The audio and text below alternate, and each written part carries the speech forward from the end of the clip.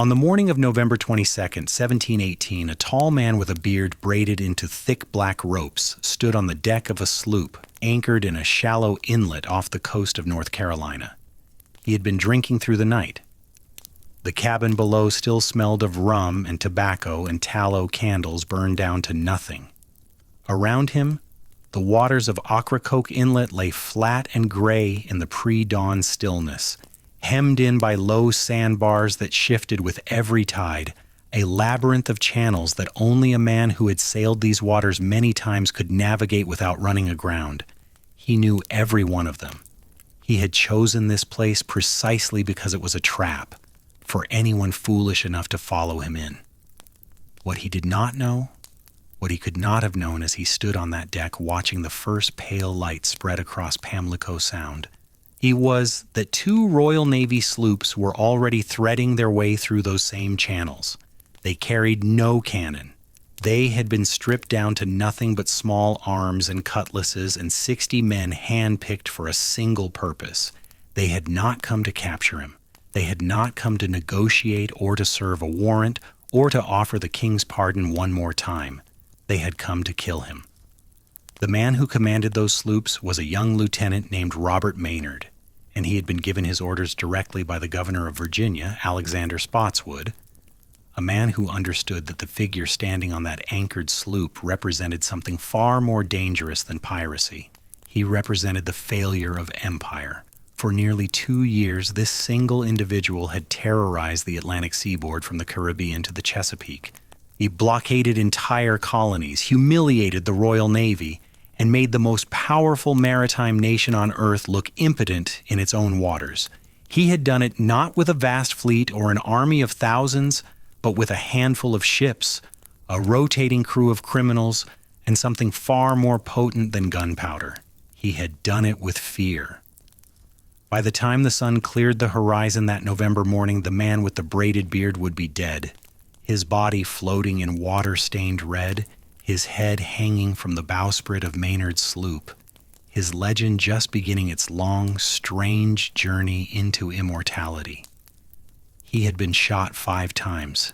He had been cut with swords or knives at least 20 times, and according to every account of that final morning, he had kept fighting through all of it, swinging his cutlass with both hands even as his body failed him, until the sheer accumulation of wounds finally dropped him on a deck slick with blood. His name was Edward Teach. The world would remember him as Blackbeard, and the story of how an obscure English privateer transformed himself into the most feared pirate of the Golden Age, a man who weaponized his own mythology so effectively that entire cities surrendered at the sight of his flag, is one of the most extraordinary studies in psychological warfare ever recorded. It is a story about fear itself, about how one man understood with an almost theatrical genius that the appearance of invincibility mattered more than invincibility itself, that a reputation, carefully constructed and ruthlessly maintained, could be more devastating than any broadside. It is also a story that lasted barely 2 years. From Blackbeard's emergence as a named pirate captain in late 1716 to his death at Ocracoke in November 1718, his entire career spanned less time than a modern university degree. In that sliver of history, he reshaped the Atlantic world's understanding of what a single man could do against the full machinery of colonial power. And then he was gone. Killed not by a navy he had humiliated, but by the political machinations of men who had once sheltered him. The primary accounts of Blackbeard's life and death come from a small but remarkably vivid collection of sources.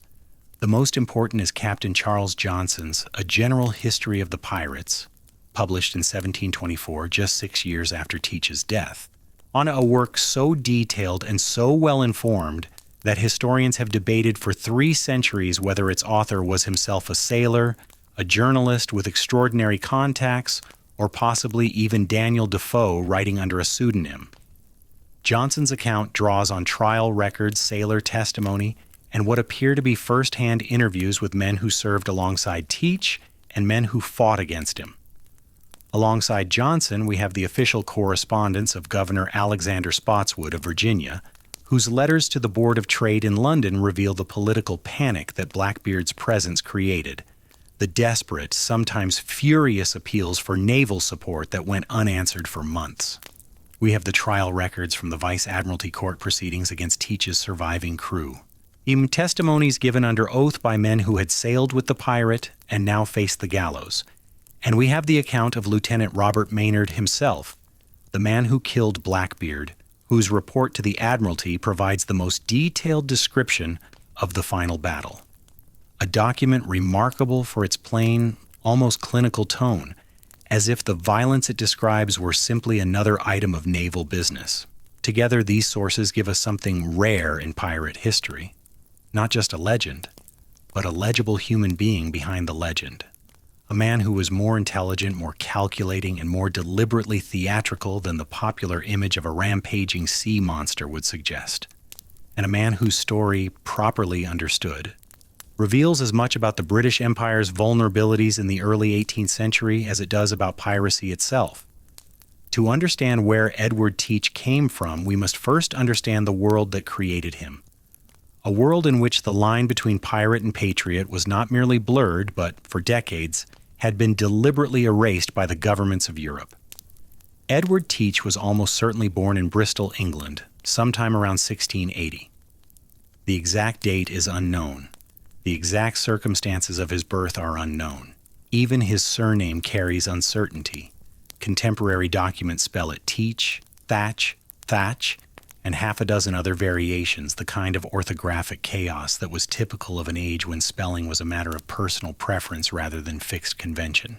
What we know is that Bristol, rooted in the late 17th century, was England's second city and its principal Atlantic port, a place where the smell of salt water mixed with the smell of money, where the docks were a forest of masts and rigging, and where a boy growing up near the harbor would have absorbed the rhythms of maritime commerce the way a farmer's son absorbed the seasons. Bristol was also, crucially, a city built on a particular kind of commerce that blurred every moral boundary the age pretended to maintain. It was one of the 3 points of the triangular trade. English manufactured goods shipped to the West African coast, enslaved human beings shipped to the Caribbean and American colonies, sugar and tobacco and rum shipped back to England.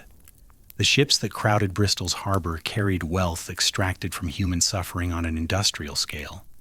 And the merchants who owned those ships were the city's most respected citizens. Teach grew up in a world where violence and profit were not opposites but partners, where the exploitation of human beings was simply the cost of doing business, and where the sea offered both the means of that exploitation and the only plausible escape from poverty for men who had not been born into the merchant class. Of his parents, we know almost nothing, a silence that itself tells us something. He was not from a family of consequence. No parish records trumpet his arrival. No family correspondence survives. He was literate, which places him above the very bottom of the social order. He could read and write, and later in life would compose letters that, while blunt, demonstrate a working command of English prose. But literacy in late 17th century Bristol did not necessarily mean formal education. It might mean nothing more than a charity school, a few years of instruction from a clergyman, enough learning to read a manifest or sign a contract. He was, in all likelihood, a boy from the middling ranks of Bristol's working poor, well enough off to avoid the workhouse, not well enough off to matter. The Bristol waterfront would have been his education. A boy growing up within earshot of the docks in the 1680s and 1690s would have heard a dozen languages spoken on any given morning. English and Welsh, certainly, but also Portuguese, Spanish, Dutch, the various pidgin languages of the African coast, the Creole tongues of the Caribbean. He would have seen the ships come and go with the tides, and the great merchantmen riding low in the water with their holds full of sugar, the naval vessels with their gun ports closed and their pennants snapping in the channel wind. He would have heard the stories that sailors brought back, stories of islands where fruit grew wild and the water was warm as a bath, of Spanish treasure galleons wallowing through the Caribbean heavy with silver, of fortunes made and lost in a single voyage. And he would have understood, with the intuitive clarity of a boy who had nothing, that the sea was the one place where a man's birth mattered less than his nerve. Sometime in his late teens or early 20s, the precise date is lost, Edward Teach went to sea. And here, his timing intersected with one of the great engines of maritime violence that the European powers had ever created, the War of the Spanish Succession. The war, which raged from 1701 to 1714, was ostensibly about who would sit on the throne of Spain. In practice, it was about everything: trade routes, colonial possessions, the balance of power in Europe, and control of the Atlantic Ocean. And like every major European conflict of the age, it was fought not only by national navies, but by privateers. Privately owned vessels carrying government-issued letters of marque that authorized them to attack and capture enemy shipping. A privateer was, in legal terms, a licensed pirate. He sailed his own ship, recruited his own crew, and kept a negotiated share of whatever he captured. The only thing that separated him from a common pirate was a piece of paper signed by a government official. That piece of paper made the difference between a hero and a hanging. England, perpetually short of naval vessels, relied on privateers extensively. The Caribbean, where Spanish, French, English, and Dutch colonial interests collided in a warm, island-studded sea, was the primary theater of privateer warfare. And it was here, during the War of the Spanish Succession, that Edward Teach learned his trade. The evidence suggests he served aboard English privateers operating out of Jamaica, probably beginning around 1706 or 1707. The specific ships and captains are unknown. Teach's early career exists in a documentary shadow, visible only in its effects. What we can say with confidence is that privateer service in the Caribbean during Queen Anne's War was the most intensive education in seamanship, gunnery, and tactical violence available anywhere on Earth. A man who survived several years of it emerged with a comprehensive understanding of how to sail a ship in combat, how to board a vessel, how to intimidate a crew into surrender, and how to navigate the complex reef-strewn waters of the Caribbean and the Atlantic seaboard. He would have learned the moods of the trade winds, the location of hidden anchorages, the vulnerabilities of merchant shipping, and the practical economics of capturing a prize, how to assess cargo, how to distribute plunder, how to keep a crew of violent men functioning as a disciplined unit. He would also have learned something less tangible, but equally important. He would have learned that the line between legal violence and illegal violence was entirely a matter of political convenience. When England needed privateers, the men who sailed those ships were celebrated, given commissions, welcomed into colonial ports. When the war ended and the commissions expired, those same men, with the same skills, the same ships, the same appetites, were suddenly criminals. The sea had not changed. The work had not changed. Only the piece of paper had changed. And for a man who had spent years risking his life for a government that would discard him the moment he was no longer useful, the lesson was not subtle. In 1713, the Treaty of Utrecht ended the War of the Spanish Succession. The peace that followed was, for the maritime world, a catastrophe of a very specific kind. Thousands of experienced sailors were thrown out of work simultaneously. The Royal Navy, which had swollen to wartime strength, was rapidly demobilized. Privateer commissions were revoked. Colonial ports that had thrived on the prize economy suddenly had no prizes to process. And across the Caribbean and the Atlantic seaboard, a population of skilled, hardened, well-armed men found themselves with no legal employment, no prospects, and no particular reason to respect laws that had proven so transparently self-serving. The Golden Age of Piracy did not emerge from nowhere. It was manufactured. The predictable consequence of training thousands of men in maritime violence, giving them a taste of wealth, and then abandoning them. The Treaty of Utrecht created Blackbeard as surely as Bristol did.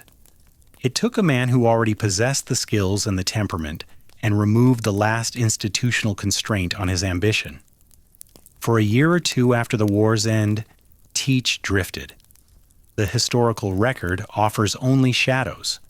He may have attempted legitimate merchant sailing. He may have tried his hand at the coastal trade between the American colonies. What is certain is that by late 1716 he had found his way to the island of New Providence in the Bahamas. And there, in that extraordinary place, his transformation began. New Providence in 1716 was the pirate capital of the Atlantic world. The island's harbor at Nassau could shelter hundreds of vessels. Its governor, if one could be said to exist, had long since lost any meaningful authority. The population was a shifting mass of several hundred pirates, their consorts, their suppliers, and the merchants who fenced their stolen goods. It was a place operating entirely outside the law of any European power, not because it had declared independence, but because no European power had bothered to enforce its authority there. The Bahamas were, in the early 18th century, not valuable enough to garrison, but positioned perfectly for raiding the shipping lanes between the Caribbean and the American colonies. Pirates had been using Nassau as a base for years, and by 1716 the settlement had developed its own rough economy, its own social hierarchies, and its own code of conduct. It was here that Edward Teach met the man who would set him on the path to infamy.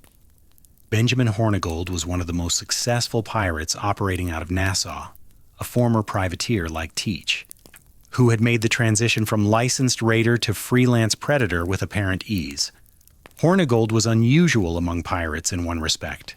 He refused to attack English ships, a scruple that reflected either residual patriotism or a pragmatic calculation about which enemies he could afford to make. He was experienced, well connected within Nassau's pirate hierarchy, and in command of a capable sloop with a loyal crew. Teach joined Hornigold's crew sometime in 1716. The details of how and why are unrecorded, but the pairing made immediate sense. Hornigold needed capable men. Teach was a veteran sailor with years of combat experience. What distinguished Teach from the dozens of other experienced sailors in Nassau was something harder to quantify but impossible to miss once you saw it in action. A quality that combined physical presence, tactical intelligence, and an instinct for dominance that went beyond mere competence. He was a large man. Contemporary accounts consistently describe him as tall and broad, with a frame that dominated any deck he stood on. His most striking physical feature, the feature that would become the foundation of his legend, was his beard, which he allowed to grow to extraordinary length and which he wore braided into multiple thick plaits that he tied with small ribbons, some of them colored. The effect was deliberately savage, a visual announcement that the man behind the beard operated by different rules than civilized society recognized, but the beard was just the beginning. What made Teach remarkable was not his appearance alone, but the intelligence with which he deployed it. The understanding, which seemed almost intuitive, that in the world of maritime violence, perception was as powerful as reality. Hornigold recognized this quality. Within months of Teach joining his crew, Hornigold gave him command of a captured sloop, an extraordinary gesture of trust that elevated Teach from common sailor to pirate captain in a single step. The two men began operating in tandem, Hornigold in his vessel and Teach in his, raiding shipping between Cuba and the American mainland. They took numerous prizes through late 1716 and into 1717, building a reputation and accumulating wealth. But it was during this apprenticeship under Hornigold that Teach began developing the methods that would soon make him something qualitatively different from every other pirate in the Atlantic. He was watching. He was studying not just the mechanics of piracy, the approach, the boarding, the seizure of cargo, but its psychology. He was learning what made merchant captains surrender without a fight and what made them resist. He was observing how fear operated in the cramped, information-starved world of 18th century seafaring, where a ship's crew might have no knowledge of events beyond their own horizon, where rumor traveled faster than any vessel, and where a reputation once established preceded a pirate like a bow wave. and arriving at every port and anchorage and shipping lane weeks before the pirate himself. Teach understood, and this was his genius, the thing that separated him from hundreds of other capable, violent men sailing under black flags, that the most efficient weapon a pirate could possess was not a cannon or a cutlass, but a story about what happened to people who resisted, a story about a man so fearsome, so unpredictable, so touched by something diabolical, that fighting him was not merely dangerous but futile. If you could make a merchant captain believe before you ever fired a shot that resistance meant not just death, but death of a particularly terrible kind, then you did not need to fire the shot. The ship surrendered.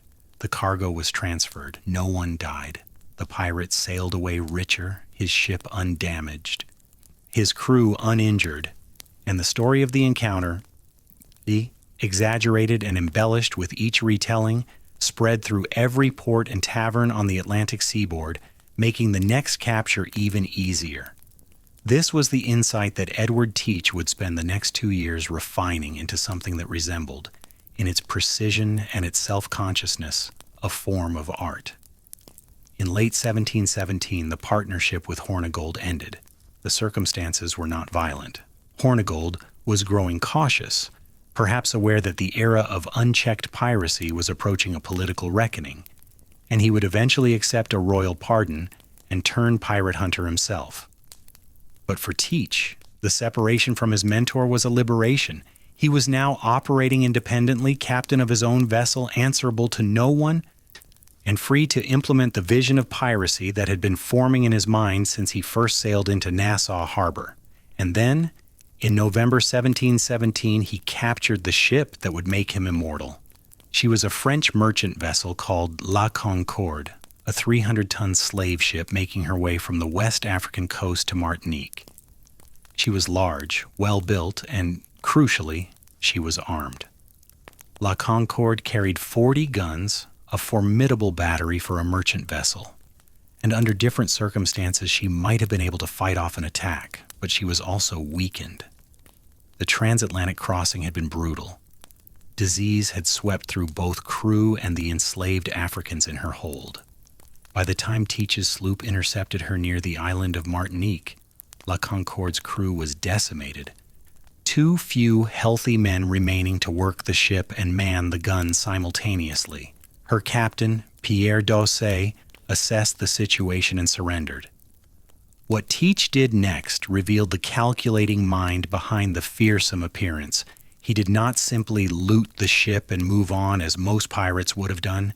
He claimed La Concorde herself. He recognized in her hull and her rigging and her gun ports something that a man with his ambitions needed, a warship. He transferred his crew aboard, increased her armament to 40 guns, and rechristened her with a name that announced his intentions to anyone who heard it.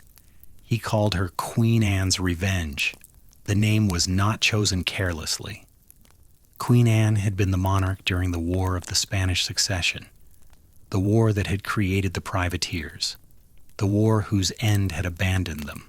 The name was a statement, a provocation, and perhaps even a political argument compressed into 3 words. It said, "We were your weapon once, and you discarded us, and now we are taking what we are owed." Whether Teach conceived of it in those precise terms is unknowable, but the name resonated with every former privateer sailing the Atlantic, every man who had fought for crown and country and been rewarded with unemployment. Queen Anne's Revenge was not just a ship. It was an ideology with 40 guns. With the Queen Anne's Revenge under him, Teach began to construct his legend with the deliberateness of a man building a cathedral. Every element of his public persona was designed to amplify terror. The braided beard was now augmented with slow-burning fuses, hemp cord soaked in saltpeter and lime water, which he tucked under the brim of his hat and lit before going into action. The fuses produced a constant halo of thick, acrid smoke around his face, making him appear to be smoldering, literally emerging from hellfire.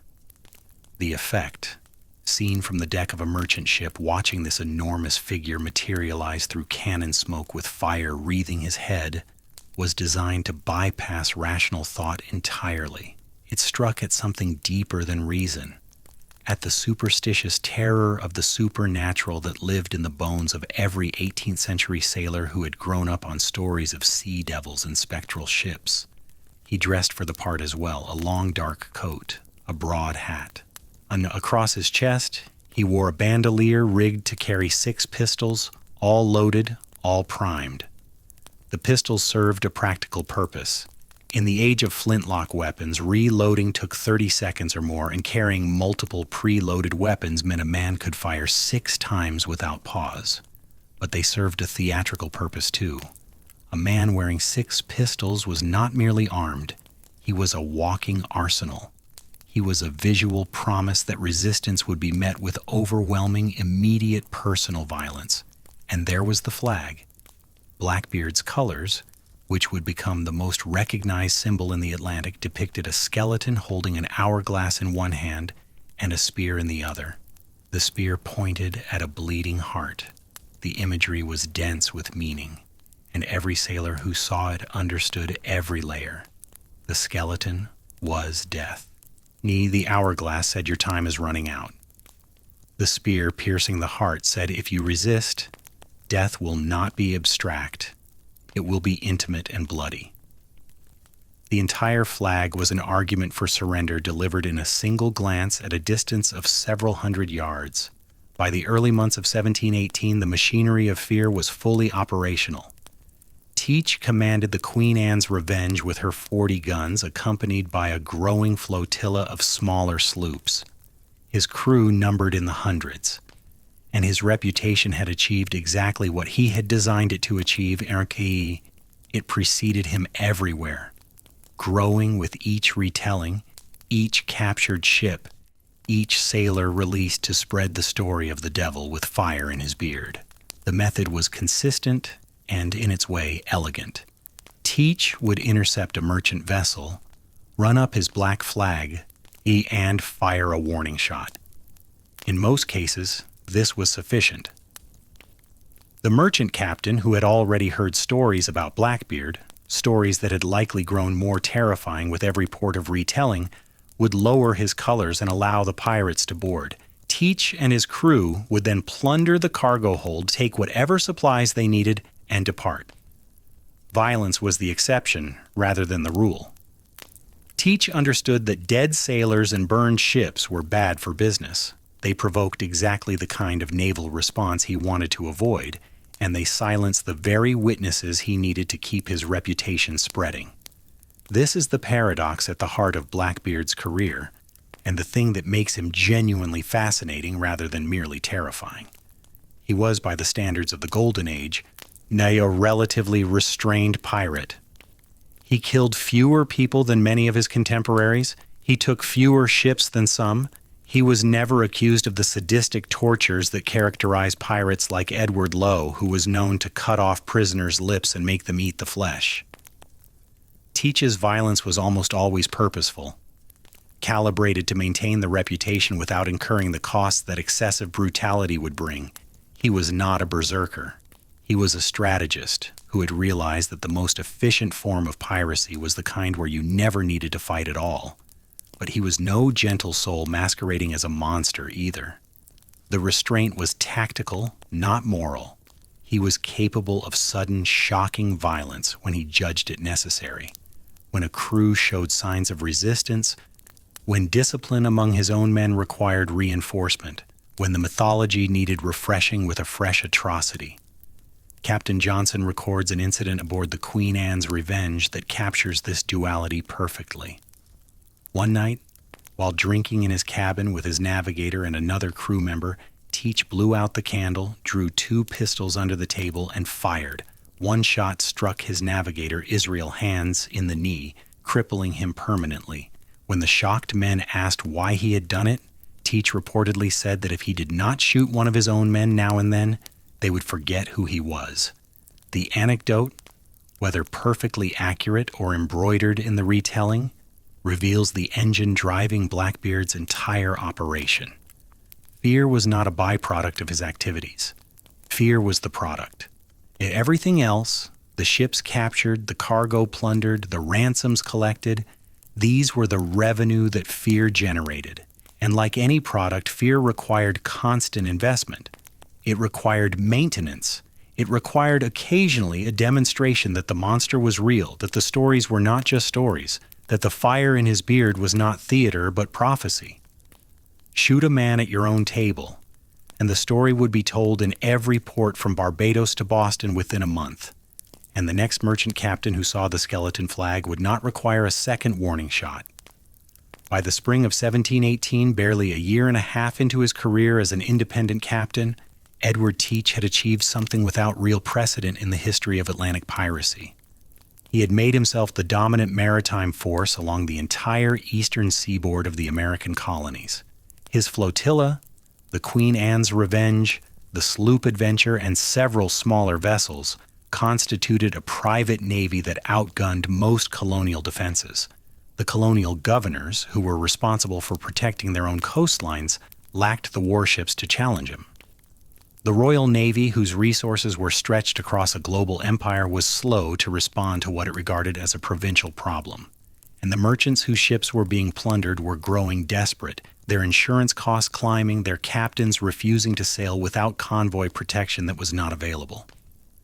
Teach had found and exploited the gap in the imperial system, the space between colonial need and metropolitan response, between the reality of the threat and London's perception of it. He operated in that gap with a freedom that was almost structural, a consequence of 18th century communications as much as of his own abilities. By the time a colonial governor's letter reached London describing a pirate attack, and the Admiralty debated a response, and orders were dispatched to a naval squadron, and that squadron sailed across the Atlantic. Months had passed. Teach could capture a dozen ships, shift his base of operations 3 times, and be anchored in an entirely different region before the Navy even knew where to look for him. He was, in effect, too fast for the Empire to catch. And he knew it. He had been testing the limits of imperial reach for months, pushing further north along the coast, in attacking shipping in waters that were supposed to be safe, showing up in places where pirates had never operated before.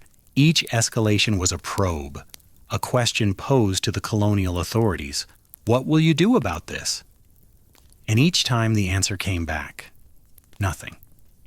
Not because the authorities did not care, but because they could not respond quickly enough, with sufficient force, in the right place, at the right time. And so Edward Teach, emboldened by 18 months of impunity, decided to do something that no pirate had ever attempted. Something so audacious that it would blur the line between piracy and warfare, between criminal enterprise and political confrontation. He decided to blockade an entire colonial port. The target he chose was Charlestown, in South Carolina, the wealthiest and most important port in the southern colonies, the gateway through which rice, indigo, and deer skins flowed to European markets, and through which enslaved Africans arrived by the thousand to fuel the plantation economy. Charlestown was not some backwater settlement. It was a city of considerable sophistication and significant strategic value, home to some of the richest men in British America. An attack on Charlestown was not merely piracy, it was an assault on the economic infrastructure of the British Empire itself. In late May of 1718, the Queen Anne's Revenge and her accompanying vessels appeared off the bar at the entrance to Charleston Harbor, and the city, one of the jewels of British colonial enterprise, few discovered that it had no means whatsoever of defending itself against what was coming. Teach did not charge into the harbor with guns blazing. That was not his method, and it never had been. Instead, he positioned his flotilla across the bar, the shallow sandbar that guarded the entrance to Charlestown's harbor like a natural gate, and simply waited. Every ship attempting to enter or leave the port had to cross that bar, and every ship that attempted to do so found itself staring down the muzzles of 40 guns and a black flag depicting a skeleton with a bleeding heart. The blockade began in the last days of May 1718, and it lasted approximately 1 week. In that single week, Teach captured between 8 and 9 vessels attempting to pass the bar. He stripped them of their cargo, took their crews prisoner, and held the passengers, including several prominent citizens of Charlestown, as hostages. The harbor froze. No ship dared enter or leave. Trade ceased. The economic lifeblood of the colony was stopped as completely as if someone had clamped a tourniquet on an artery. But the most remarkable aspect of the blockade was not its audacity or its effectiveness. It was Teach's demands. He did not ask for gold. He did not demand silver or jewels or the contents of the city's treasury. He demanded a chest of medicine. The request was entirely practical. His crew was suffering from venereal disease, almost certainly syphilis, the endemic plague of the Age of Sail, and the standard treatment required mercury-based compounds that were only available through apothecaries in major colonial ports. Teach needed medicine, and Charlestown had medicine, and so he held an entire city hostage until they gave it to him. The pragmatism of the demand is almost comical set against the grandeur of the operation. Here was the most feared pirate in the Atlantic, commanding a private fleet that had paralyzed one of the richest ports in the British Empire, and his price was a box of pills. But the demand also reveals something important about Teach's calculations. He understood that asking for gold would have transformed the blockade into something the colonial authorities would have been compelled to resist at any cost. Gold was the empire's blood. Surrendering gold to a pirate was an act of capitulation that no governor could survive politically. But medicine? Medicine was a face-saving demand. It allowed the authorities to comply without admitting that they had been defeated. They were not paying tribute. They were merely providing humanitarian supplies under duress to avoid bloodshed. The distinction was paper-thin, but in the world of colonial politics, paper-thin distinctions were sometimes the only thing standing between order and chaos. Teach sent a delegation ashore under a flag of something that approximated truce, a small boat carrying several of his crew and one of his prominent hostages, a man named Samuel Wragg, who was a member of the Colonial Council.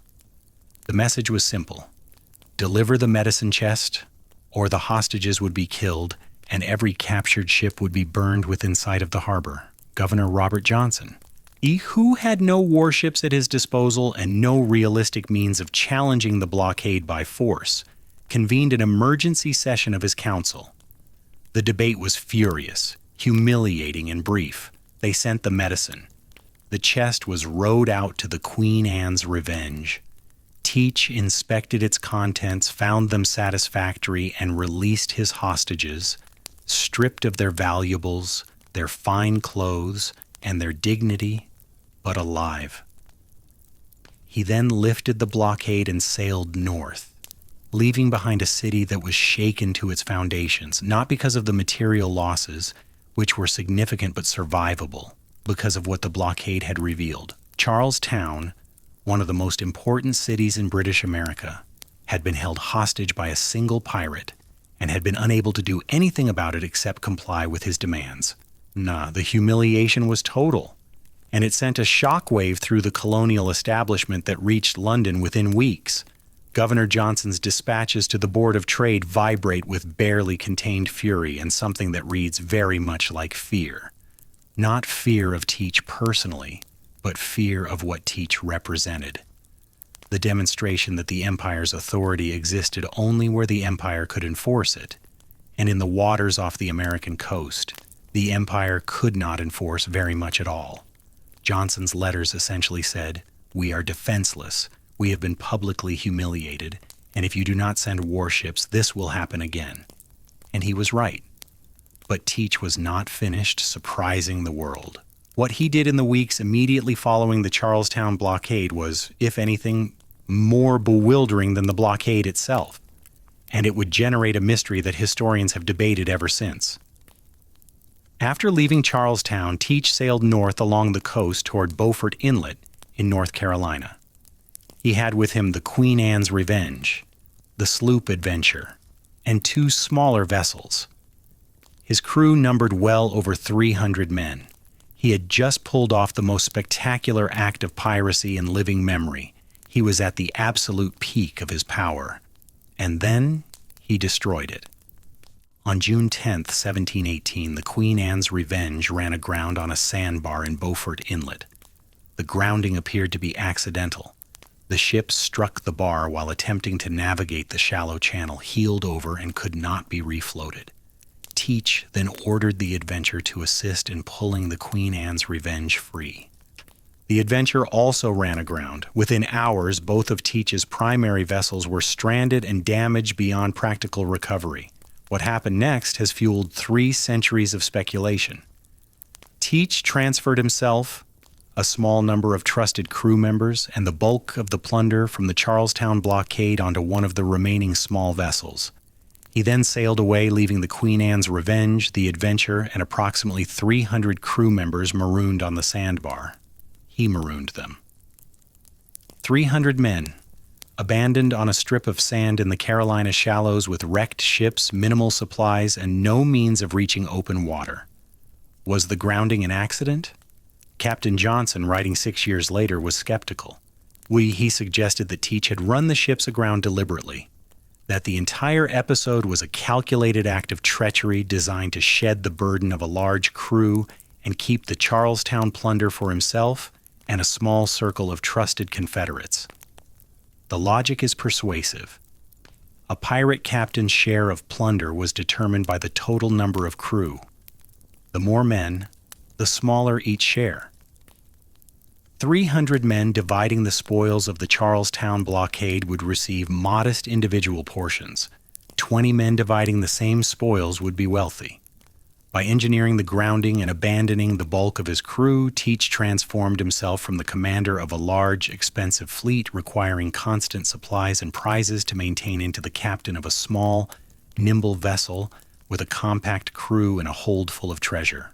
In the alternative explanation, that the grounding was genuinely accidental, and that Teach simply seized the opportunity to betray his crew, is also plausible. And perhaps the distinction does not matter as much as what the act reveals about the man. Whether planned or opportunistic, the abandonment of 300 men was an act of breathtaking coldness. These were men who had fought alongside him, who had trusted his leadership, who had risked the gallows for his enterprise. He discarded them with the same practical efficiency with which he discarded a captured ship that had outlived its usefulness. The mythology of Blackbeard, the fire-breathing demon, the invincible sea warrior, had always been a construction, a mask designed to terrify strangers. The marooning at Beaufort Inlet revealed the face behind the mask, and it was the face of a man whose loyalty extended exactly as far as his self-interest and not 1 inch further. But Teach's actions after the marooning suggest something even more calculated than simple theft. Rather than fleeing to sea with his plunder and disappearing, which would have been the obvious course for a man who had just betrayed 300 violent criminals, he sailed directly to the town of Bath, North Carolina. And there, in one of the most extraordinary pirouettes in the history of piracy, Edward Teach surrendered himself to Governor Charles Eden and accepted the king's pardon. The pardon was part of a broader royal initiative.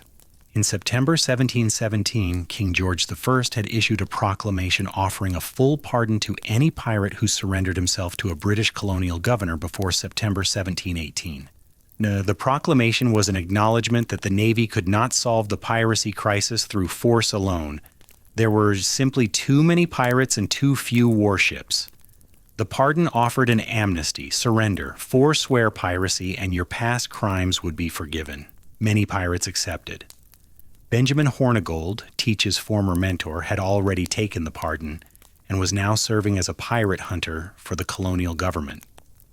Other prominent pirates had done the same, trading their black flags for respectability with varying degrees of sincerity.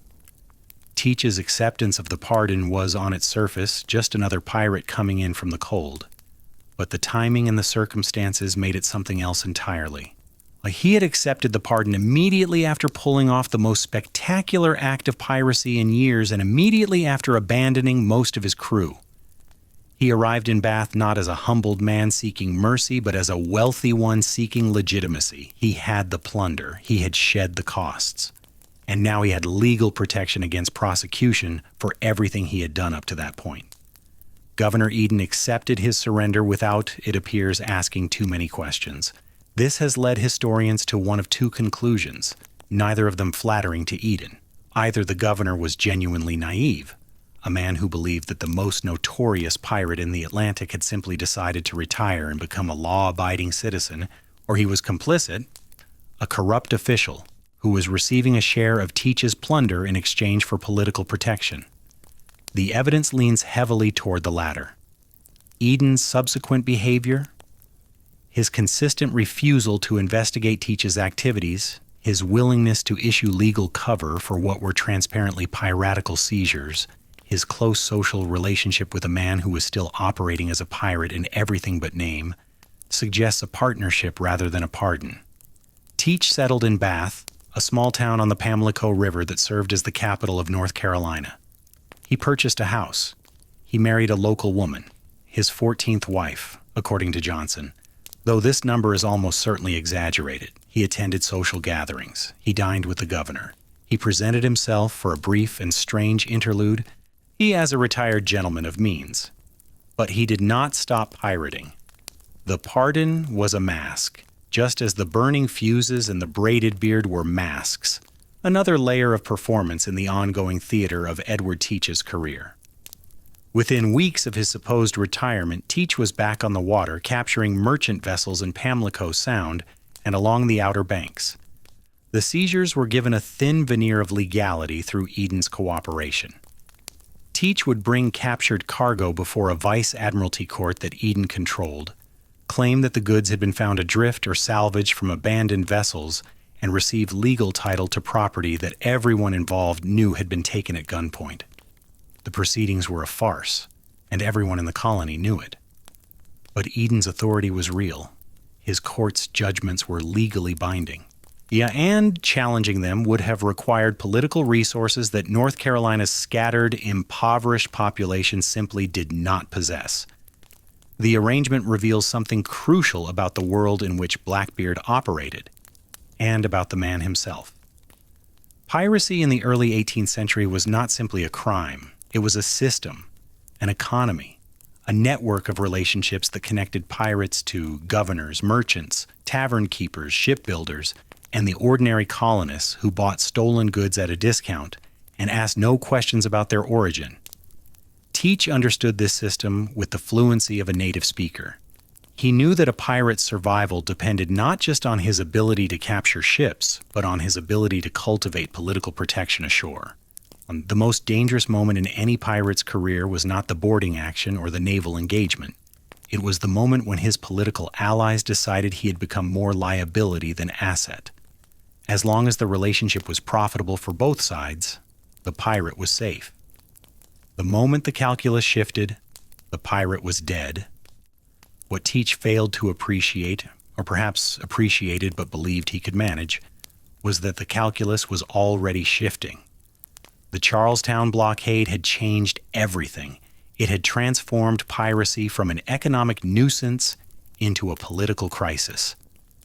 Governor Johnson of South Carolina was writing furiously to London. Merchants in every major colonial port were demanding action. The Board of Trade was receiving reports that painted the American coast as essentially ungovernable. And in Virginia, near a man who was both more ruthless and more politically sophisticated than Charles Eden, was watching Teach's activities with growing alarm and calculating his response with the patience of a chess player. Alexander Spotswood, the governor of Virginia, was everything that Eden was not.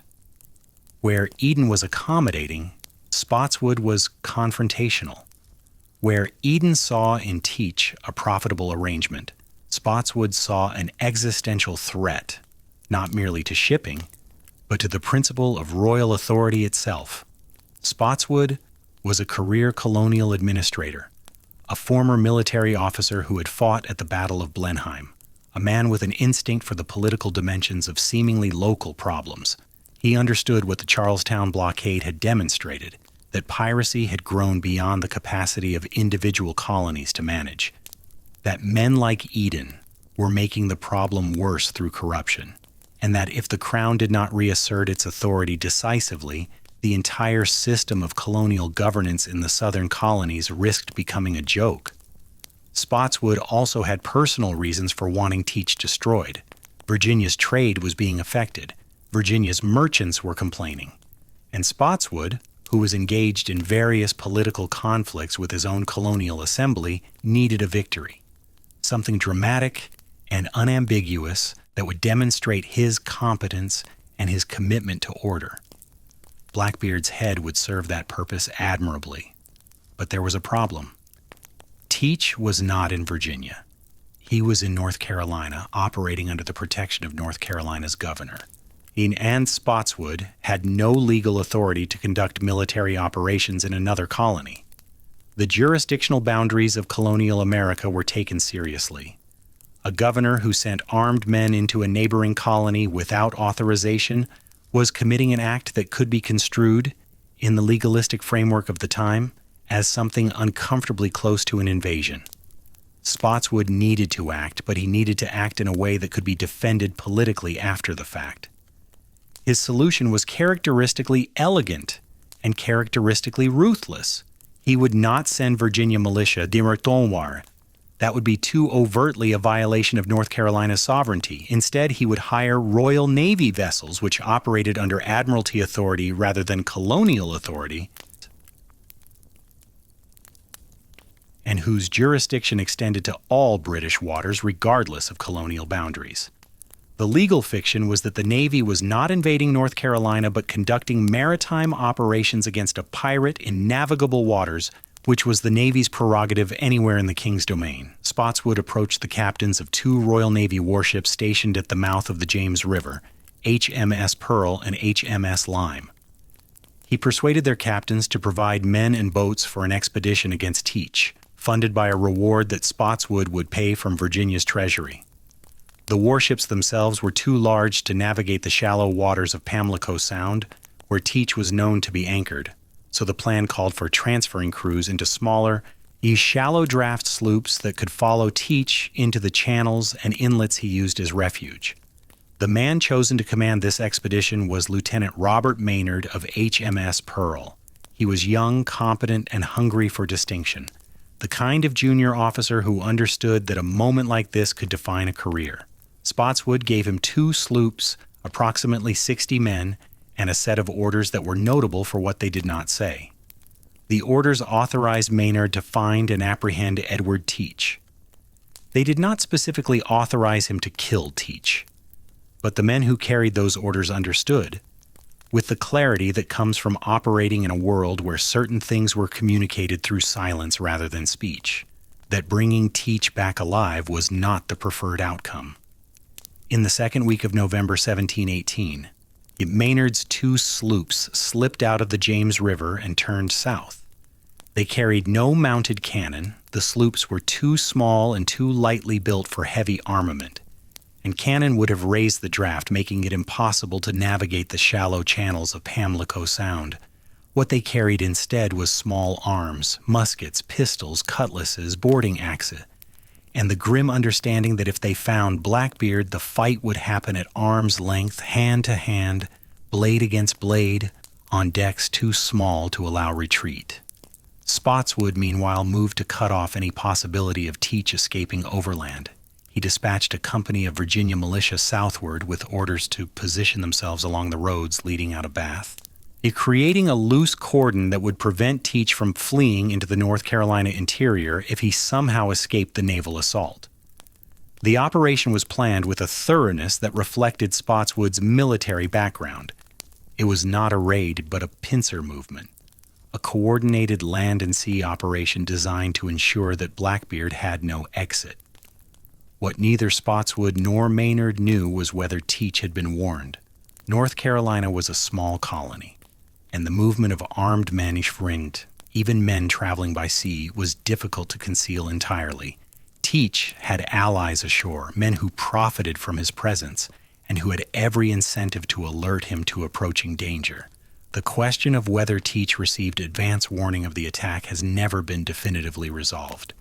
Johnson suggests that he did, that Tobias Knight, The secretary of the colony and Eden's close associate sent a letter to Teach informing him that an armed expedition was on its way. If this is true, then Teach's decision to remain anchored at Ocracoke rather than fleeing into open water becomes even more significant.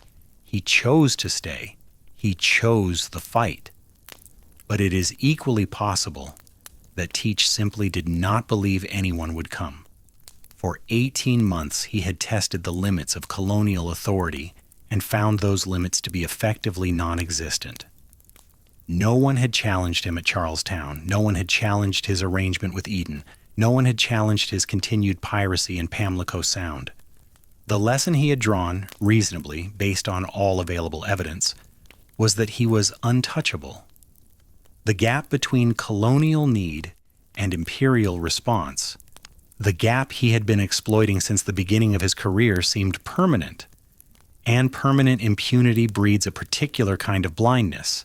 The blindness of a man who has been right so many times that he can no longer imagine being wrong.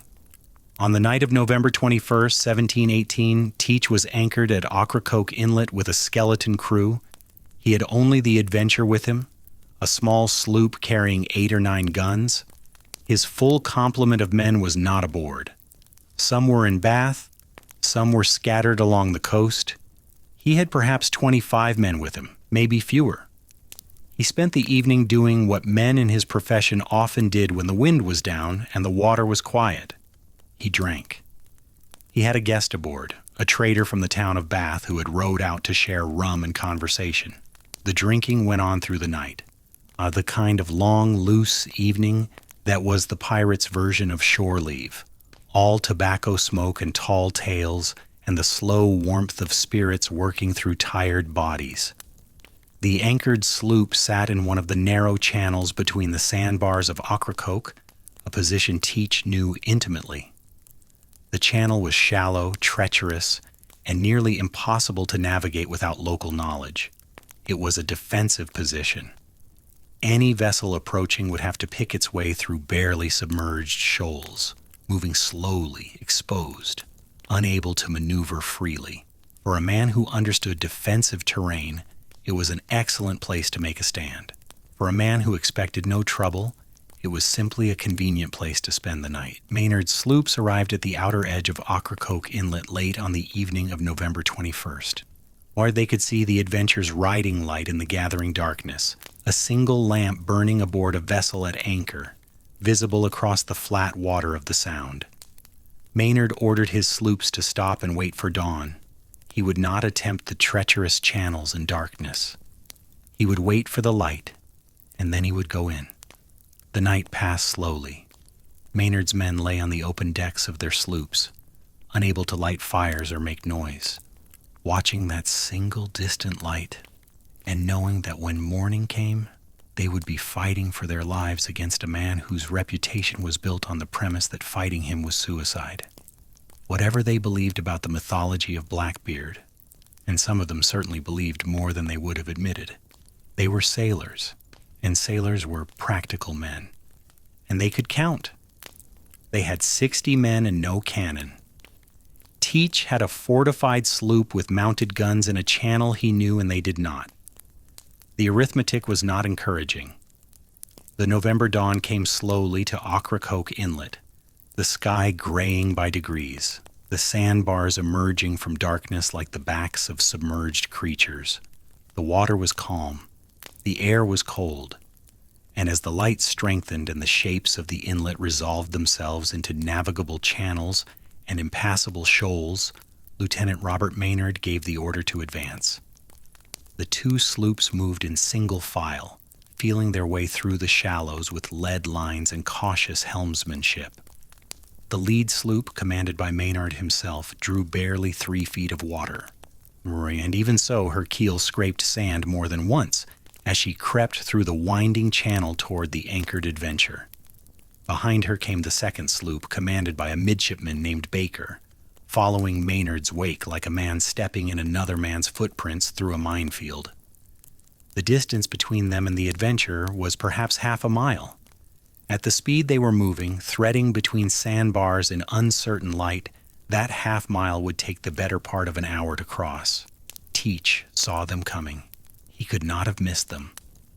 2 vessels moving through his channel in the gray early light, flying no colors, carrying no visible cargo, their decks crowded with armed men. He knew immediately what they were and what they wanted. According to every account of what followed, his reaction was not panic, but something closer to contempt. He had been drinking through the night. His crew was small, and many of them were, like their captain, still feeling the effects of the previous evening's rum. But he was Blackbeard, and Blackbeard did not run. What he did, in those first minutes of awareness, was prepare. He ordered his crew to their stations. He had the Adventure's anchor cable cut rather than raised, and cutting was faster, and speed now mattered more than the cost of lost ground tackle. He loaded his guns, and he positioned his sloop to take maximum advantage of the narrow channel, turning the Adventure so that her broadside faced the approaching enemy, creating a wall of cannon mouths aimed directly down the corridor through which Maynard had to pass. Then he did something that captures, in a single gesture, the theatricality that had defined his entire career. He hailed them. Across the flat water of Ocracoke Inlet, his voice carried clearly in the still morning air. The exact words vary by account, but their substance is consistent across every source. He shouted to the approaching sloops, demanding to know who they were and what they wanted. Maynard, who understood that the time for subtlety had passed several minutes ago, shouted back. He identified himself as a king's officer and demanded that Teach surrender. Teach's reply, as recorded by Johnson and corroborated by the trial testimony of surviving crew members, was a piece of theater worthy of the man who had spent 2 years crafting himself into the Atlantic's most terrifying figure. He raised a glass of rum, drank to Maynard's health in full view of both crews, and then shouted that he would give no quarter and would take none. The message was unmistakable. This was not going to be an arrest. This was going to be a killing. And then the guns spoke. The Adventure's broadside erupted in a ragged volley, 8 or 9 guns firing in sequence down the narrow channel, the sound enormous in the enclosed space of the inlet, the smoke rolling across the flat water in a thick white cloud. The effect was devastating. Maynard's lead sloop staggered under the impact. The second sloop, Baker's vessel, was hit even harder. Baker himself was killed in the first seconds of the engagement, cut down by grape shot before he had fired a single weapon. Several of his crew were killed or wounded alongside him. The second sloop, suddenly leaderless and badly damaged, fell away, drifting sideways into the shallows. He effectively out of the fight before the fight had properly begun. Maynard's sloop was also hit, but she was still moving, still under control, her hull intact if her rigging was damaged. The lieutenant had perhaps 30 men still capable of fighting.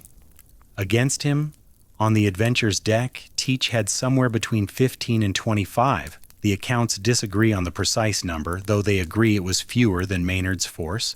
The numerical advantage, such as it was, lay with the Navy. But numbers are an abstraction, and what Maynard was actually facing was something that numbers could not capture. A fortified sloop commanded by a man who had been fighting on these waters for years, crewed by men who knew that capture meant the gallows, in a channel so narrow that maneuver was impossible. What happened next was Maynard's single stroke of tactical brilliance, and it was born not from any manual of naval warfare, but from an understanding of the man he was fighting. After the Adventure's broadside, Maynard ordered his surviving crew below decks, all of them. He cleared the sloop's deck of every visible man, leaving only himself and the helmsman exposed. To anyone watching from the Adventure, and Teach was certainly watching, studying the approaching sloop through the dissipating gun smoke with the practiced eye of a man who had assessed hundreds of vessels, Maynard's sloop appeared to be a floating coffin. The broadside seemed to have killed or disabled almost everyone aboard. The deck was empty. The vessel was drifting forward on her own momentum, a ghost ship crewed by the dead. Teach saw what he expected to see. He saw a shattered enemy, a sloop full of corpses, a fight that was already over. And he made the decision that his entire career had been building toward The decision that his mythology demanded, the decision that a man who had spent 2 years being Blackbeard could not avoid making even if some quieter, more cautious part of his mind whispered that it was wrong. He ordered the adventure alongside Maynard's sloop for boarding. The two vessels came together with the grinding crunch of hull against hull, the adventure's bowsprit crossing over Maynard's deck, the gap between the two ships narrowing to nothing.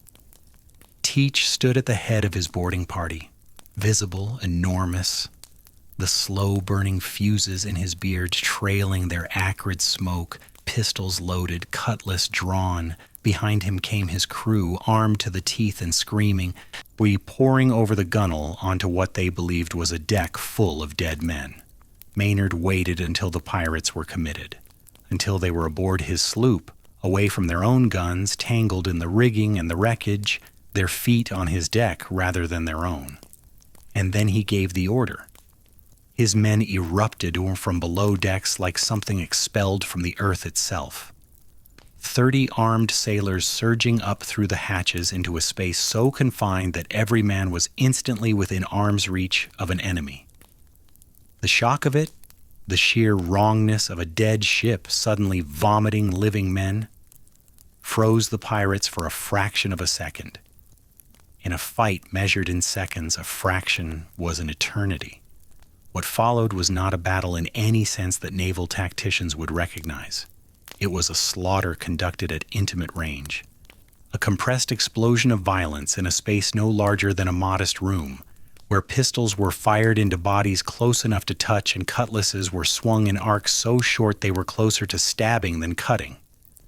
The accounts describe it in terms that strain language. A confusion of bodies and blades and blood, men falling and rising and falling again, the screaming of the wounded mixing with the percussion of gunfire in an enclosed space until the sound itself became a kind of weapon, a wall of noise that made thought impossible. In the center of this chaos, two men found each other. Robert Maynard and Edward Teach came face to face across the cramped, blood-slicked deck of a sloop no wider than a country lane. Maynard fired his pistol. The ball struck Teach somewhere in the body. The accounts are vague about the precise location, but they agree that the shot hit and that Teach did not fall. He kept coming.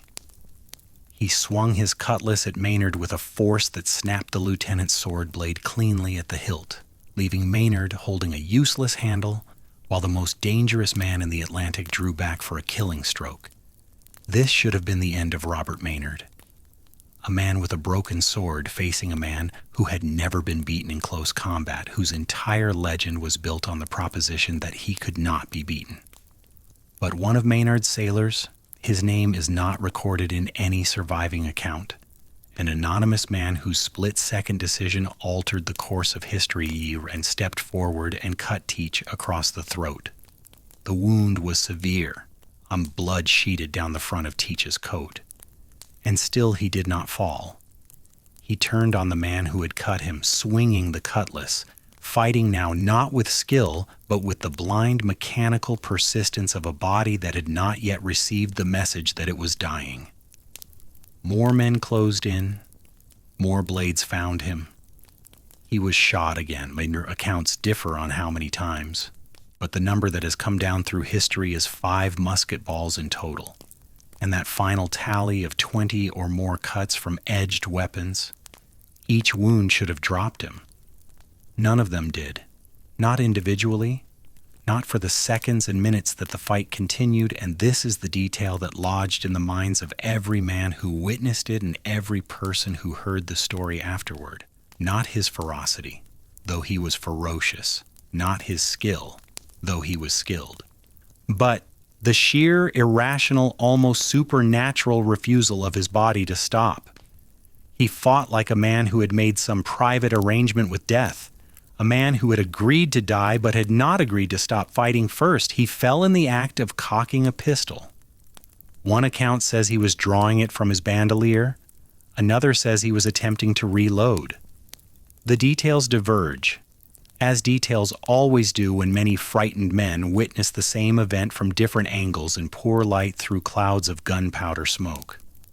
What all accounts agree on is that Edward Teach collapsed on the deck of Maynard's sloop, not from a single decisive wound, but from the cumulative failure of a body that had simply absorbed more damage than flesh and bone could sustain. He fell, and he did not rise.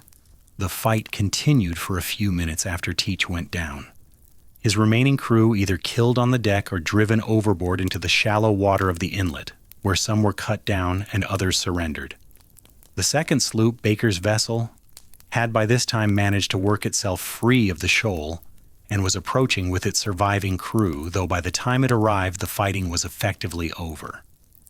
The entire engagement, from the adventure's first broadside to the death of the last resisting pirate, had lasted perhaps 15 to 20 minutes. When it was done, Maynard's deck looked like a butcher's floor. The wood was so saturated with blood that men slipped when they tried to walk. Bodies lay in heaps where they had fallen. Royal Navy sailors and pirates tangled together in the democracy of death. Of Maynard's 60 men, approximately 10 were dead and more than 20 wounded. Of Teach's crew, roughly half were dead or dying, and the rest were prisoners who would soon wish they had died on that deck rather than face what awaited them. Maynard walked to where Teach's body lay. The man who had made an empire flinch looked in death considerably smaller than his legend. He was a large man, certainly, but he was a man. Flesh and blood and bone, all of it now still. The burning fuses in his beard extinguished the eyes that had terrified 1,000 merchant sailors staring at nothing. The coat was ruined. The pistols, still strapped across his chest, were empty, and the blood, his own and others, was everywhere, soaking into the rough planking beneath him, pooling in the scuppers, running in thin rivulets toward the sea. What Maynard did next was not a military necessity but a theatrical one. An act of symbolic violence that was in its way as calculated as anything Teach himself had ever staged. He ordered Teach's head cut from his body. The head was severed and hung from the bowsprit of Maynard's sloop, the braided beard swinging gently with the motion of the vessel. The body was thrown overboard into Ocracoke Inlet. Johnson records a legend almost certainly apocryphal, but revealing of the mythology that was already forming around the dead man, that Teach's headless body swam several times around the sloop before sinking. The story is nonsense, of course, but the fact that men told it and that other men believed it speaks to the power of the identity Teach had constructed. Even in death, his body was expected to defy natural law. Even headless and thrown into the water, Blackbeard was supposed to keep fighting. Maynard sailed north with his prisoners and his trophy. The head of Edward Teach, mounted on the bowsprit, preceded him into every harbor and anchorage along the route. A message as legible as any flag, as potent as any broadside. The most feared pirate in the Atlantic was dead. The Royal Navy, after years of humiliation, had finally answered the question that Teach had been posing since the day he first raised a black flag. What will you do about this? The answer, when it finally came, had not been a fleet or an armada or any demonstration of the Empire's vast naval power. It had been 2 small sloops, 60 men, and a young lieutenant who understood that the only way to kill a legend was to walk straight into its teeth. The head would eventually be mounted on a pole at the entrance to the Hampton River in Virginia, where it remained for years. A sun-bleached skull that sailors called Teach's Point, later corrupted to Blackbeard's Point, a landmark that persisted in local memory long after the bone itself had crumbled. Spotswood had his trophy. Maynard had his career-defining moment, though the recognition and reward he expected would prove frustratingly slow in coming. The merchants of the colonial seaboard had their safety, at least from this particular threat. And the story of that final morning at Ocracoke, the ambush, the point-blank broadside, the empty deck, the eruption from below, the impossible last stand, began its long migration from fact into folklore, growing stranger and more elaborate with each retelling, accumulating details that were too good to verify and too powerful to discard. But the death of Edward Teach was not simply the end of a pirate. It was the closing argument in a larger case that the British Empire had been making throughout 1718, the case that the Golden Age of Piracy was over, that the time of accommodation and amnesty and looking the other way had passed, and that the full weight of imperial authority was now being directed with lethal seriousness at every man who sailed under a black flag. Woodes Rogers had arrived in Nassau that same year, 1718, carrying the King's commission as the new governor of the Bahamas and a mandate to destroy the pirate republic that had flourished there for years. He brought pardons in one hand and warships in the other. And the pirates who had ruled Nassau found themselves presented with a choice that admitted no middle ground: accept the pardon and become subjects of the crown, or be hunted down and hanged. Many accepted. Those who did not were pursued with an efficiency that would have been unimaginable 2 years earlier. The machinery of empire, which had been so agonizingly slow to respond to the pirate threat, had finally engaged, and once engaged, it was overwhelming. The trials of Teach's surviving crew members took place in Virginia under Spotswood's supervision in March of 1719. The proceedings were swift, and their outcome was never in doubt. Of the men captured at Ocracoke, all but 2 were convicted of piracy. The 2 who escaped conviction did so on the grounds that they had been forced into Teach's service against their will, a defense that was plausible for at least some pirate crew members, since forced recruitment was a common practice. The rest were hanged. Their bodies were displayed along the waterfront as a warning, the traditional punctuation mark at the end of a pirate's story, the Empire's final word on the subject of who held authority in these waters.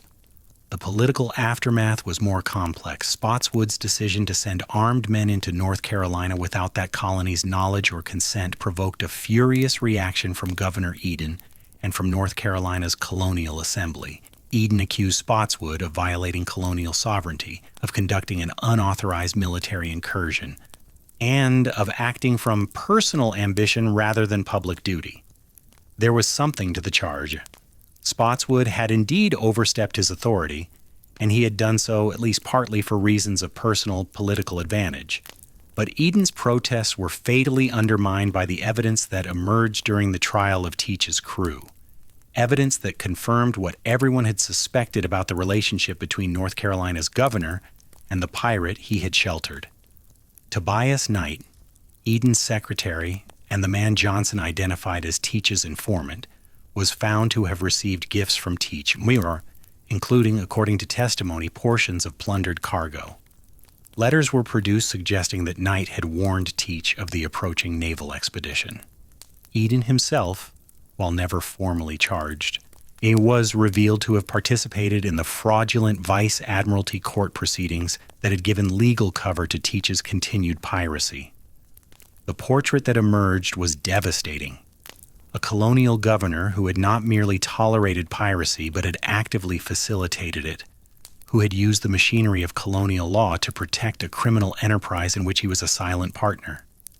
Eden survived politically, though his reputation did not. He remained governor of North Carolina until his death in 1722, but his name was permanently associated with the corruption that had allowed Blackbeard to flourish.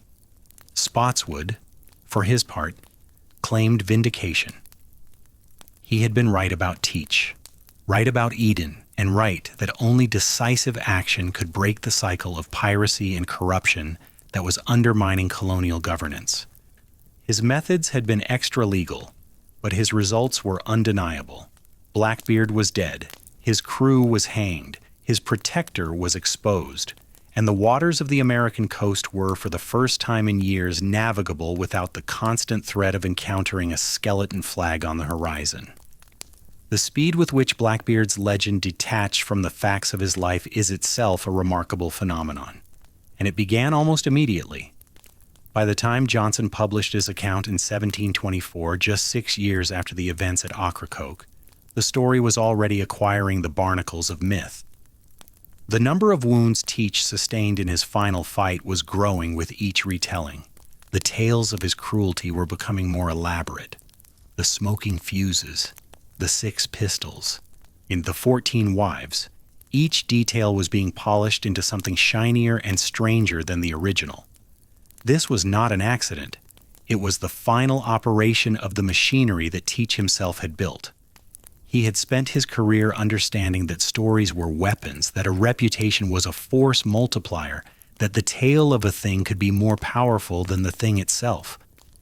He had constructed Blackbeard as a character, a performance, a myth made flesh, and he had relied on the natural human tendency to embellish and exaggerate to amplify that performance beyond anything he could have achieved alone.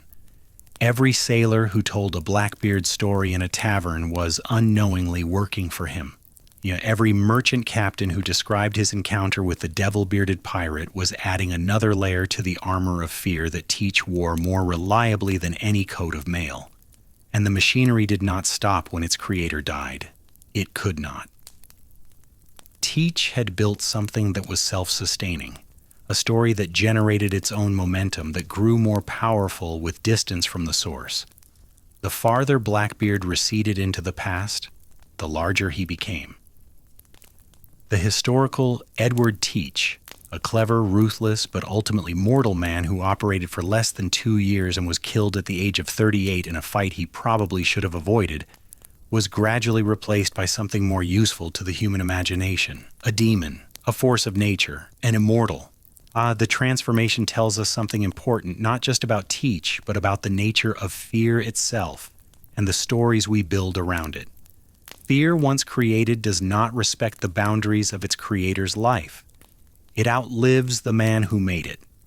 It takes on a life of its own, feeding on the very human needs that Teach had so brilliantly identified and exploited. The need for monsters, the need for stories that give shape to the formless anxieties of the world, the need to believe that somewhere out there, beyond the horizon, in the dark water, something terrible is waiting. Teach had understood this about human beings. He had understood it with the clarity of an artist or a psychologist, and he had used that understanding to build an empire of fear that lasted exactly as long as his own nerve held. When the nerve finally met something it could not intimidate, 60 men with cutlasses who did not care about the legend, who had come not to be frightened but to fight, the empire collapsed in a quarter of an hour. But the fear survived. The fear is still here, 3 centuries later, in every story we tell about a tall man with fire in his beard who made the ocean itself seem dangerous. Edward Teach was buried nowhere. His body lies at the bottom of Ocracoke Inlet, in the shallow water he knew better than any man alive, given back to the sea that made him and the sea that killed him. His head rotted on a pole in Virginia, and then it was gone too, reduced to bone, and then to dust, and then to nothing but a name on a map that itself has been forgotten. Everything physical about the man has been erased by time. As everything physical about every person who ever lived is eventually erased. What remains is the story, and the story, as Teach always knew it would be, is enough. But to understand why the story endured, why Blackbeard, of all the pirates who sailed during the Golden Age, became the one whose name survived while hundreds of others were forgotten, we must look beyond the man himself and examine the world he left behind. Because the death at Ocracoke was not merely the end of Edward Teach. It was a hinge point in the history of the Atlantic, a moment when the relationship between empire and its margins was renegotiated in blood, and the terms of that renegotiation would shape the colonial world for generations. The year 1718, the year Blackbeard died, was also the year the Golden Age of Piracy began to die. Not all at once. Piracy would persist in various forms for decades, and individual pirates would continue to terrorize shipping well into the 1720s. But the institutional conditions that had made the Golden Age possible, the vacuum of naval power, the corruption of colonial governors, the surplus of trained sailors with no legal employment, the tacit tolerance of pirate economies by colonial merchants, all of these were being dismantled one by one with a systematic efficiency that would have been unthinkable just 2 years earlier.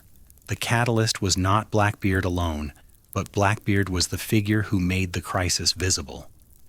Before the Charlestown blockade, piracy was a problem that London could treat as provincial. A a nuisance affecting colonial merchants, regrettable but not urgent. It's certainly not worth the expense of dispatching significant naval resources across the Atlantic. After Charlestown, piracy was a crisis of imperial authority. A single man had demonstrated that the king's writ did not run in the king's own waters, and he had done so in the most public, most humiliating way imaginable.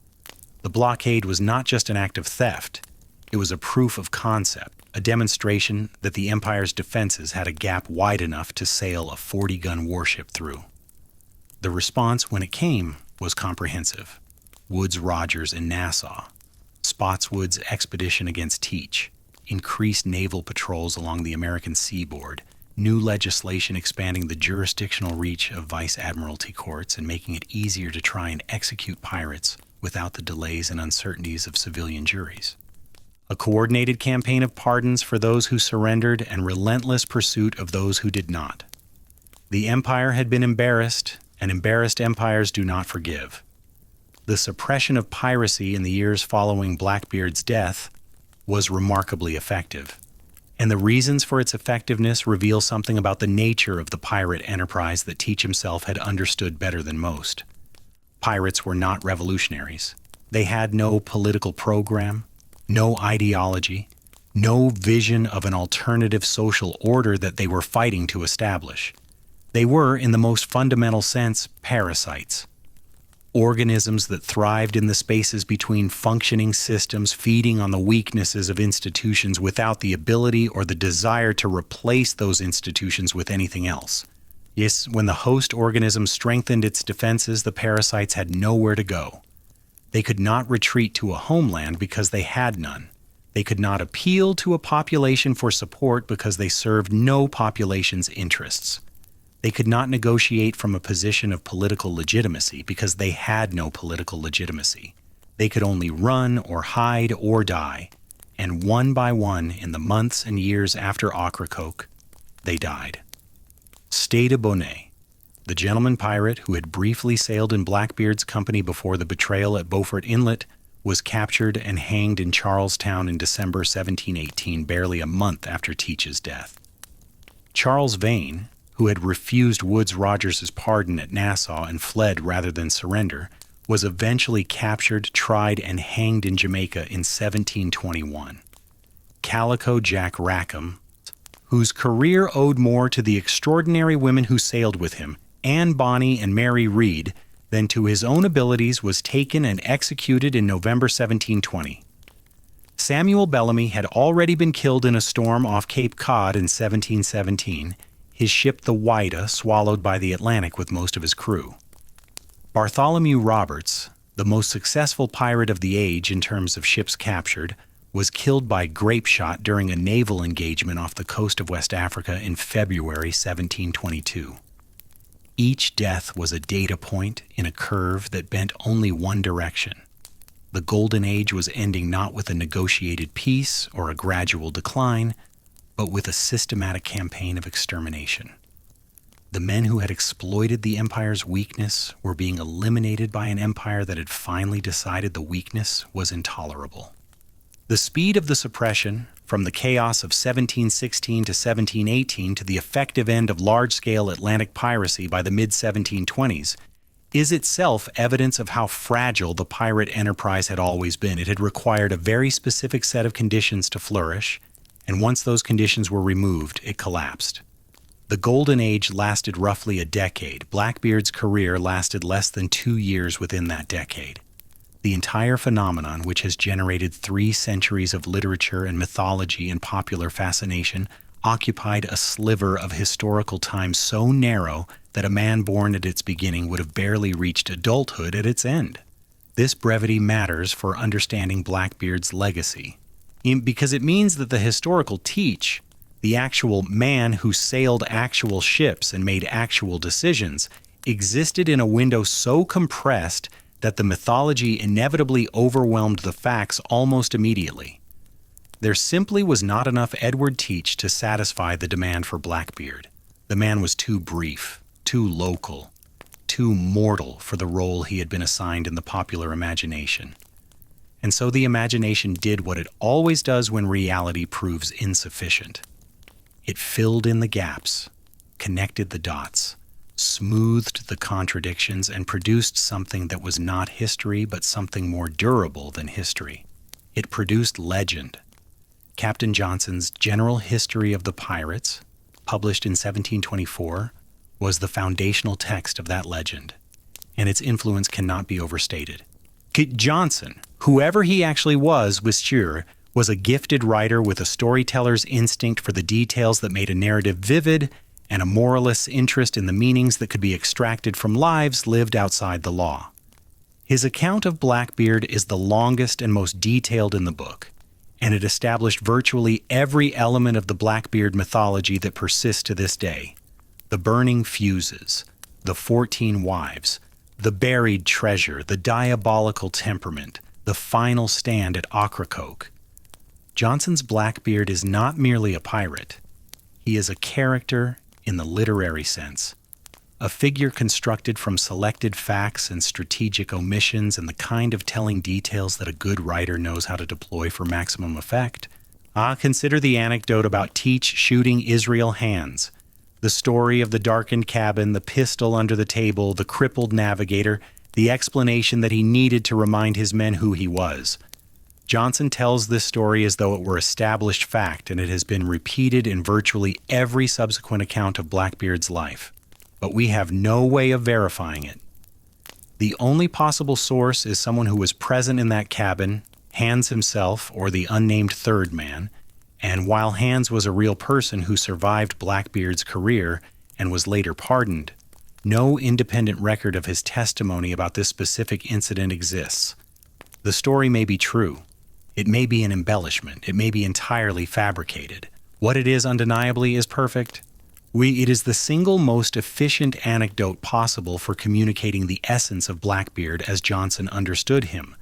The calculating cruelty, the maintenance of fear as a management technique, the willingness to sacrifice his own people to sustain the mythology. The story is so perfectly calibrated to its purpose that its perfection itself becomes grounds for suspicion. This is the fundamental problem with Blackbeard's scholarship, and it has bedeviled historians for 3 centuries. The primary sources are few, and the most detailed among them, Johnson's account, is a work of narrative art as much as historical record. The line between what Teach actually did and what Johnson or Johnson's sources shaped into a better story is impossible to draw with confidence. We know the broadest outlines, the privateer background. The partnership with Hornigold, the capture of La Concorde, the Charlestown blockade, the pardon, the death at Ocracoke. These events are confirmed by multiple independent sources, but the texture of the story, the psychological portrait, the specific anecdotes, the dialogue, the motivations attributed to Teach at various moments, all of this passes through Johnson's literary sensibility, and Johnson was a man who understood that a good story was worth more than a perfectly accurate one. The result is that Blackbeard exists in a peculiar historical limbo. Too well documented to be dismissed as pure myth, too poorly documented to be recovered as pure fact. He is a real person encrusted with legend, and the incrustation has become so thick and so old that removing it without damaging the person underneath may be impossible. Every generation of historians has attempted the excavation, and every generation has produced a slightly different Blackbeard, the rational economic actor, the proto-revolutionary, the shrewd psychologist, the simple brute elevated by circumstance, each one reflecting the preoccupations of the age that created it as much as the evidence of the age that created Teach. What we can say with reasonable confidence is that the historical Edward Teach was more interesting than either the demon of popular culture or the rational actor of revisionist scholarship. He was a man of genuine intelligence operating in a world that offered intelligent men of his social class very few legitimate outlets for their abilities. He was a man who understood power, not just the crude power of cannon and cutlass, but the subtler power of narrative, of performance, of the carefully managed image. He was a man who recognized that in the information-poor environment of the 18th century Atlantic, perception was functionally indistinguishable from reality, and that a man who controlled perception controlled everything that mattered. These are not the insights of a brute. They are the insights of someone who would, in a different era and a different social position, have been recognized as possessing a particular kind of genius. But he was also a man capable of marooning 300 of his own crew without apparent hesitation. A man who shot his navigator at a dinner table to make a point about authority. A man who held a city hostage and whose capacity for violence, while strategically restrained, was never in doubt. The intelligence and the cruelty were not separate qualities existing in tension. They were the same quality expressed in different registers. The mind that conceived the burning fuses and the skeleton flag was the same mind that calculated the Beaufort Inlet betrayal. The imagination that built the mythology was the same imagination that understood exactly how much pain was needed to keep the mythology alive. Perhaps the most revealing thing about Edward Teach is what he did not do, or more precisely, what he did not become. He never attempted to build anything lasting. He never established a fortified base of operations that could withstand naval assault. He never formed the kind of pirate confederation that might have given his enterprise political legitimacy or military staying power.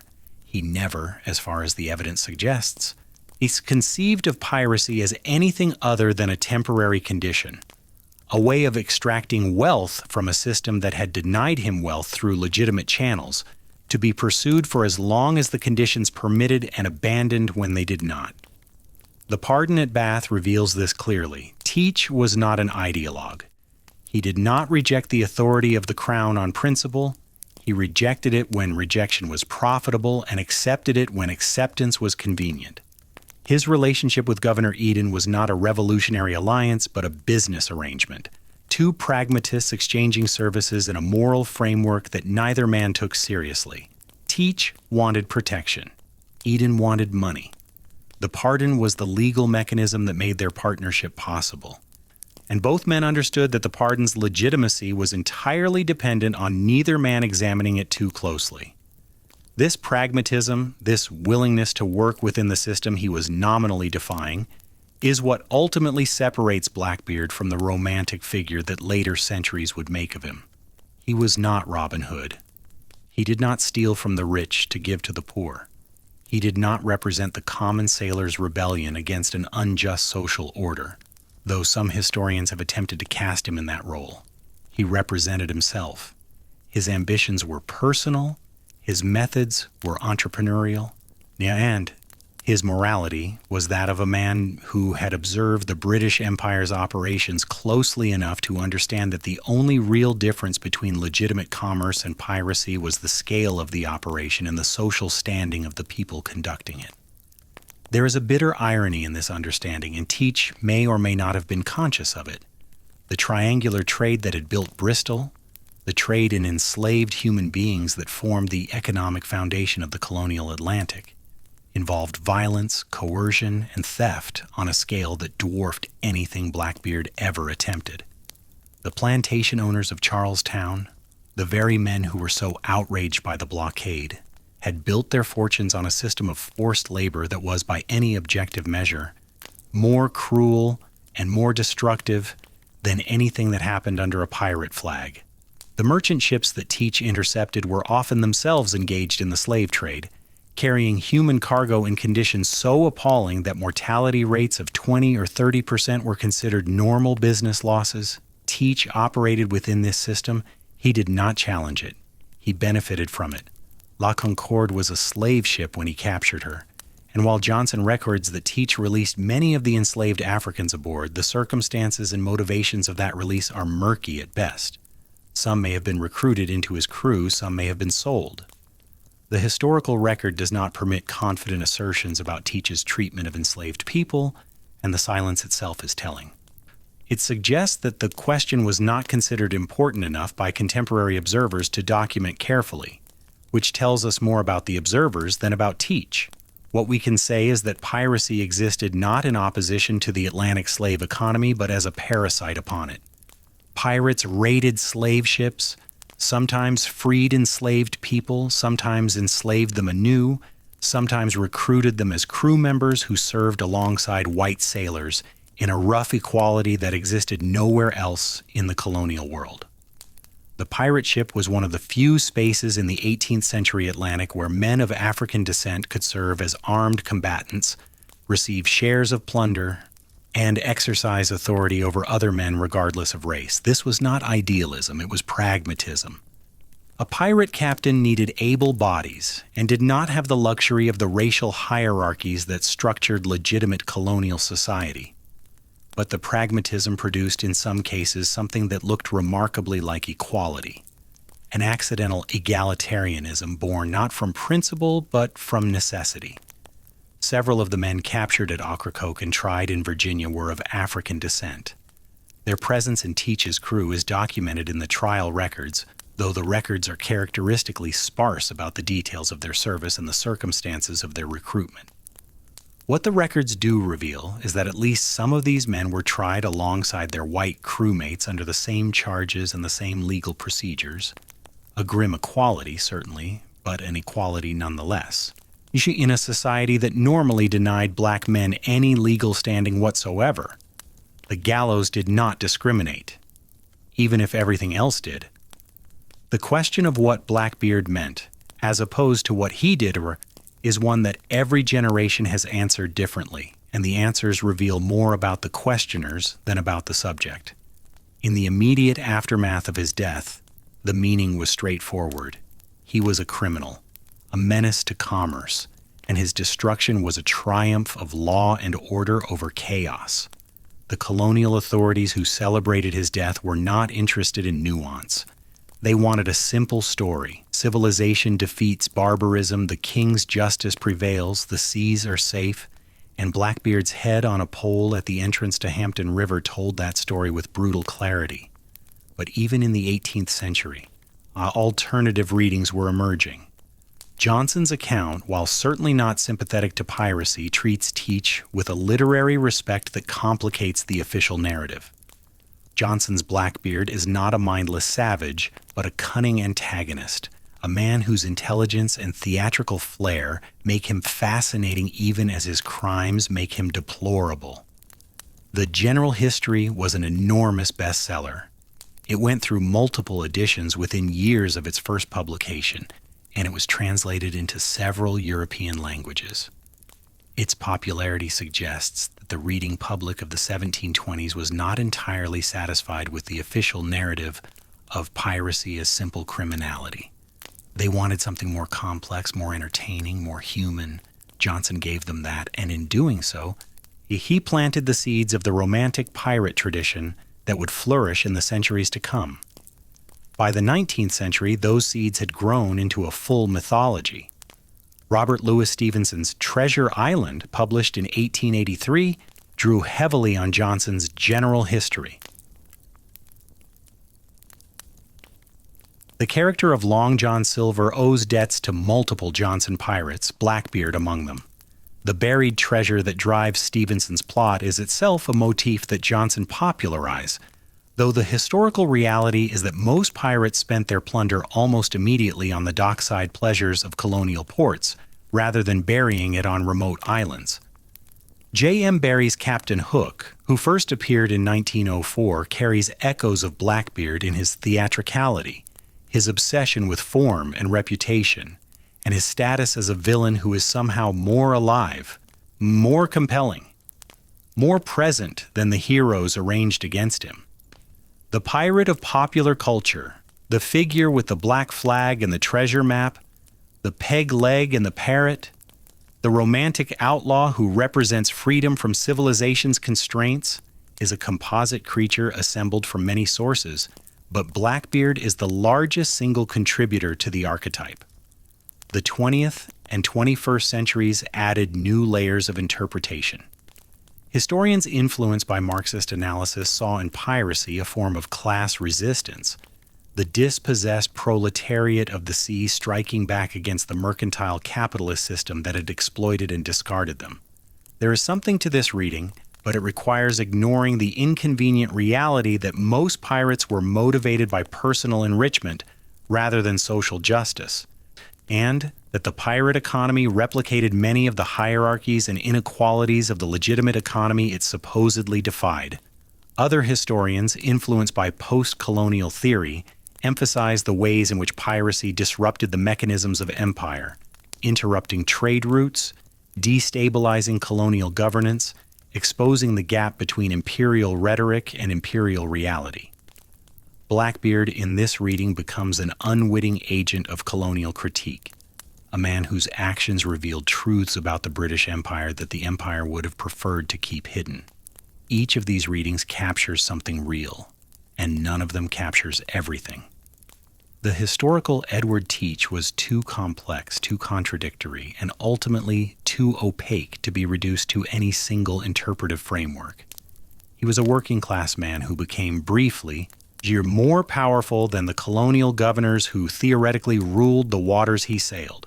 He was a man of violence who preferred not to use violence when subtler methods would suffice. He was a master of psychological manipulation who was ultimately undone by the most basic psychological error available, the belief that past success guaranteed future immunity. He was a man who understood with extraordinary clarity how fear operated in the human mind, and who built an entire enterprise on that understanding. And he was a man who died at 38, on a bloody deck, fighting with a ferocity that suggests he had always known at some level that this was how it would end, that the mythology he had created demanded a death as spectacular as the life. The waters of Ocracoke Inlet are shallow and warm in summer, cold and gray in November. Are the sandbars still shift with the tides, reconfiguring the channels that Teach navigated 3 centuries ago, erasing and rewriting the geography of his last anchorage with each passing season? The inlet is quieter now than it was then, a place of fishing boats and pleasure craft, of tourists who come for the beaches and the lighthouse, and the vague romance of a pirate connection that the local economy has learned to monetize. There is a small museum. There are gift shops selling skull and crossbone merchandise. There are guided tours that point to the approximate location of the final battle and repeat the familiar stories. The burning fuses, the 14 wives, the head on the bowsprit. With the polished confidence of narratives that have been told so many times, they have achieved a kind of truth that is independent of accuracy. Beneath the shallow water, somewhere in the silt and sediment of 300 years, lie the remains of the adventure, or what is left of them, which by now is probably nothing recognizable, just iron fastenings and ballast stones, and the molecular traces of wood long since dissolved into the seabed. The Queen Anne's Revenge was found in 1996, not at Ocracoke, but near Beaufort Inlet, where Teach had run her aground in that mysterious episode of June 1718. Marine archaeologists have spent decades excavating the wreck, recovering cannon, anchors, medical instruments, gold dust, and thousands of other artifacts that provide a material record of life aboard a pirate vessel. The ship's bell was recovered, cannonballs were recovered. A urethral syringe, used for treating the venereal diseases that had prompted the Charlestown medicine demand, was recovered. Each object is a fragment of the world Teach inhabited, a physical fact that connects the legend to the reality of a working ship crewed by mortal men who got sick and needed treatment, who ate and drank and slept and maintained their weapons and mended their sails, and did all the mundane, unheroic things that actual life aboard a vessel required. The archaeology of the Queen Anne's Revenge is, in a sense, the antidote to the mythology of Blackbeard. The myth gives us a demon wreathed in smoke, an invincible warrior, a figure larger than life who transcended the ordinary limitations of human existence. And the archaeology gives us a syringe for treating syphilis. Both are true, both are necessary, and the distance between them, between the story and the object, between the legend and the medical instrument, each is the space in which the real Edward Teach existed, a man who was neither the monster of his own creation nor the romantic rebel of later imagining, but something more interesting and more human than either. He was a man who understood that the world runs on stories, that the right story, told to the right people in the right way at the right moment, could be more powerful than cannon or cutlass or the accumulated might of an empire. He bet his life on that understanding, and for a time, a very brief time measured in months rather than years, it worked. The story he told about himself was so compelling, so perfectly calibrated to the fears and superstitions of his age, that it became a kind of reality. Merchant captains surrendered to a story. Cities capitulated to a story. An empire was humiliated by a story. And then the story met a man who did not believe it. Robert Maynard sailed into Ocracoke Inlet carrying no cannon and no mythology, just 60 men with sharp blades and simple orders, and he proved what Teach had always known but had perhaps in the end allowed himself to forget: that a story, no matter how powerful, is only as strong as the fear it generates, and fear, confronted directly, has a tendency to dissolve. The smoke clears, the fuses go out, and what remains is just a man, mortal and killable, standing on a deck with a sword in his hand. Teach had known this truth from the beginning. It was the foundation of his entire method. The understanding that fear was a construction, a performance, a confidence trick played on the human nervous system. He had built his career on the insight that most people, most of the time, would choose to believe the story rather than test it. And he was right. Most people did. But all it took was one person who did not. One lieutenant with 2 sloops and an empty deck, and the patience to wait for the boarding. And the construction collapsed.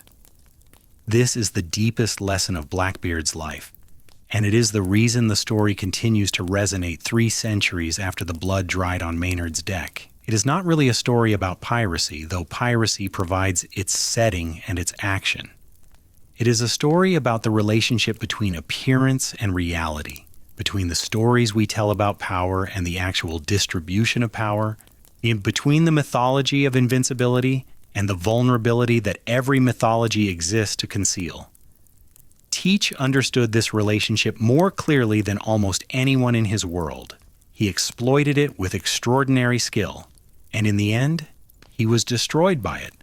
Not because the understanding was wrong, but because he made the final, fatal error of believing his own performance. The fire in his beard went out on a November morning in 1718, on a deck slick with blood, in shallow water that has long since forgotten the violence it witnessed. The man died. The legend lived. And the legend, as Edward Teach had always intended, proved to be the more durable thing. The sea does not remember. This is one of its defining qualities, and one of the reasons human beings have always found it both terrifying and liberating. The Atlantic that carried Edward Teach's body to the bottom of Ocracoke Inlet carried no record of the event. The tides that shifted the sandbars of the Carolina coast did not pause to mark the passing of the man who had used those sandbars as his fortress. The currents that flowed north along the American seaboard, past the very shipping lanes he had terrorized, continued their ancient circulation without the slightest perturbation. The ocean is indifferent to the stories that happen upon it, and this indifference is precisely what made it such a perfect stage for a man like Teach, a blank surface upon which any narrative could be projected, any mythology constructed, any fear amplified to whatever magnitude the teller desired. But if the sea does not remember, human beings cannot stop remembering, and the story of Blackbeard, and once launched into the currents of popular imagination, proved to be unsinkable in a way that the Queen Anne's Revenge never was. To trace the afterlife of Edward Teach, the journey of his legend through 3 centuries of retelling, reimagining, and repurposing, is to watch a process that Teach himself would have understood instinctively. It is the same process he exploited during his lifetime, operating on a vastly larger scale and over a vastly longer time frame. The story grows. The story changes shape. The story serves whatever purpose the current teller needs it to serve, and the man at the center of the story becomes, with each iteration, simultaneously more vivid and more distant.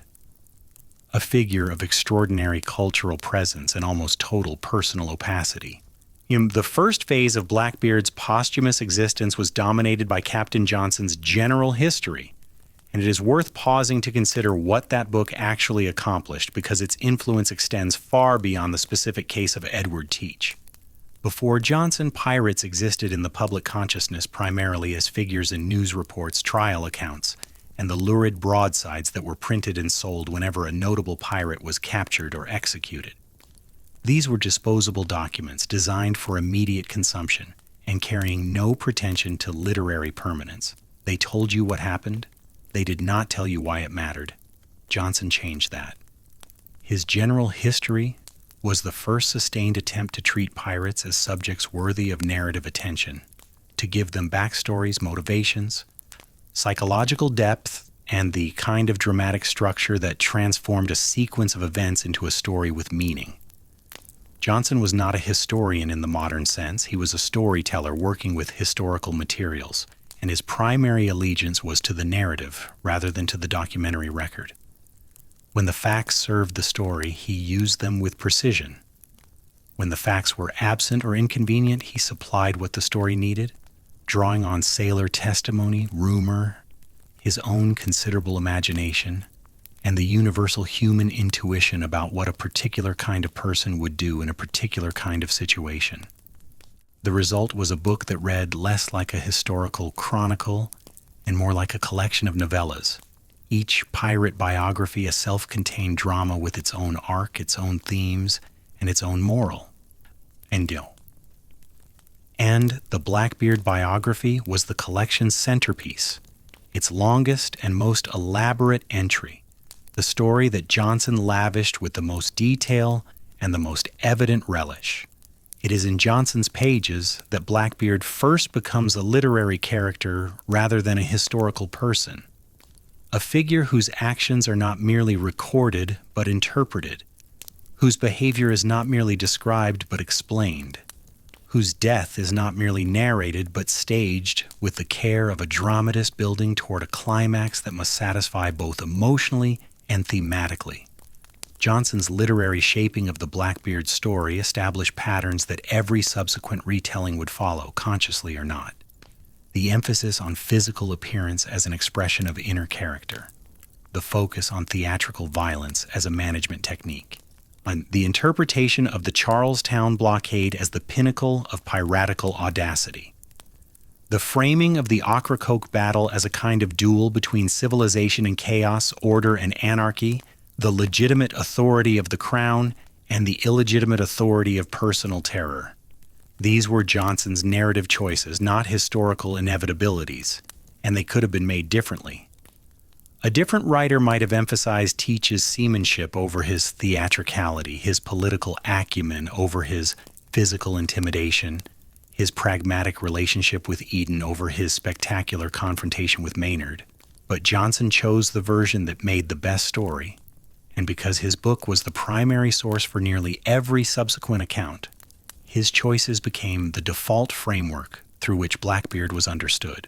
The general history went through 4 editions between 1724 and 1726, each one expanded with additional pirate biographies and revised details. It was translated into Dutch, French, and German. It was pirated, the irony is almost too neat, by publishers who produced unauthorized editions and sold them at a discount. It was read by sailors and merchants and colonial officials and ordinary citizens who had never been to sea and never would. It was, by the standards of its time, a phenomenon, and its success demonstrated something that the publishing industry would rediscover many times in subsequent centuries, that stories about outlaws sell, that the public appetite for narratives about men who defy authority, live by their own rules, and meet spectacular ends is essentially inexhaustible. That there is something in the human psyche that is drawn to figures who represent the possibility of a life unconstrained by the rules that govern ordinary existence, even when, perhaps especially when, those figures are violent, amoral, and ultimately destroyed by the systems they defied. This appetite did not diminish after Johnson. If anything, it grew, fed by the broader cultural currents of the 18th and 19th centuries. The Romantic movement, with its celebration of individual defiance, its fascination with the sublime and the terrible, its conviction that great spirits were necessarily in conflict with the societies that produced them, found in pirates a ready-made archetype. Lord Byron, whose own life was a sustained performance of aristocratic rebellion, he wrote poetry that channeled the same energy Teach had embodied, the energy of a man who would rather burn than submit. Byron never wrote about Blackbeard specifically, but the Byronic hero, charismatic, dangerous, self-destructive, operating by a moral code that society could neither comprehend nor forgive, is Blackbeard translated into romantic idiom, stripped of his historical specificity and elevated into a universal type? The transformation was gradual, and it required the systematic removal of everything about the historical Teach that was inconvenient for the romantic project. The pragmatism was discarded. The corruption was sanitized. The marooning at Beaufort Inletites, the betrayal of 300 men for financial gain, was either omitted or minimized. The partnership with Eden, the pirate as political client, working within the system he supposedly rejected, was treated as a footnote rather than a defining characteristic. What remained was the image, the fire, the beard, the flag, the defiant last stand, the body that would not fall. The image was powerful enough to sustain a mythology without the complications of a fully realized human being behind it, and for most of the 2 centuries following Johnson's publication, the image was all that the popular imagination required. Robert Louis Stevenson, writing Treasure Island in 1881 and 1882, drew on Johnson's general history with the selectivity of a novelist who understood exactly which details served his purposes and which did not. Stevenson's pirates are Johnson's pirates filtered through Victorian sensibility. Their violence made palatable for a young readership. Their moral ambiguity repackaged as adventure. Their historical context stripped away and replaced with the timeless geography of the Treasure Island. The map with the X, the quest that reduces the complex political economy of piracy to a simple narrative of hidden gold and the courage required to find it. Stevenson acknowledged his debt to Johnson, and through Johnson to the historical pirates whose lives furnished the raw material. But Treasure Island was not history. It was mythology wearing history's clothes, and it was so spectacularly successful, so perfectly calibrated to the adventure-hungry imagination of its audience, that it effectively replaced the historical record in the popular consciousness. After Stevenson, when people thought of pirates, they thought of Treasure Island. And since Treasure Island was built partly from Blackbeard's story, Blackbeard was present in the popular imagination even when he was not named. The process accelerated in the 20th century with the arrival of cinema. The pirate film became a Hollywood staple by the 1930s and 1940s, and the visual language of the genre, the black flag, the boarding action, the swashbuckling sword fight on a rolling deck, drew its imagery from a tradition that led back through Stevenson and Barrie to Johnson, and ultimately to the historical pirates whose lives had furnished the original material. Errol Flynn in Captain Blood, Douglas Fairbanks in The Black Pirate.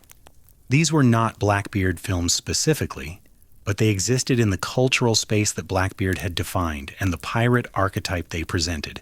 Handsome, daring, morally flexible but ultimately sympathetic, was a descendant, however distant and diluted, of the figure Johnson had created from the raw material of Edward Teach's life. When Hollywood did turn directly to Blackbeard, the results were revealing of each era's relationship to the pirate myth. The 1952 film Blackbeard the Pirate, starring Robert Newton, presented Teach as a swaggering villain in the adventure serial tradition, entertaining, larger than life, and about as historically accurate as a pantomime. The 2006 television film Blackbeard, with Angus MacFadyen in the title role, attempted a grittier, more historically grounded portrayal but still relied on the familiar mythology of the burning fuses and the supernatural ferocity. Each adaptation faced the same fundamental problem. The historical Teach was simultaneously too vivid and too opaque for straightforward dramatization. The visual details, the beard, the smoke, the pistols, were so striking that no adaptation could resist them. but the psychological interior of the man was so poorly documented that every adaptation was essentially inventing a character to inhabit the costume. This is the paradox of Blackbeard as a cultural figure.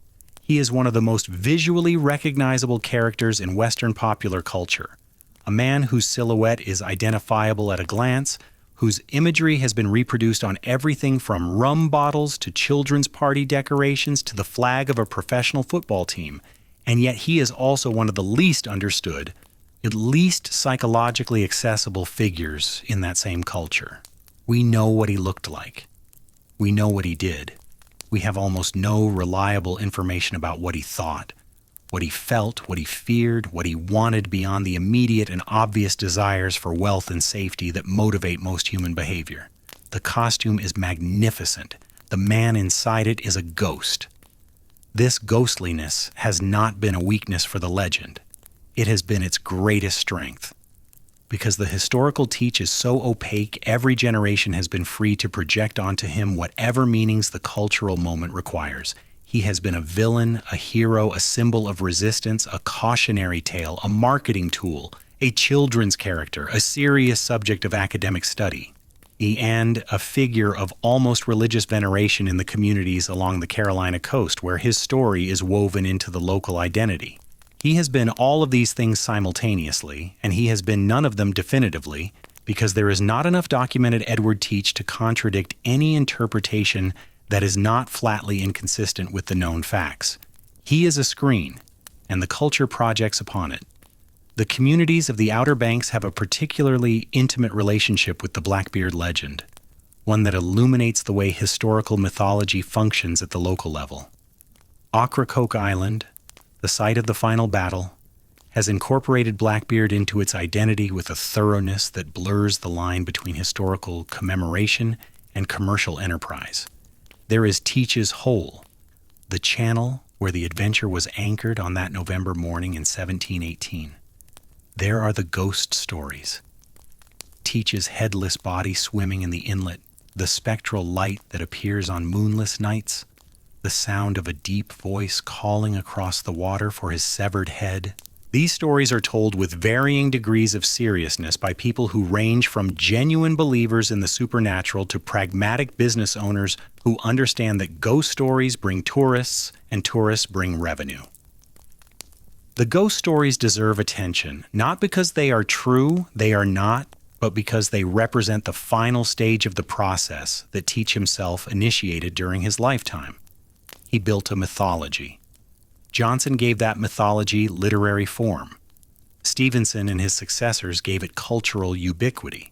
And the communities where the events actually occurred gave it a local habitation, a geography, a set of specific places where the legend could be anchored to the physical world.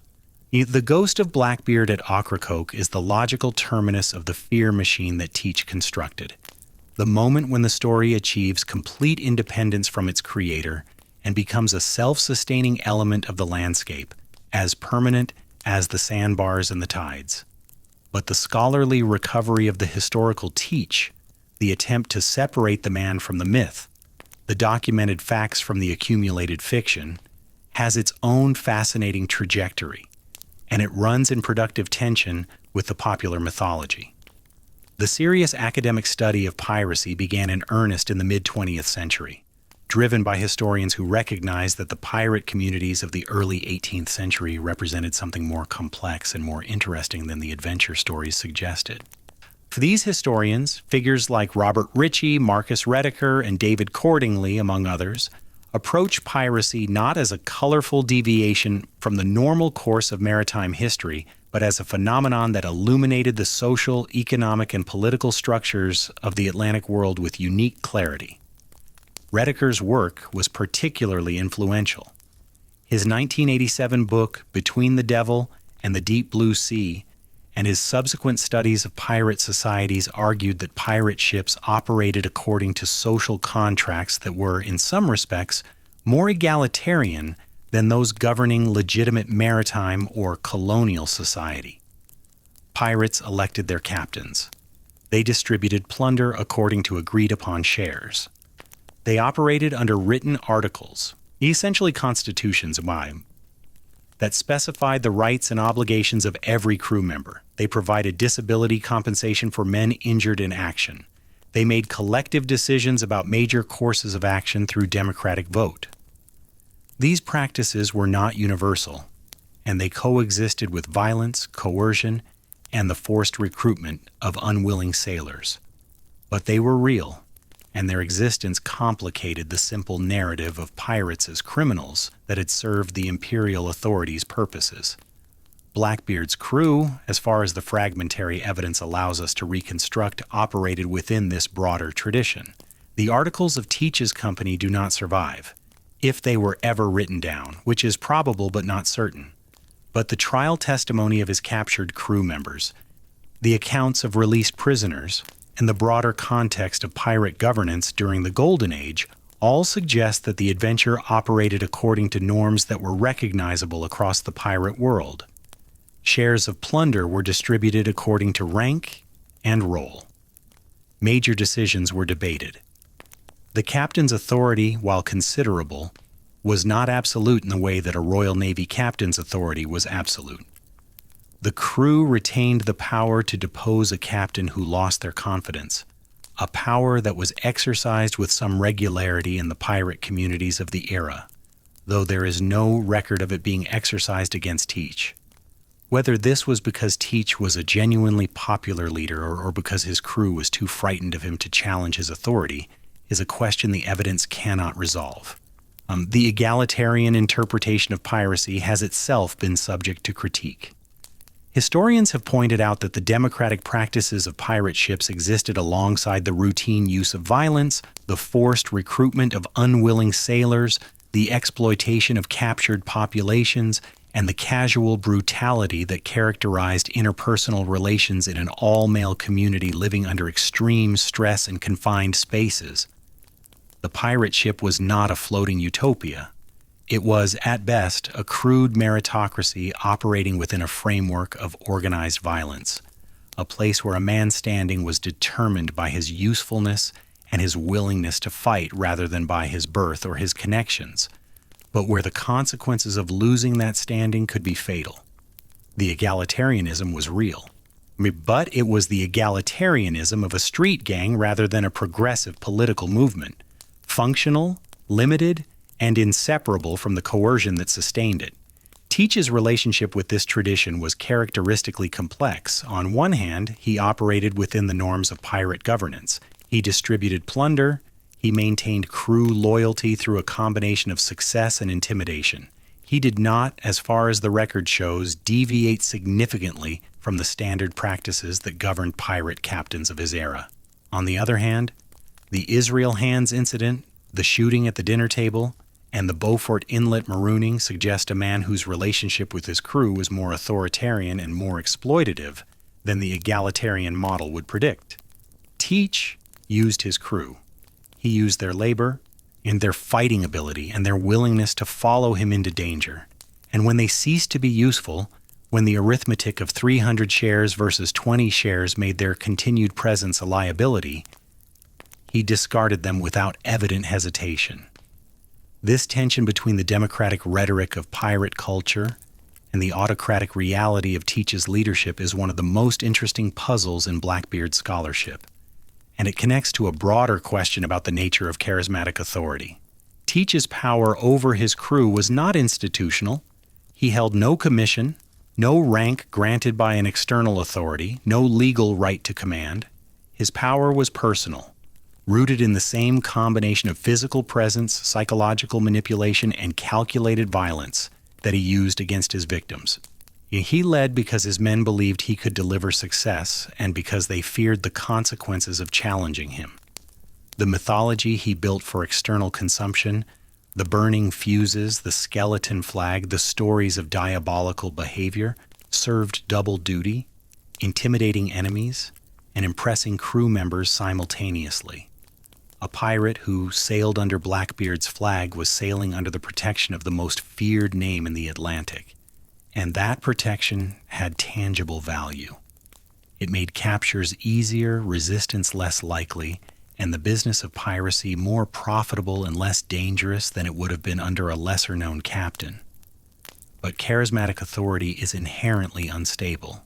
It depends on continued success, and success in piracy was never guaranteed.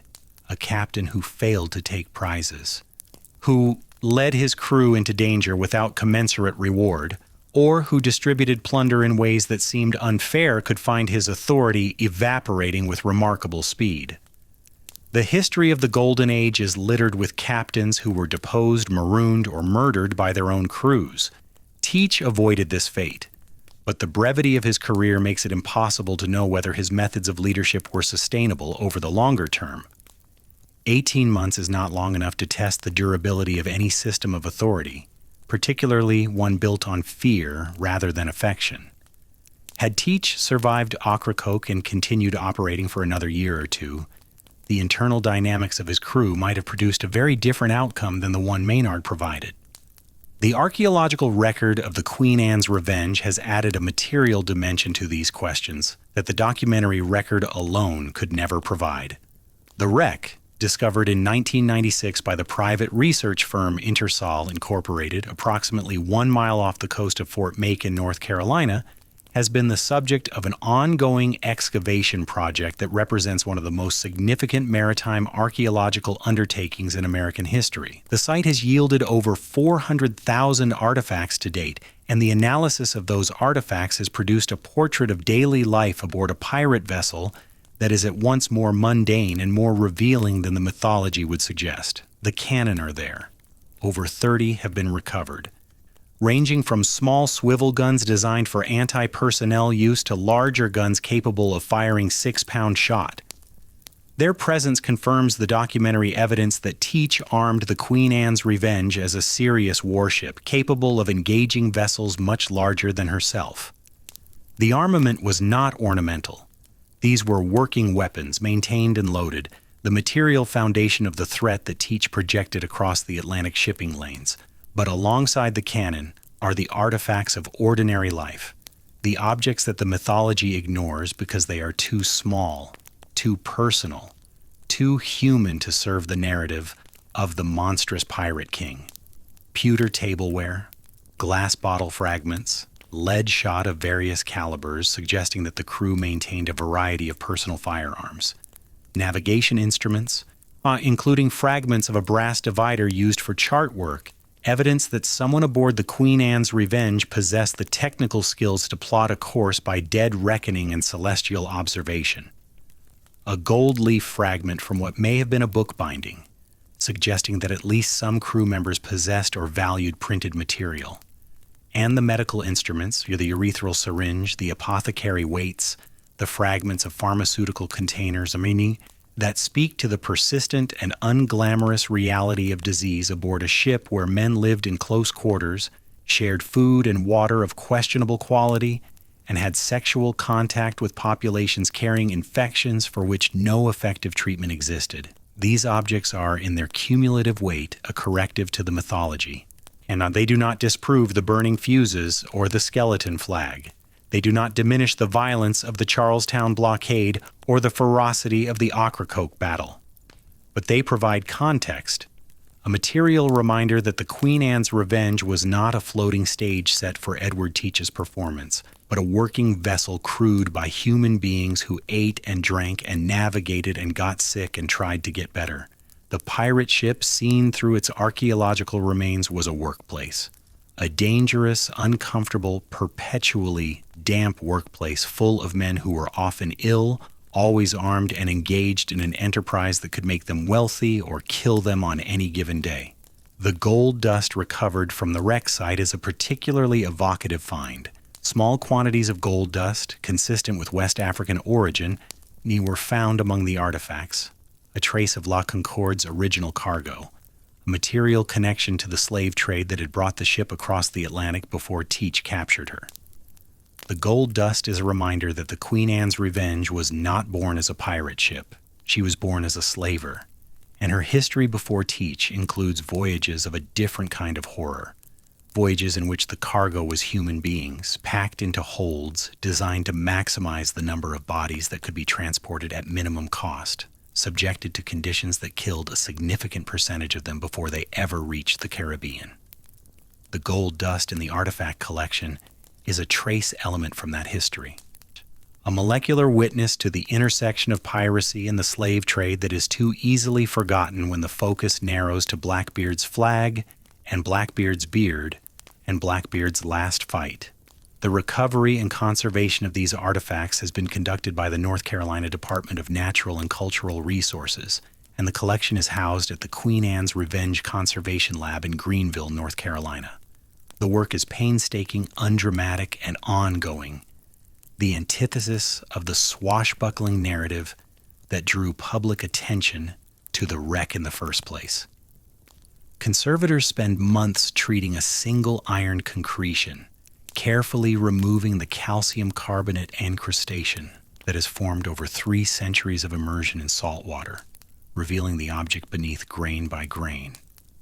The process is a kind of archaeology of patience, and it produces knowledge at a rate that would have infuriated a man like Teach, who operated on timescales measured in days and weeks rather than decades. But the knowledge it produces is irreplaceable because it is the only knowledge about Blackbeard's world that is not filtered through the literary sensibilities of Captain Johnson, the political agendas of colonial governors, or the commercial imperatives of the entertainment industry. The artifacts do not lie. They do not embellish. They do not serve a narrative purpose. They simply exist, mute witnesses to the material reality of a world that the mythology has transformed beyond recognition. A cannonball does not care whether Blackbeard was a romantic rebel or a psychopathic thug. The pewter plate does not care whether the Golden Age of Piracy was a proto-democratic social movement or a spasm of organized crime. These objects offer something that the documentary and literary traditions cannot. We're unmediated access to the physical conditions of pirate life, the material basis upon which all the stories, all the myths, all the interpretations are ultimately constructed. The relationship between the archaeology and the mythology is not adversarial. The artifacts do not disprove the legend. They complicate it, which is more valuable. They add texture and specificity to a story that has been smoothed by centuries of retelling into something almost frictionless. A story so familiar and so often repeated that its rough edges, its inconvenient details, its moments of mundanity and confusion and unglamorous suffering, have been worn away like the features of a coin that has passed through too many hands. The archaeology restores some of those features. It puts the calluses back on the hands of the sailors. It puts the sores back on their bodies. It puts the weight back into the cannon and the stink back into the hold and the uncertainty back into the navigation. It makes the Queen Anne's Revenge, and by extension the world of Blackbeard, real again in a way that no amount of literary or cinematic reimagining can achieve. And this restoration of reality is perhaps the most important thing that can happen to Blackbeard's story at this point in its long history, because the legend, for all its cultural power and narrative satisfaction, has a cost. The cost is the erasure of the historical context that gave Blackbeard's career its meaning. The specific political, economic, and social conditions of the early 18th century Atlantic that made men like Teach possible, that determined the shape of their careers, and that ultimately destroyed them. When Blackbeard becomes a timeless archetype, the poem imam, the pirate, the rebel, the outlaw, he loses his historical specificity, and with it, his explanatory power. He becomes a figure from a storybook rather than a figure from history, and figures from storybooks, however entertaining, do not teach us anything about the world that produced them. The historical Teach has something to teach us that the mythological Blackbeard does not. Now, he has something to teach us about the relationship between power and performance, about the way authority is constructed and maintained not through force alone, but through the management of perception, the control of narrative, the strategic deployment of imagery and symbolism and calculated acts of violence that are designed not for their immediate practical effect, but for the stories they generate. He has something to teach us about the vulnerabilities of empires, about the gaps between the center and the periphery, between the rhetoric of control and the reality of governance, between what an empire claims to be able to do and what it can actually accomplish in the vast, ungovernable spaces at the edges of its reach. There are Mitinake dedi yarim. And he has something to teach us about the fragility of the systems he exploited, about how quickly the conditions that made piracy possible were dismantled once the political will existed to dismantle them, and about what that speed tells us about the nature of the pirate enterprise itself. These lessons are not available from the mythology, they are available only from the history. And the history, painstakingly recovered from trial records and governor's correspondence and the silt of Beaufort Inlet, is both more complicated and more instructive than the legend it supports. The waters of the Atlantic seaboard have changed since Teach's time, and they have not changed. The shipping lanes he terrorized still carry commerce, container ships now instead of merchant sloops. War there, cargo measured in thousands of steel boxes rather than hogsheads of sugar and bales of tobacco, their routes plotted by satellite rather than by dead reckoning with a compass and a lead line. The Outer Banks still guard the Carolina coast, their sandbars still shifting, their inlets still treacherous, their reputation as a graveyard of ships still earned by the wrecks that lie beneath their shallow waters in numbers that archaeologists have not finished counting. The Gulf Stream still flows north along the coast, carrying warm water from the Caribbean toward the colder latitudes, the same current that Teach used to speed his passages and that his victims cursed when it carried them into his hunting grounds. The pirates are gone. This seems an obvious statement, but it is worth making explicitly. Because the cultural persistence of the pirate mythology can create the impression that piracy was a permanent feature of the Atlantic world rather than a brief, historically contingent phenomenon that required very specific conditions to exist, and that vanished when those conditions were removed. The Golden Age of Piracy lasted roughly from 1714 to 1726, 12 years.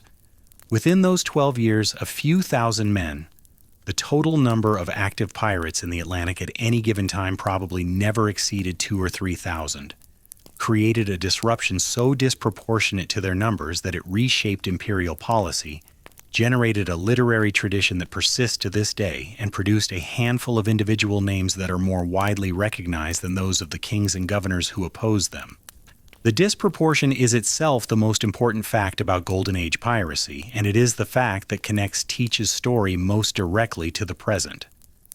A small number of determined individuals operating outside institutional structures, exploiting the vulnerabilities of large and complex systems using fear and the manipulation of information as force multipliers, can produce effects wildly disproportionate to their actual capabilities. This is not a lesson that requires translation or analogy to feel contemporary. It is a description of a dynamic that recurs in every era, in every domain, where large systems create the gaps and vulnerabilities that small, adaptive actors learn to exploit. Teach exploited the gap between colonial need and imperial response. He exploited the corruption of colonial governance. He exploited the information asymmetries of a world where news traveled at the speed of a sailing ship and reputation traveled at the speed of rumor.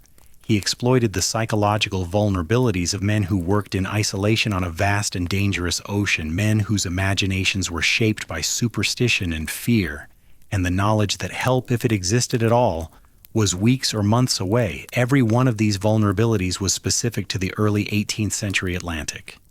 And every one of them has analogs in the present, different in their specifics, identical in their structure.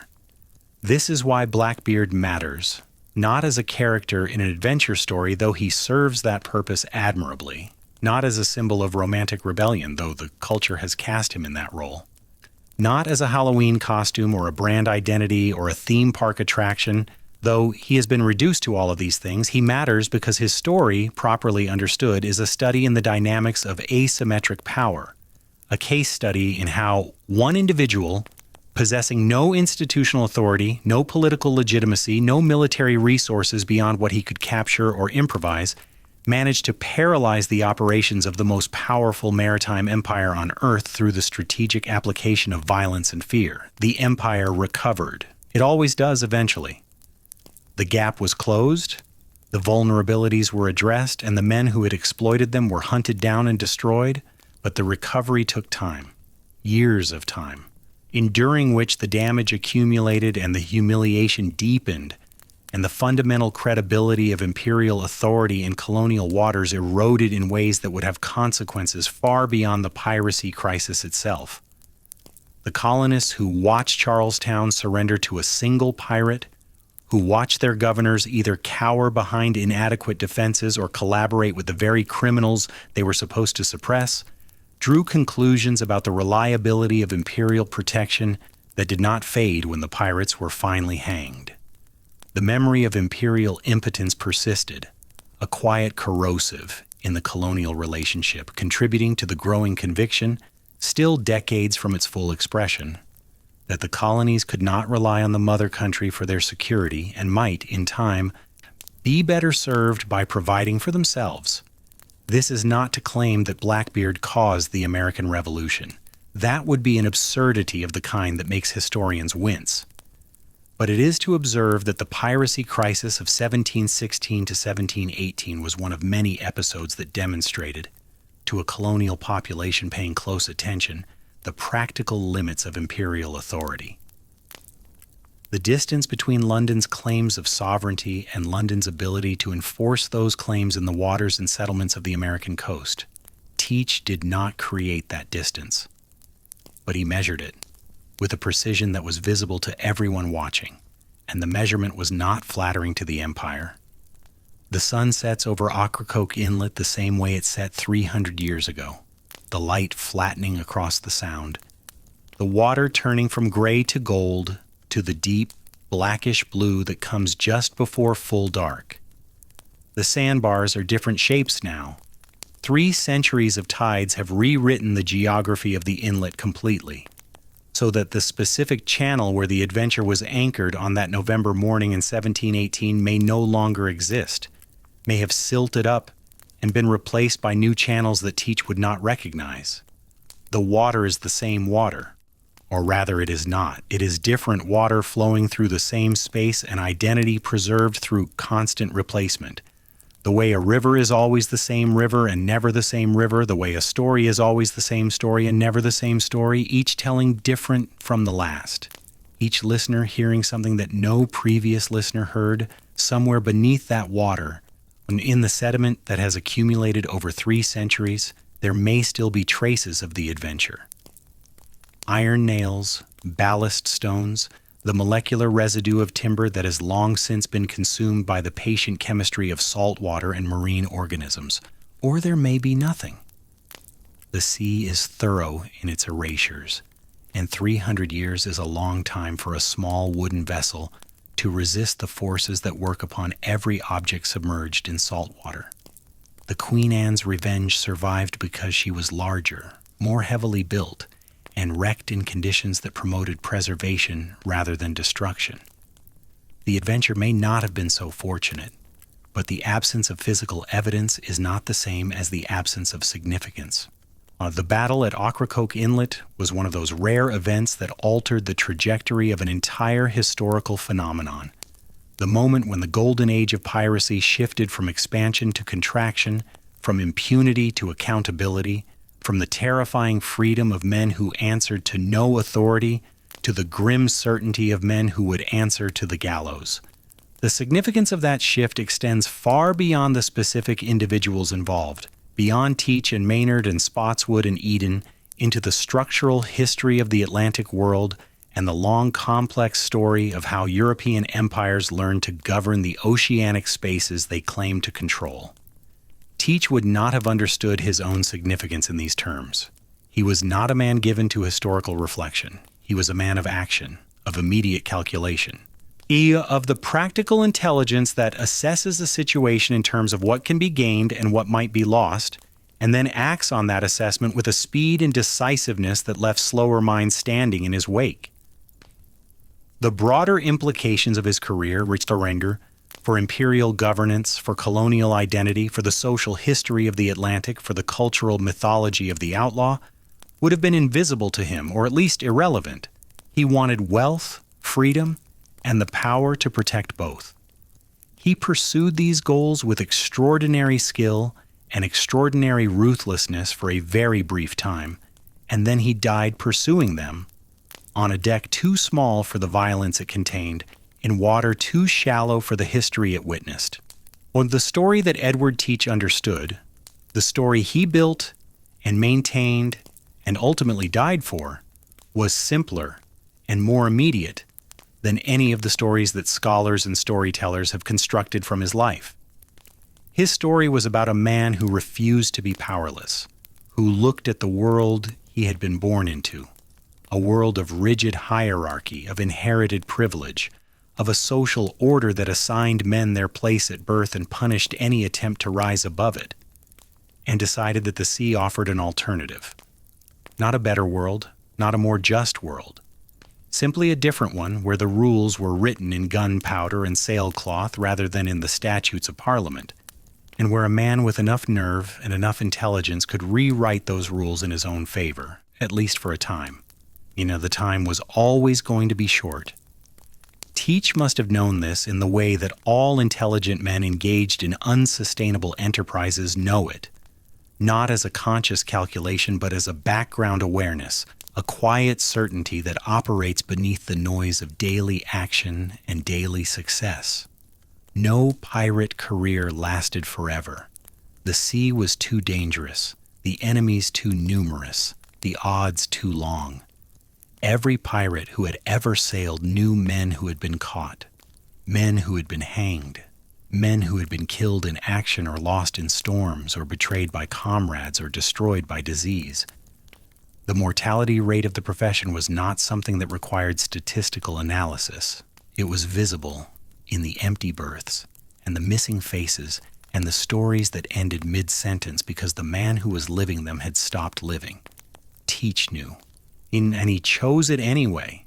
And that choice, the choice to pursue a life of spectacular danger and spectacular reward in full knowledge of its probable conclusion, is the core of whatever authentic meaning his story possesses, stripped of the mythology and the academic analysis and the commercial exploitation and the 3 centuries of accumulated interpretation. It is the choice of a man who preferred a short life lived on his own terms to a long life lived on someone else's, and who possessed the talent and the nerve to make that choice consequential for an entire empire. Whether that choice deserves admiration or condemnation is a question that every listener must answer for themselves. The historical record will not answer it for you. The record shows a man of intelligence, skill, and terrible coldness. A man who built his freedom on the fear and suffering of others, who betrayed the men who trusted him, who used violence with the precision of a surgeon and the conscience of a predator. The record also shows a man of extraordinary courage, who faced death without flinching on that final morning, who fought with a fury that stunned even the men who killed him, who refused to surrender or beg or bargain for the life that was being taken from him, cut by cut and shot by shot on that blood-soaked deck. The courage and the cruelty are not separate stories. They are the same story, told in different registers, and any honest account of Edward Teach must hold them both without choosing between them. The evening deepens over Pamlico Sound. The last light catches the surface of the water and transforms it briefly into something that resembles beaten metal, gold fading to copper, fading to the dull gray of pewter as the sun drops below the tree line of the mainland shore.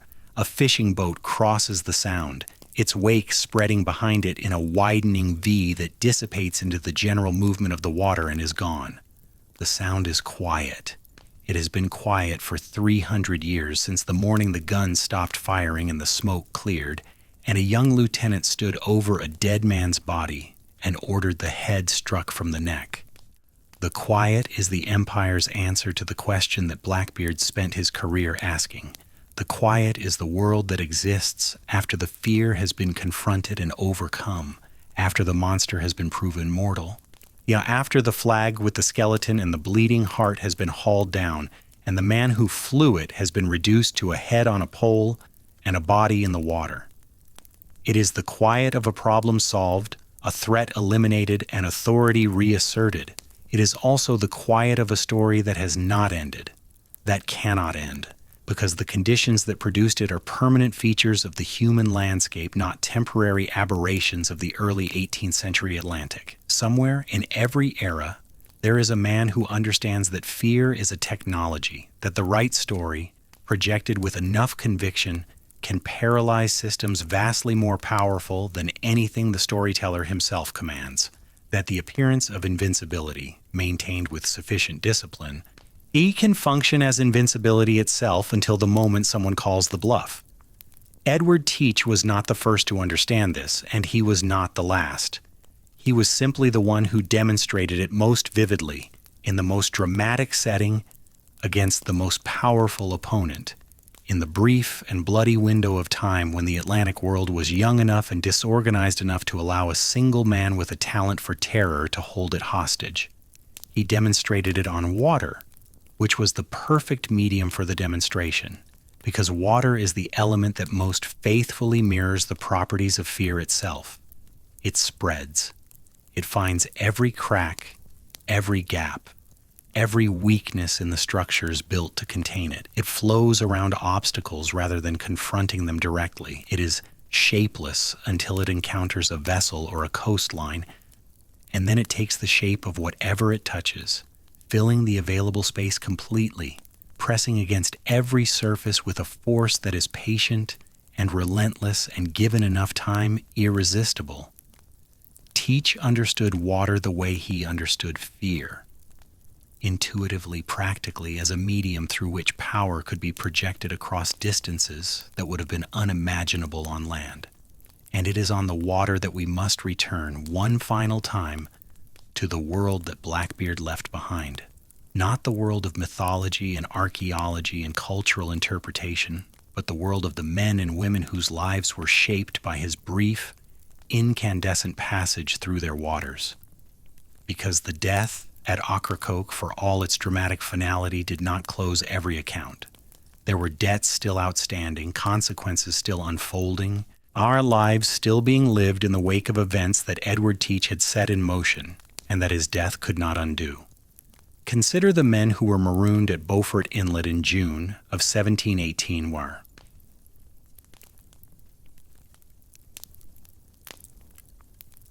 the 300 or so crew members whom Teach abandoned when he ran the Queen Anne's Revenge aground and sailed away with the Charlestown plunder. These men do not feature prominently in the Blackbeard mythology because the mythology has no use for them.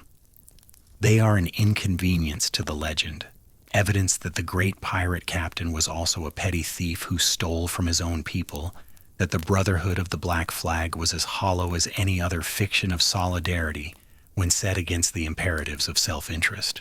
But these men were real, and their fates after the marooning illuminate the brutal mathematics of survival that governed life at the margins of the colonial Atlantic.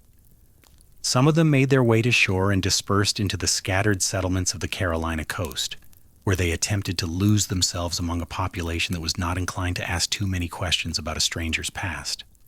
The coastal communities of North Carolina in 1718 were places where a man could reinvent himself with relative ease, where the labor shortage that afflicted every colonial settlement meant that useful hands were welcomed without extensive inquiry into their provenance. A man who could sail a boat, mend a net, build a house, or clear a field could find a place for himself in these communities regardless of what he had been doing 6 months earlier. Some of Teach's abandoned crew almost certainly followed this path year, vanishing into the colonial population like drops of water absorbed into sand, their piratical pasts unrecoverable even by contemporaries who might have cared to investigate.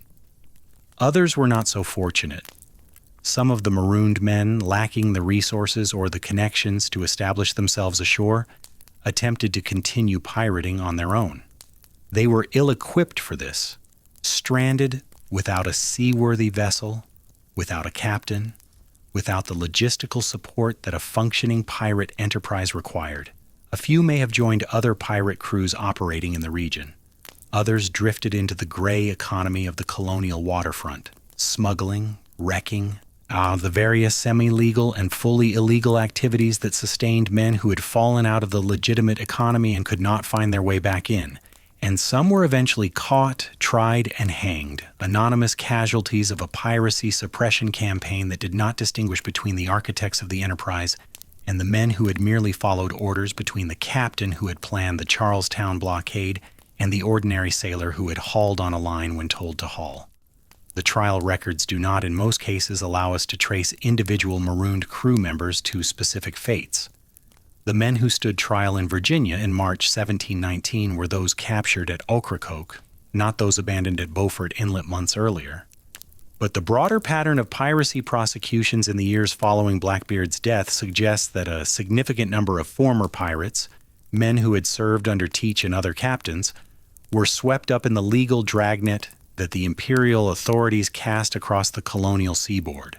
The vice admiralty courts that had been reformed and expanded in 1717 and 1718 processed hundreds of piracy cases between 1718 and 1726, and the conviction rate was high. The empire, having decided that piracy was intolerable, was thorough in its retribution. The human cost of this retribution was borne disproportionately by men at the bottom of the pirate hierarchy.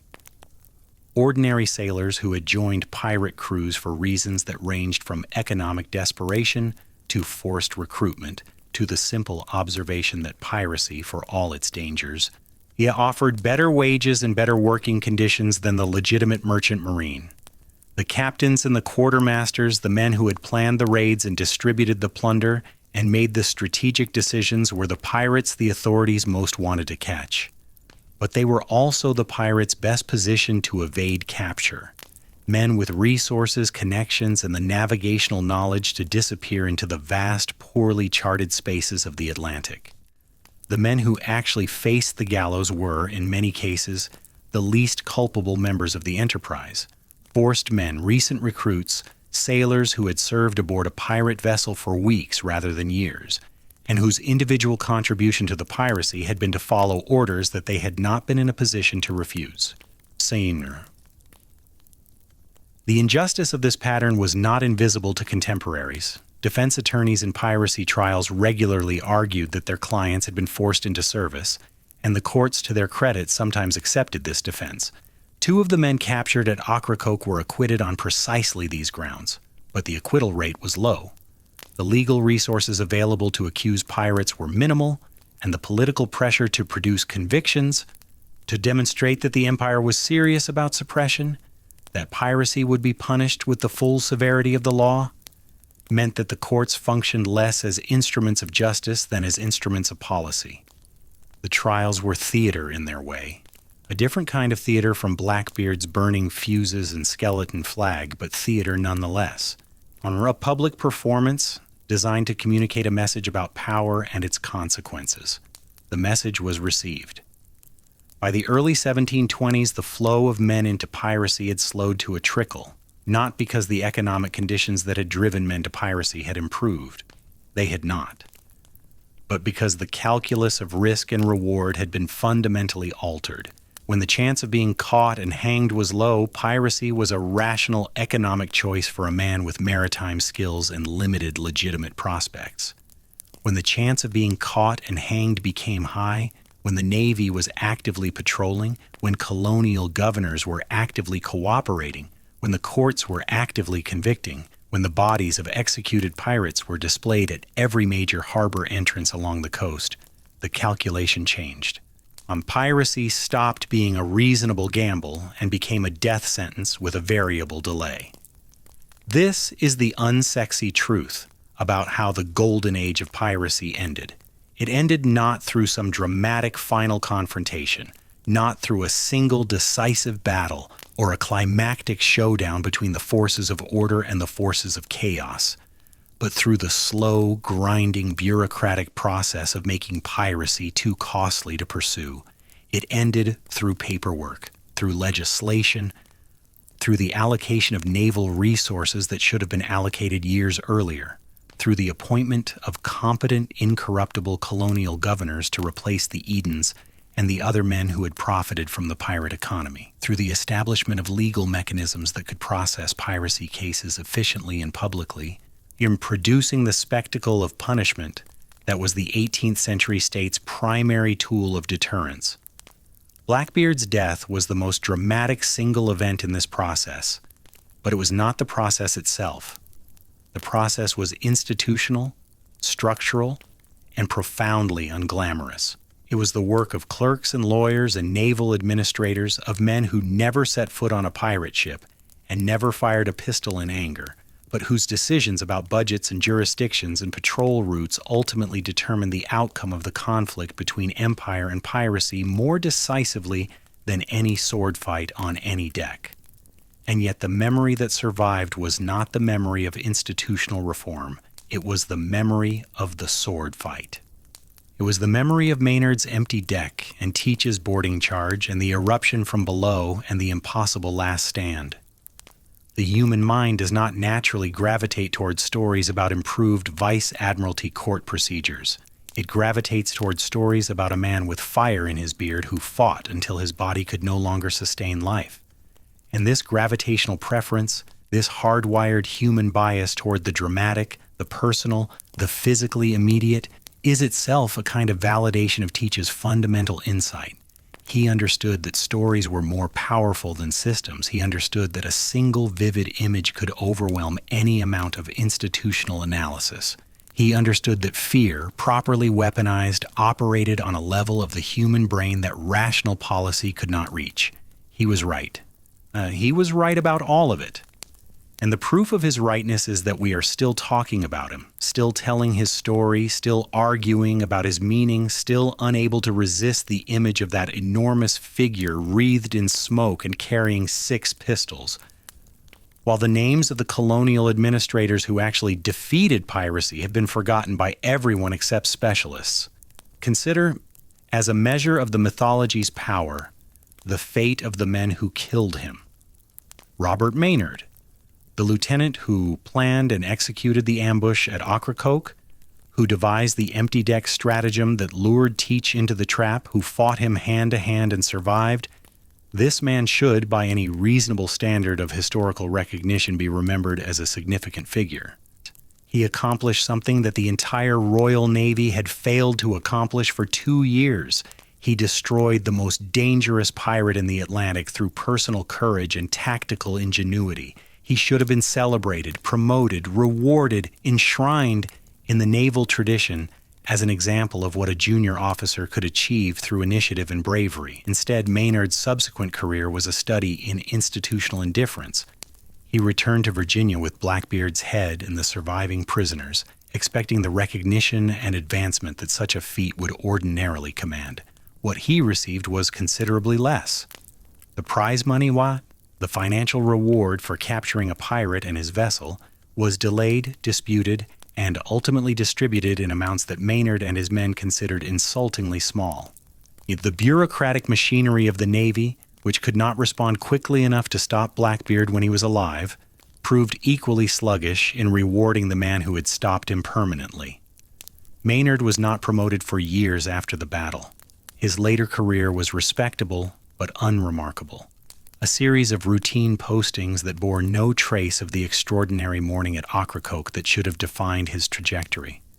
The reasons for this neglect were partly political.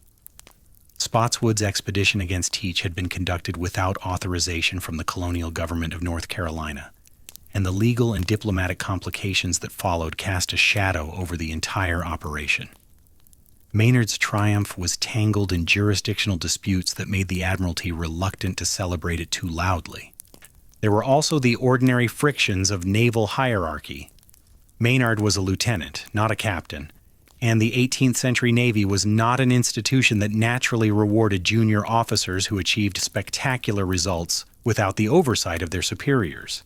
The Navy valued chain of command, proper procedure, authorized operations conducted through established channels. Maynard's expedition, whatever its results, had been an improvisation, a freelance operation conducted outside the normal structure of naval authority, funded by a colonial governor rather than the Admiralty, and executed with borrowed men in borrowed boats. The Navy could not punish Maynard for his success, but it could decline to reward him with the enthusiasm he expected, and that is essentially what it did. Maynard lived until approximately 1751. Dying in relative obscurity in England. He never achieved the rank of captain. He never commanded a ship of the line. He never received the kind of public recognition that would have ensured his name survived in popular memory alongside the name of the man he killed. The asymmetry is brutal and revealing. Blackbeard, who terrorized the Atlantic for less than 2 years and died at 38, is one of the most famous human beings who ever lived. Maynard, who ended Blackbeard's career through superior tactics and personal courage, is a footnote, a name that appears in Blackbeard's stories as a necessary element of the narrative, the instrument of the pirate's destruction, but never as a figure of independent interest or significance. This asymmetry tells us something uncomfortable about what human beings actually value in their stories. We say we value heroism, duty, the triumph of law over chaos, the restoration of order, and we do value these things in the abstract, in the way that we value vitamins and exercise. We know they are good for us, we acknowledge their importance, and we find them considerably less interesting than the things that are bad for us. What we actually value in the stories we choose to remember and retell and embellish across centuries is spectacle, danger, the transgression of boundaries, the individual who defies the system, even when the system is right and the individual is wrong. Blackbeard was wrong. He was a thief and a terrorist who built his career on the suffering and fear of others. And he is immortal. Maynard was right. He was a brave and capable officer who risked his life to protect the lawful commerce of the colonial seaboard. And he is forgotten. The injustice of this asymmetry would have surprised no one less than Edward Teach, who understood the economics of fame as instinctively as he understood the economics of fear, and who would have recognized immediately that infamy and obscurity are governed by the same calculus, a calculus in which the spectacular will always defeat the virtuous, in which the man who makes himself a story will always outlast the man who merely does his job. Alexander Spotswood, the architect of Teach's destruction, fared somewhat better in the historical record, though his fate carries its own ironies. Spotswood remained governor of Virginia until 1722. When he was recalled to England amid political conflicts with the colonial assembly that had nothing to do with piracy and everything to do with the ordinary friction between royal governors and colonial legislatures that would eventually, decades later, become one of the structural tensions underlying the American Revolution. He returned to Virginia in 1730 as a private citizen, having been appointed Deputy Postmaster General of the colonies, and spent his remaining years managing his considerable land holdings in the Virginia Piedmont. He died in 1740 in Annapolis, Maryland, while preparing to lead a military expedition against the Spanish settlement at Cartagena, a final gesture of imperial service from a man who had spent his career trying to extend and defend the reach of British authority in the American colonies. Spotswood's legacy is bound to Blackbeard's in ways that neither man could have anticipated. He is remembered primarily as the man who sent Maynard to kill Teach, a single episode in a long and complex career of colonial governance that included significant achievements in frontier expansion, Indian diplomacy, and the development of Virginia's iron industry. The piracy episode dominates his popular reputation not because it was his most important accomplishment, but because it connects him to the most famous story. Spotswood orbits Blackbeard's legend like a satellite, visible only in the light reflected from the larger body. Strip away the Blackbeard connection, and Spotswood becomes one of many competent, ambitious colonial governors whose careers are studied by specialists and unknown to the general public. Add the Blackbeard connection, and he becomes a character in one of the most widely told stories in Western culture. The gravity of the legend pulls everything into its orbit, reshaping the reputations of everyone it touches according to their proximity to the central figure. Governor Charles Eden of North Carolina presents the most troubling posthumous case. Eden has been convicted, in the court of historical opinion, of corruption, complicity, and the betrayal of his office, charges that the documentary evidence supports but does not prove beyond all doubt. The trial testimony that implicated Eden was given by men facing the gallows, men who had every incentive to deflect blame onto powerful figures in the hope of securing leniency. The letters attributed to Tobias Knight, Eden's secretary, were produced during legal proceedings controlled by Spotswood, a man who had political reasons to discredit Eden and the credibility to manufacture or manipulate evidence in the service of that goal. This is not to say that Eden was innocent. The weight of evidence suggests that he was, at minimum, willfully blind to Teach's continued piracy, and at maximum, an active participant in a corrupt arrangement that profited both men at the expense of the colony Eden was supposed to govern. But the certainty with which later generations have treated Eden's guilt reflects the narrative convenience of having a clear villain in the story as much as the evidentiary strength of the case against him. Eden died in 1722, still in office, his reputation already damaged beyond repair.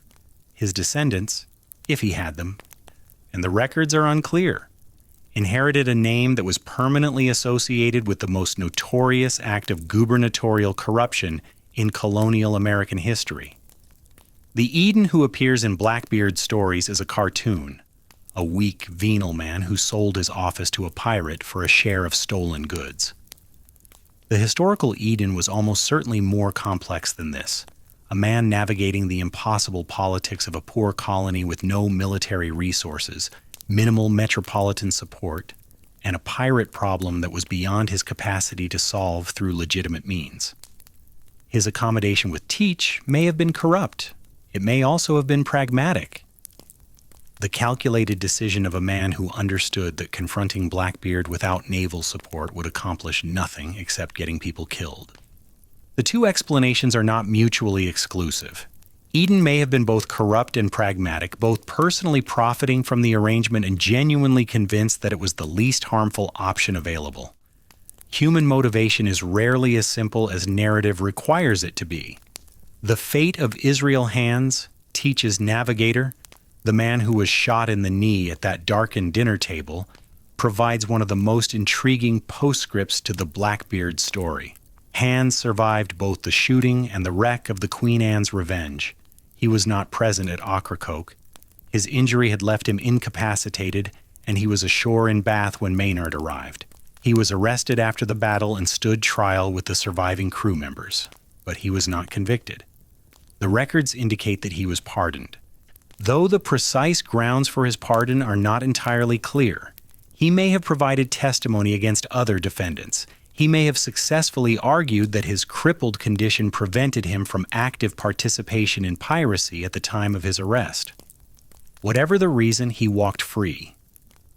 One of the few men who served closely with Blackbeard and survived to old age, Hands would achieve his own peculiar immortality nearly 2 centuries later, when Robert Louis Stevenson borrowed his name for a character in Treasure Island. Stevenson's Israel Hands is the coxswain of the Hispaniola, a dangerous and treacherous figure who attempts to murder the young protagonist Jim Hawkins in one of the novel's most gripping scenes. The literary Israel Hands bears no resemblance to the historical figure beyond the name, but the borrowing is a perfect illustration of how the Blackbeard mythology propagated itself through the culture. Names and images and fragments of the historical record breaking loose from their original context and attaching themselves to new narratives, new purposes, new audiences, carrying the genetic material of the original story into cultural environments that Teach could never have imagined. The community of Bath, North Carolina, where Teach had made his brief, strange attempt at respectability, was left to reckon with the aftermath of his presence. The town was small and poor before Teach arrived, and it was small and poor after he was killed. His brief residence had brought a certain notoriety, the kind of fame that attracts attention but not investment. That puts a place on the map for reasons that do not inspire confidence in potential settlers or trading partners. Bath would remain a minor settlement on the Pamlico River, overtaken in importance by other North Carolina towns that did not carry the stigma of having harbored the most wanted man in the Atlantic.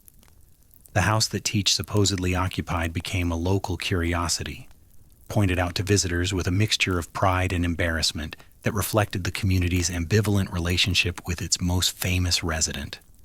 That ambivalence persists.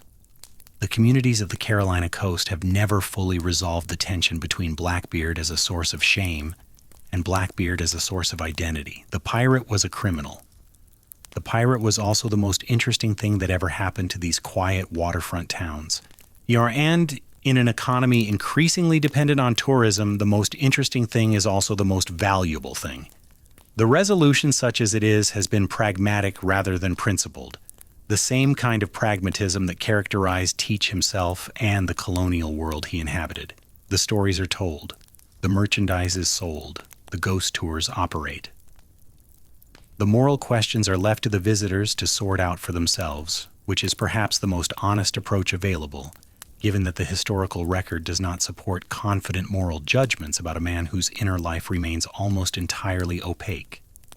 The enslaved people whose fates intersected with Blackbeard's career, the Africans aboard La Concorde, the black crew members who served on the Queen Anne's Revenge and the Adventure, the unnamed individuals who may have been traded or sold or freed or abandoned as the fortunes of the pirate enterprise shifted, occupy the most deeply shadowed corner of this history.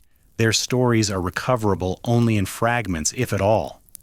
The colonial record-keeping apparatus that documented the activities of white Europeans with varying degrees of thoroughness simply did not extend the same attention to people of African descent, whose lives were treated as commercially significant but biographically irrelevant. We know that black men were present aboard Teach's vessels. We know that some of them fought alongside white crew members and were subject to the same risks and, when captured, the same punishments. We know almost nothing else about them, not their names in most cases, not their origins, and not the circumstances of their recruitment, not their experiences aboard the pirate ship, not their fates after the enterprise collapsed. This silence is not a gap in the Blackbeard story. It is the Blackbeard story.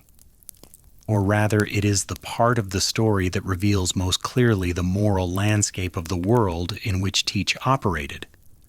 The Atlantic economy of the early 18th century was built on the systematic dehumanization of African people, and the documentary practices of that economy reflected and reinforced that dehumanization with a thoroughness that has made the recovery of individual black lives from this period one of the most difficult challenges in historical scholarship. The pirate ship may have offered a space of greater racial equality than the plantation or the merchant vessel, but it existed within and depended upon a larger system in which racial inequality was the foundational principle.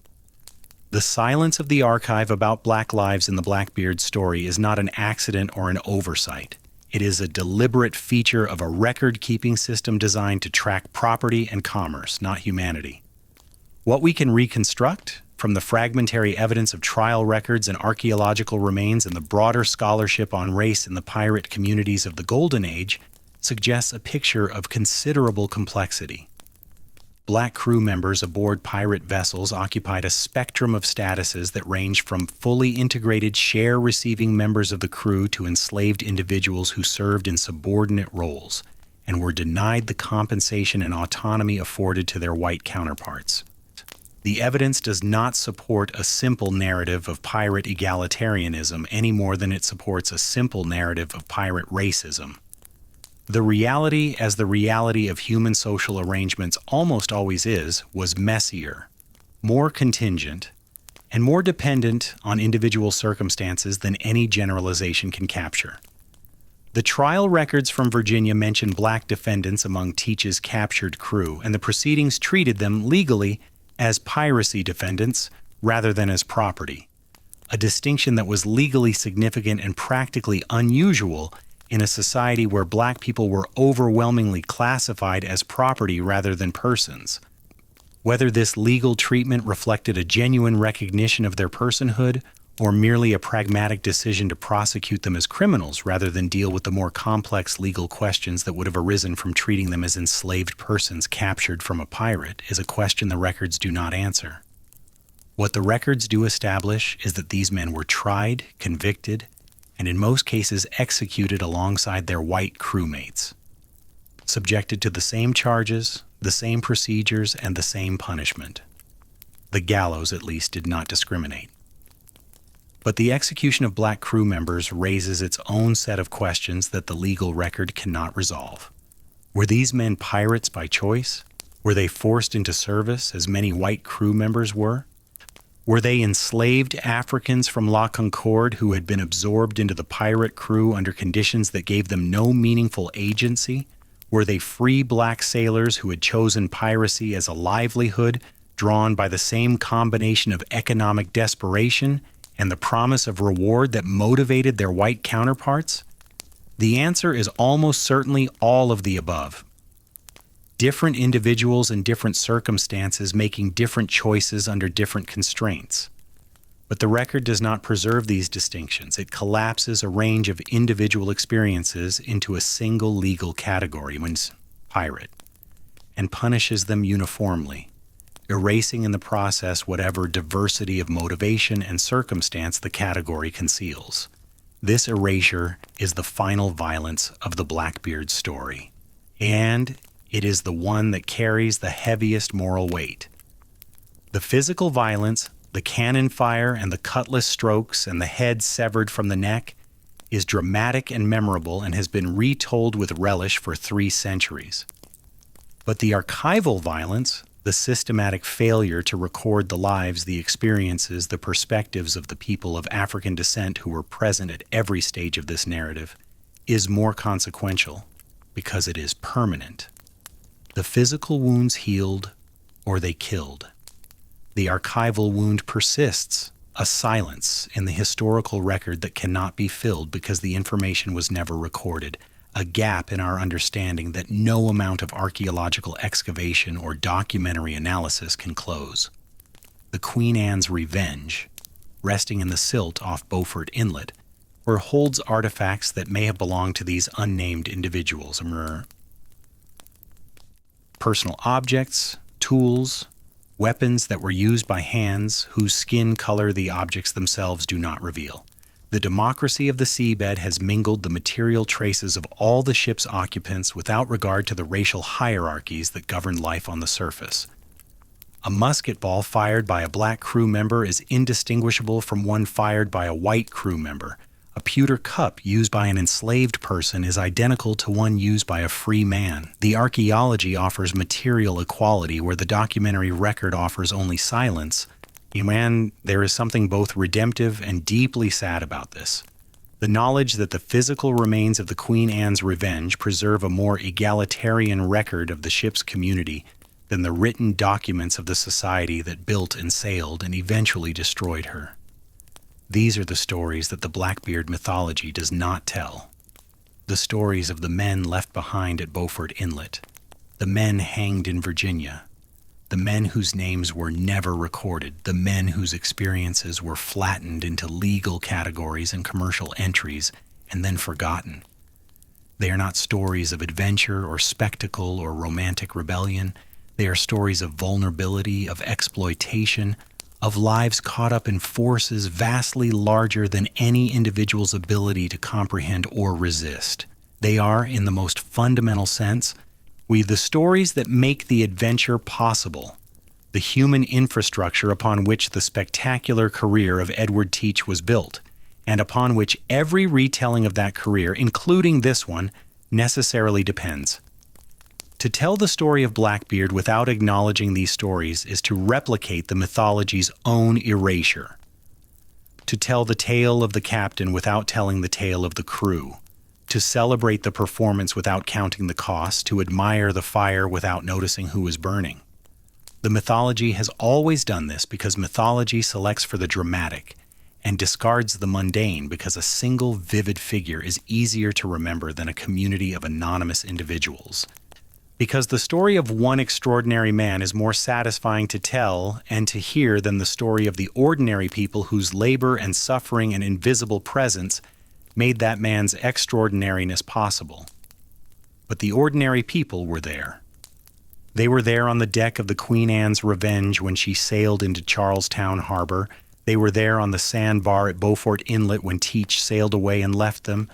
They were there in the hold of La Concorde before she ever became a pirate ship, chained in the darkness of the Middle Passage, enduring conditions that make the dangers of piracy seem almost trivial by comparison.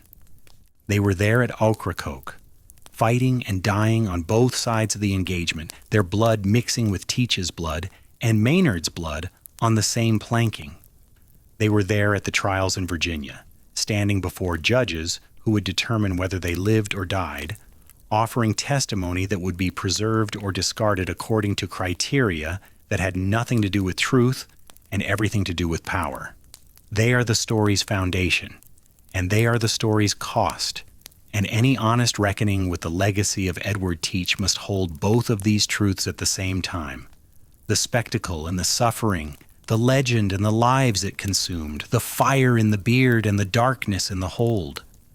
The night after the battle at Ocracoke, with the dead still unburied and the wounded still groaning on the decks of Maynard's battered sloops, the waters of Pamlico Sound would have been utterly still. The powder smoke had long since dispersed into the November air. The blood that had pooled in the scuppers and run through the seams of the planking had been diluted by the bilge water that every small vessel carried in her belly, turning it from red to rust to the faint, pinkish tinge of something that might, by morning, be mistaken for nothing more than dirty water. The head of Edward Teach hung from the bowsprit where Maynard had ordered it placed, swinging gently with the motion of the anchored sloop, the braided beard stiff with dried blood and salt, the eyes closed or open depending on which account you believe, the face already beginning the process of transformation that would carry it from flesh to bone to legend. The surviving pirates, perhaps a dozen men, wounded, bound, stripped of their weapons, sat or lay on the deck of the Adventure under guard, waiting for a dawn that would bring them nothing good. Some of them had been sailing with Teach for months. Others had joined the crew only weeks earlier, drawn by the reputation, the promise of easy plunder, the gravitational pull of a name that seemed to guarantee success. They had gambled on Blackbeard's invincibility, and they had lost. The mythology that had protected them, that had caused merchant captains to surrender without a fight, that had kept the Royal Navy at bay for 18 months, that had made the very name Blackbeard a kind of shield against the consequences of their profession, had failed them in the space of a quarter hour. The shield had turned out to be made of nothing more substantial than fear, and fear, as they had just discovered, stopped working the moment someone stopped being afraid. And what these men thought as they sat in the darkness waiting for the morning that would begin their journey to the gallows is unrecorded. The trial records preserve their words only in the formal context of legal proceedings as the charges read, the pleas entered, the testimony given under oath by men who understood that their lives depended on the persuasiveness of their answers.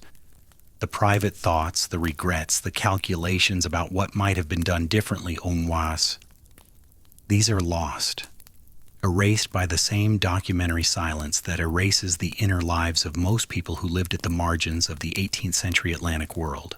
They were pirates, they were captured, they would be tried, most of them would be hanged. The system that processed them was efficient and indifferent to the individual circumstances that had brought each man to this particular deck on this particular night. But the system's indifference should not be mistaken for simplicity.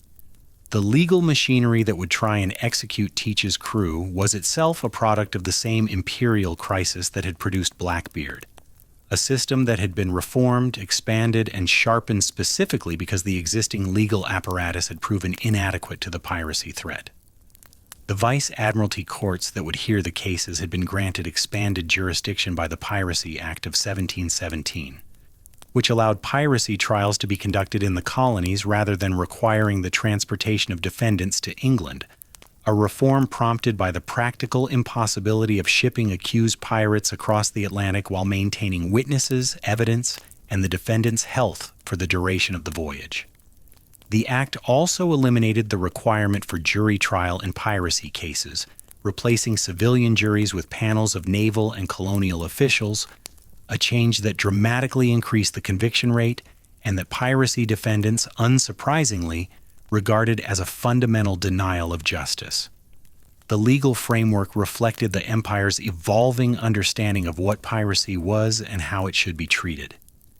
In the early years of the Golden Age, piracy had been treated as an ordinary criminal matter. Serious, certainly, but manageable through the existing legal structures that handled theft, assault, and murder on land. The inadequacy of this approach became apparent as the scale of the problem grew. Piracy was not ordinary crime. It was crime committed on the high seas, beyond the jurisdiction of any particular colony, against victims from multiple nations, by perpetrators who moved freely between colonial boundaries that land-based law enforcement could not cross. It required a legal response that was as mobile and as jurisdictionally flexible as the pirates themselves, a system that could follow the crime rather than waiting for the crime to come to it. The reformed Vice Admiralty courts were that system, and their effectiveness in the years following 1718 was a crucial element in the suppression of the Golden Age. Between 1718 and 1726, these courts processed hundreds of piracy cases across the colonial seaboard and the Caribbean, producing conviction rates that ranged from 60 to 90% depending on the court and the year. The speed of the proceedings was remarkable by the standards of the age. Cases were typically heard within weeks of capture, and execution followed within days of conviction. The empire had learned through painful experience that delay in piracy prosecution was functionally equivalent to leniency. Every month that a captured pirate spent in custody awaiting trial was a month in which witnesses dispersed, evidence deteriorated, political pressure mounted, and the deterrent effect of punishment diminished. Speed was justice, or at least it was efficiency, and in the crisis conditions of the post-Blackbeard Atlantic, the efficiency was the quality that the imperial authorities valued above all others. The trials of Teach's crew in Williamsburg, Virginia, in March 1719 followed this pattern. The proceedings were conducted before a panel of colonial officials appointed by Spotswood, in a courtroom atmosphere that combined the formality of British legal tradition with the urgency of a political moment that demanded visible results. The defendants were charged under the Piracy Act with piratically and feloniously taking and plundering various vessels on the high seas and in the navigable waters of the American colonies. The evidence presented against them included the testimony of Maynard and his surviving officers, the physical evidence recovered from the adventure, cargo, weapons, personal effects belonging to the crews of captured vessels, and the testimony of former prisoners who had been held aboard Teach's ships and subsequently released. The defense, such as it was, rested primarily on the claim that the defendants had been forced into Teach's service against their will. This was a legally recognized defense in piracy cases, reflecting the acknowledged reality that pirate crews frequently supplemented their numbers by compelling captured sailors to serve. The coercion could range from direct physical threats to the subtler but equally effective pressure of being stranded aboard a pirate vessel with no means of escape and no prospect of rescue. A man who had been captured at sea, brought aboard a pirate ship, and, given the choice between serving as a pirate or being set adrift in an open boat hundreds of miles from land, had not, in any meaningful sense, chosen piracy. The courts recognized this, and defendants who could demonstrate convincingly that their service had been involuntary were sometimes acquitted. But the burden of proof fell on the defendant, and meeting that burden required evidence that most of Teach's crew could not provide. How do you prove, months after the fact, that you were forced aboard a pirate vessel? The witnesses who might have corroborated your account, the crew of the ship from which you were captured, were scattered across the colonial seaboard, if they were alive at all. The other pirates who had witnessed your recruitment had every incentive to claim that you had joined willingly. Since admitting that forced recruitment was practiced would strengthen the prosecution's characterization of piracy as a violent criminal enterprise. The captain who had forced you into service was dead, his head rotting on a pole in Virginia, unable to confirm or deny anything. The defense of compulsion was theoretically available but practically difficult, and the court's willingness to accept it depended heavily on factors that had nothing to do with the defendant's actual circumstances. The political atmosphere, the court's appetite for convictions, the persuasiveness of the defendant's demeanor, and the arbitrary question of whether the presiding officials believed the story or not. Of the men tried at Williamsburg, the records indicate that all but 2 were convicted. The 2 who were acquitted successfully argued compulsion. Their testimony, whatever its content, evidently struck the court as credible enough to warrant mercy. The rest were sentenced to death. The executions were carried out publicly, the bodies displayed along the waterfront in the manner prescribed by Admiralty tradition.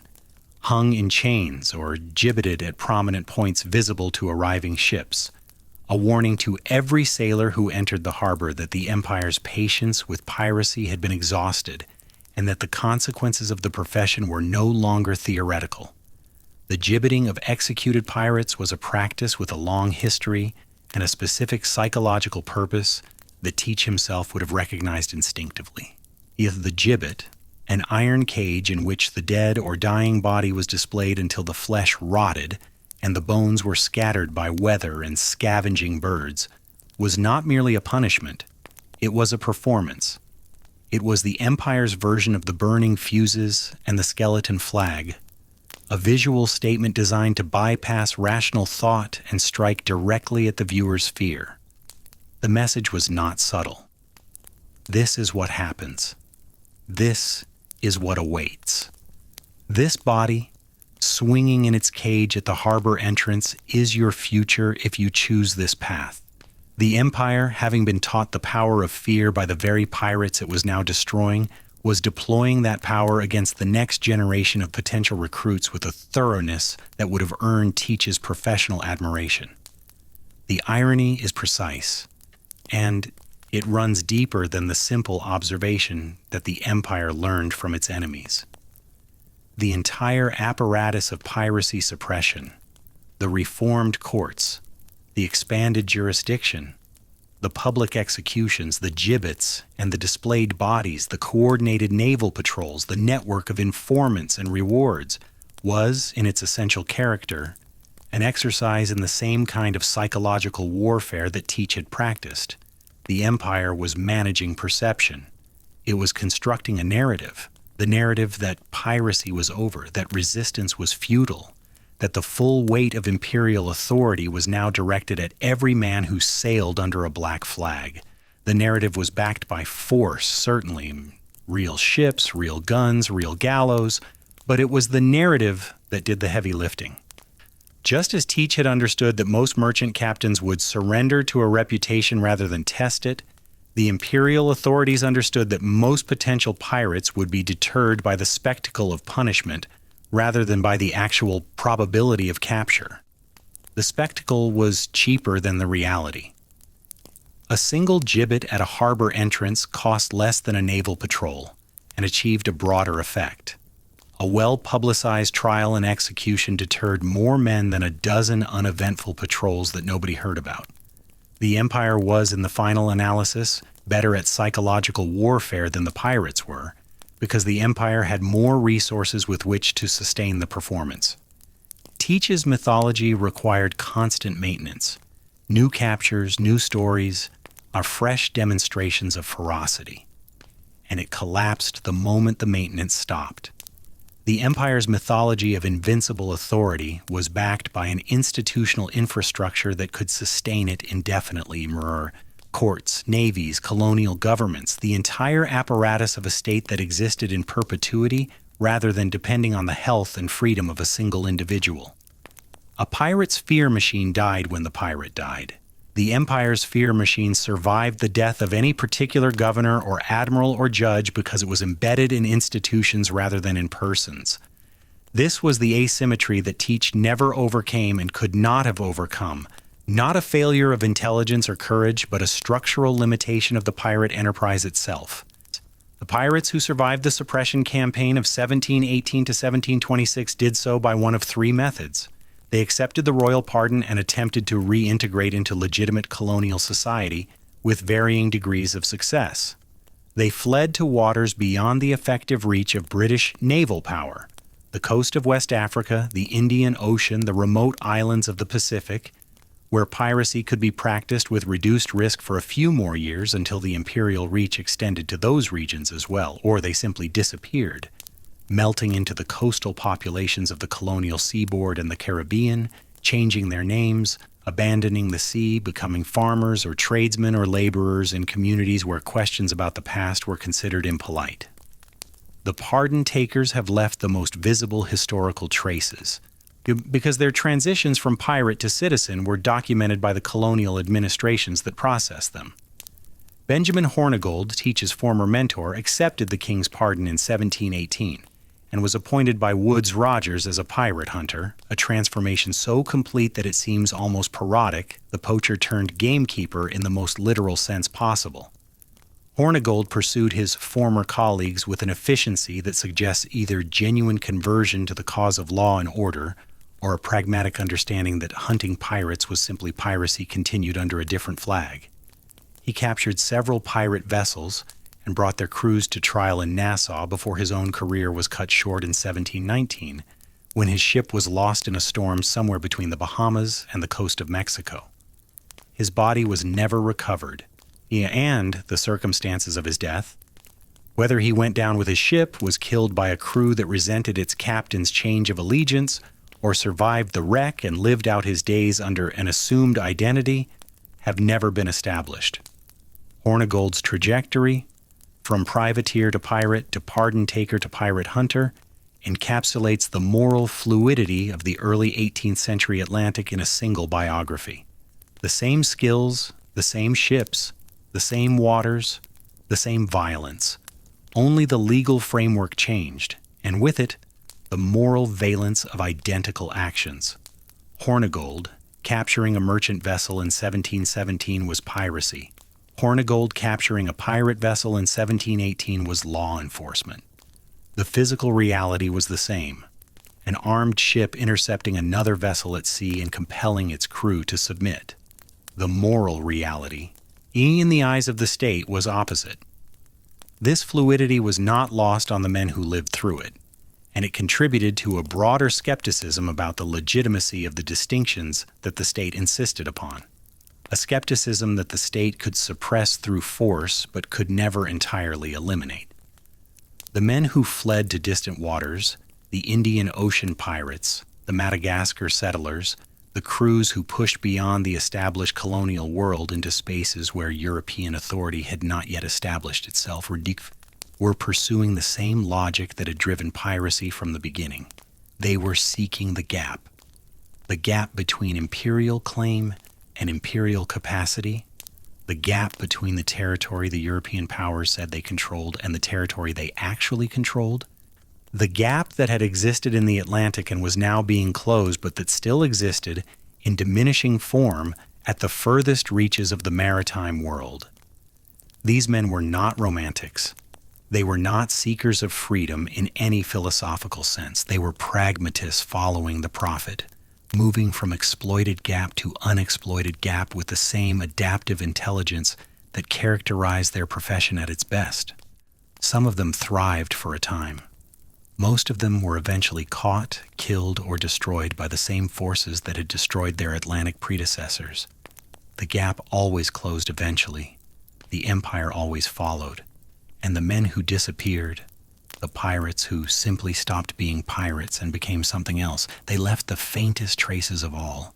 Yeah, because the success of their transition depended on the completeness of their erasure. A man who successfully abandoned piracy and became a colonial farmer needed, above all, for no one to know what he had been. His survival required silence, and silence by definition leaves no record. We can infer that such men existed in significant numbers because the population of active pirates in the Atlantics, several thousand at the peak, cannot be accounted for entirely by the number who were killed, captured, or documented as having accepted pardons.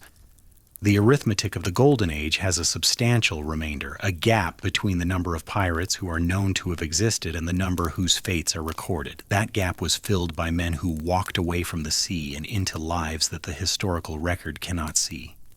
Some of these men would have carried the marks of their former profession into their new lives. Scars, tattoos, the particular physical deterioration that came from years of exposure to salt water and tropical diseases, the missing fingers and toes that were the common currency of hand-to-hand combat in the age of edged weapons.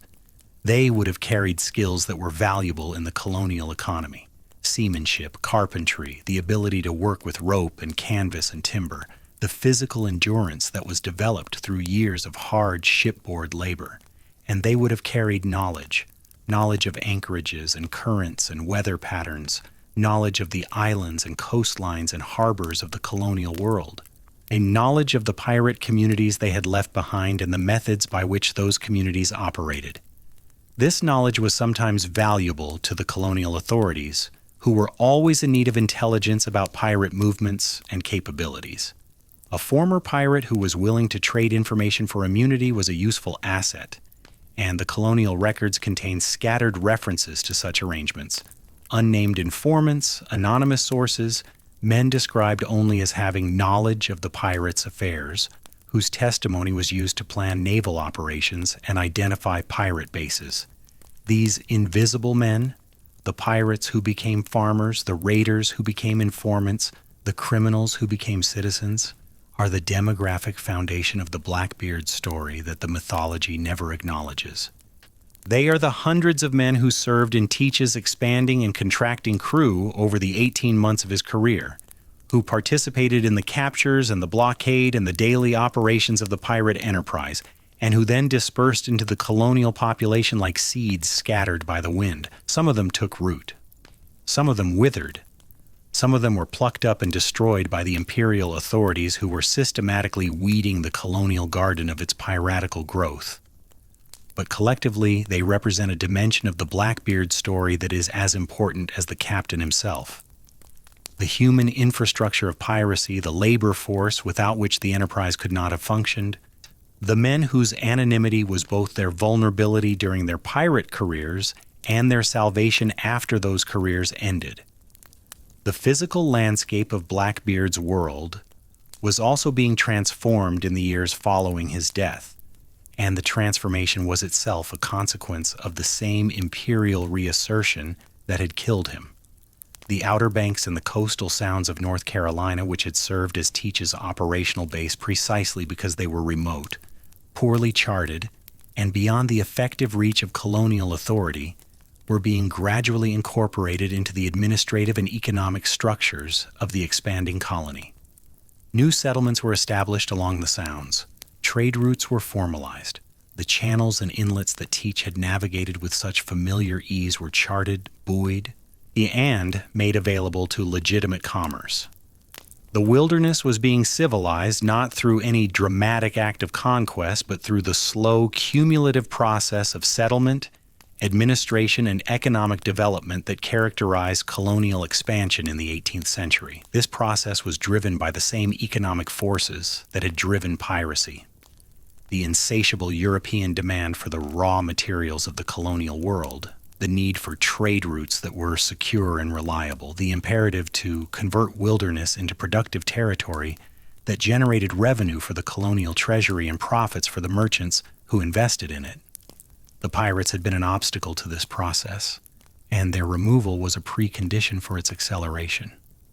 With Blackbeard dead and his crew hanged, with the naval patrols in place and the Vice Admiralty courts functioning, the waters of the Carolina coast became progressively safer for legitimate commerce. Ships that had avoided the Outer Banks for fear of piracy began to use the coastal routes again. Merchants who had diverted their trade to safer ports began to return. The economic recovery was gradual, but it was real, and it demonstrated the material cost that piracy had imposed on the colonial economy. A cost measured not just in stolen cargo and captured ships, but in the broader disruption of trade patterns, the increased insurance premiums, the lost business, and the delayed development that resulted from the simple fact that the waters were too dangerous to use. The institutional legacy of the piracy crisis extended well beyond the immediate military and legal response. The reforms that had been implemented to address the pirate threat and the expanded Vice Admiralty courts, the enhanced naval presence, the improved coordination between colonial governors, became permanent features of the colonial governance structure. The Vice Admiralty courts, in particular, would have a long and controversial afterlife. Originally created to handle piracy and maritime disputes, they evolved over the following decades into instruments of broader imperial policy, used to enforce trade regulations, customs duties, and the increasingly restrictive commercial legislation that Parliament imposed on the colonies. The court's lack of jury trials, which had been a practical necessity in piracy cases, and had attracted relatively little opposition when the defendants were accused pirates. He became a source of intense colonial resentment when the same courts were used to prosecute merchants for customs violations and smuggling. The irony is layered and significant. The legal machinery that the empire built to destroy Blackbeard became one of the instruments that alienated the colonial population from imperial authority and contributed to the constitutional arguments that would eventually fuel the American Revolution. The Vice Admiralty courts that tried Teach's crew in 1719 were institutional ancestors of the Vice Admiralty courts that provoked colonial fury in the 1760s, when Parliament extended their jurisdiction to enforce the Sugar Act and the Stamp Act.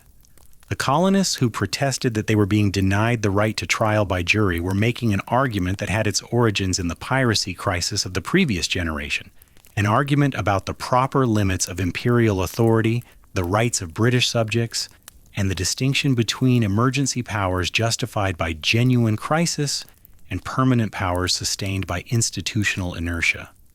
This is the longest shadow that Blackbeard casts across the subsequent history of the Atlantic world, and it is the one that requires the most careful handling, because the connection between the piracy crisis and the American Revolution is real but indirect, significant but easily overstated.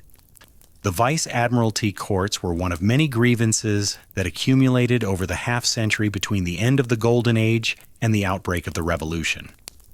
The colonial experience of imperial impotence during the piracy crisis was one of many experiences that shaped colonial attitudes toward the mother country. To claim a direct causal link between Blackbeard's death and the Declaration of Independence would be an exercise in the kind of dramatic oversimplification that makes for satisfying narrative and bad history. But to ignore the connection entirely would be equally misleading. The piracy crisis was a formative experience for the colonial Atlantic, and the institutional responses it generated had consequences that extended far beyond the immediate problem of pirates. The empire that emerged from the crisis was more powerful, more centralized, and more intrusive than the empire that had entered it. The colonial populations that emerged from the crisis were more aware of the empire's limitations, more skeptical of its promises, and more alert to the possibility that institutions created for one purpose could be repurposed for another. These were not the direct causes of revolution, but they were among the conditions that made revolution thinkable. Part of the slow, complex, multi-layered process by which a colonial population that had once accepted imperial authority as natural came to regard it as intolerable. The physical world that Teach inhabited has been transformed beyond his recognition, but the structural world, the world of power dynamics, institutional vulnerabilities, and the human psychology of fear, remains stubbornly familiar. The gap between what a system claims to control and what it actually controls still exists in every complex institutional structure. The ability of small adaptive actors to exploit that gap still produces consequences disproportionate to the actor's apparent resources. The power of narrative and reputation to function as force multipliers still operates in every domain where human beings make decisions under conditions of uncertainty and incomplete information. And the tendency of institutional responses to crises, responses designed for specific time-limited emergencies, to harden into permanent features of the institutional landscape, accumulating power and generating resentment long after the original crisis has passed, remains one of the most consistent patterns in the history of governance. These are not lessons that Teach intended to teach. He was not a political philosopher or a social theorist. He was a man who wanted money and the freedom to spend it, and who pursued both with the tools available to him in the world he inhabited. The lessons are in the story itself, embedded in the pattern of events, visible to anyone who looks at the pattern rather than at the individual actors who composed it. Teach saw only the immediate tactical landscape. The next ship, the next anchorage, the next governor to corrupt, the next threat to manage. The larger pattern, the pattern that connects his career to the institutional evolution of the British Empire and the eventual dissolution of that empire's authority in the American colonies, was visible only in retrospect. From a distance that Teach could not have achieved and would not have valued if he could. The distance that time provides is both the historian's greatest asset and greatest danger. It allows us to see patterns that contemporaries could not, to draw connections between events separated by decades or centuries, to identify the long-term consequences of decisions whose short-term implications were all that mattered to the people who made them. But it also tempts us to impose coherence on events that were experienced as chaos, to construct narratives of cause and effect that are tidier than the reality they describe, to mistake the retrospective clarity of the pattern for the prospective clarity that the actors themselves possessed. Teach did not know he was living at the end of the Golden Age of Piracy. He did not know that the Vice Admiralty Court that would try his crew would evolve into an instrument of imperial overreach that would alienate the colonial population. He did not know that the gap he had exploited between colonial need and imperial response would eventually become the gap through which an independence movement would drive its arguments. He knew only what was in front of him, the ship, the sea, the wind, the next horizon, and he responded to what was in front of him with the intelligence and the ferocity and the theatrical flair that had carried him from the Bristol waterfront to the most feared name on the Atlantic Ocean.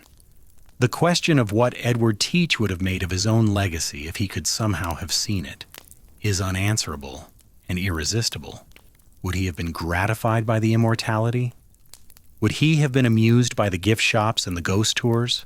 Would he have recognized, in the endlessly reproduced image of a man with a smoking beard and a skeleton flag, the carefully constructed performance that he had designed for a specific purpose in a specific historical moment, now detached from that purpose and that moment and drifting through the culture like a ship without a rudder, beautiful and meaningless and everywhere? Or would he have understood, with the same intuitive grasp of human psychology that had been his defining gift, that the immortality was itself the final proof of his central insight? That stories outlast the people who create them? That fear, once released into the world, cannot be recalled? That a reputation properly constructed becomes independent of the facts that generated it, or takes on a life of its own, and persists long after the flesh and bone and blood that gave it substance have been consumed by the patient chemistry of time and seawater? The wind moves across Pamlico Sound on a November evening, 3 centuries distant from the morning that ended Edward Teach's life, and the water responds as water always responds, under Tanoku Dobo, with a surface disturbance that travels outward from the point of contact, diminishing in amplitude but never truly disappearing, spreading in concentric ripples that interact with the shore, the sandbars, the hulls of anchored boats, the pilings of the docks, and with each other creating interference patterns of extraordinary complexity from an initial impulse of perfect simplicity, a single disturbance propagating through a medium that cannot forget it. Teach would have understood the metaphor. He lived it. He was the disturbance, and the Atlantic was the medium, and the ripples are still spreading. But ripples, even the most persistent, eventually encounter a shore, and it is on the shore, the actual physical shore of the places where Edward Teach lived and fought and died, that the final reckoning with his legacy must take place. Not in the abstract realm of cultural analysis or institutional history, but in the specific material world of water and sand and the slow accretion of time upon the things that human beings leave behind. The coast of North Carolina is a landscape defined by impermanence. The barrier islands that form the Outer Banks are not fixed features of the Earth's geography, but transient accumulations of sand, being deposited by longshore currents and sculpted by wind and storm into shapes that persist for decades or centuries before being dissolved and reconstituted elsewhere. The island that Teach knew as Ocracoke exists today in a different configuration than it occupied in 1718, narrower in some places, wider in others, its inlets migrated, its dunes reshaped, its relationship to the mainland altered by 3 centuries of hurricanes, nor'easters, and the relentless ordinary work of tides that move sand grain by grain from one place to another with a patience that makes geological time feel hurried. This impermanence is not incidental to the Blackbeard story. It is the story's deepest metaphor, the truth that underlies every other truth the narrative contains. The world that Teach exploited.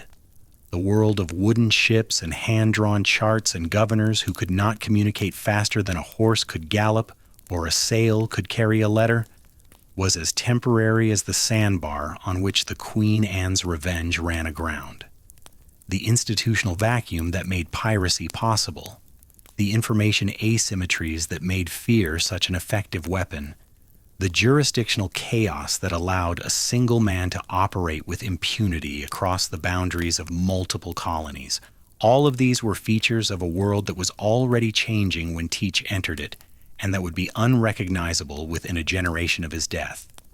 The Golden Age of Piracy was, in the most literal sense, a window, a brief opening in the institutional landscape of the Atlantic world through which a certain kind of man, by possessing a certain kind of skill, could pass from obscurity into power and from power into legend.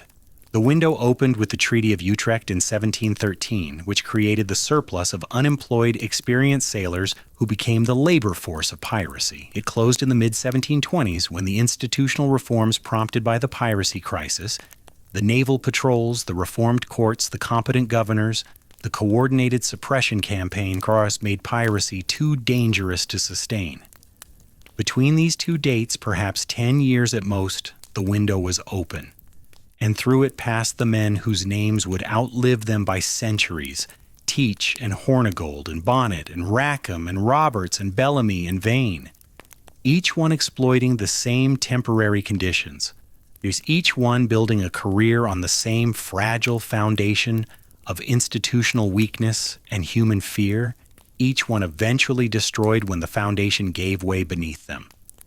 Teach was neither the first through the window nor the last. He was simply the one who understood most clearly what the window was and how to use it. His genius, and the word is not too strong, was not for seamanship or for combat, though he was competent at both. His genius was for reading the architecture of the world he inhabited and identifying its load-bearing weaknesses with the eye of a demolition expert. He saw that the colonial Atlantic was a structure held together by perceptions rather than realities, by the perception of imperial authority where actual imperial authority was thin or absent, by the perception of safety where actual safety depended on the good behavior of men who had no particular incentive to behave well, by the perception of order where actual order was a fragile construction maintained by understaffed courts, underfunded navies, and colonial governors whose authority extended no further than their ability to enforce it. He saw all of this, and he understood that a man who could disrupt those perceptions, who could demonstrate publicly and spectacularly the gap between what the empire claimed and what the empire could deliver, would wield a power out of all proportion to his actual resources. This understanding is what separates Teach from the hundreds of other pirates who sailed during the Golden Age, and it is what makes his story, properly understood, something more than an adventure narrative. Most pirates were opportunists. They saw an undefended ship and they took it. They saw a gap in the patrol pattern and they sailed through it. They responded to the immediate tactical situation with the skills they possessed and the resources they had at hand. Teach did all of these things, but he also did something that most of his contemporaries did not. He thought about the system. He understood piracy not just as a series of individual captures, but as an enterprise that operated within a larger framework of power, perception, and institutional capacity. He understood that the framework had rules, and that the rules could be exploited. He understood that the greatest vulnerability of a system built on perception was the perception itself. That if you could make the system doubt its own capacity to function, that you could paralyze it more effectively than any number of captured ships could accomplish. The Charlestown blockade was the supreme expression of this understanding. It was not merely audacious in its execution, though it was audacious, a single pirate holding one of the richest cities in British America hostage for a week. It was audacious in its conception, in the intellectual clarity with which it identified and exploited the system's deepest vulnerability. The blockade did not attack Charlestown's walls or its garrison or its physical defenses.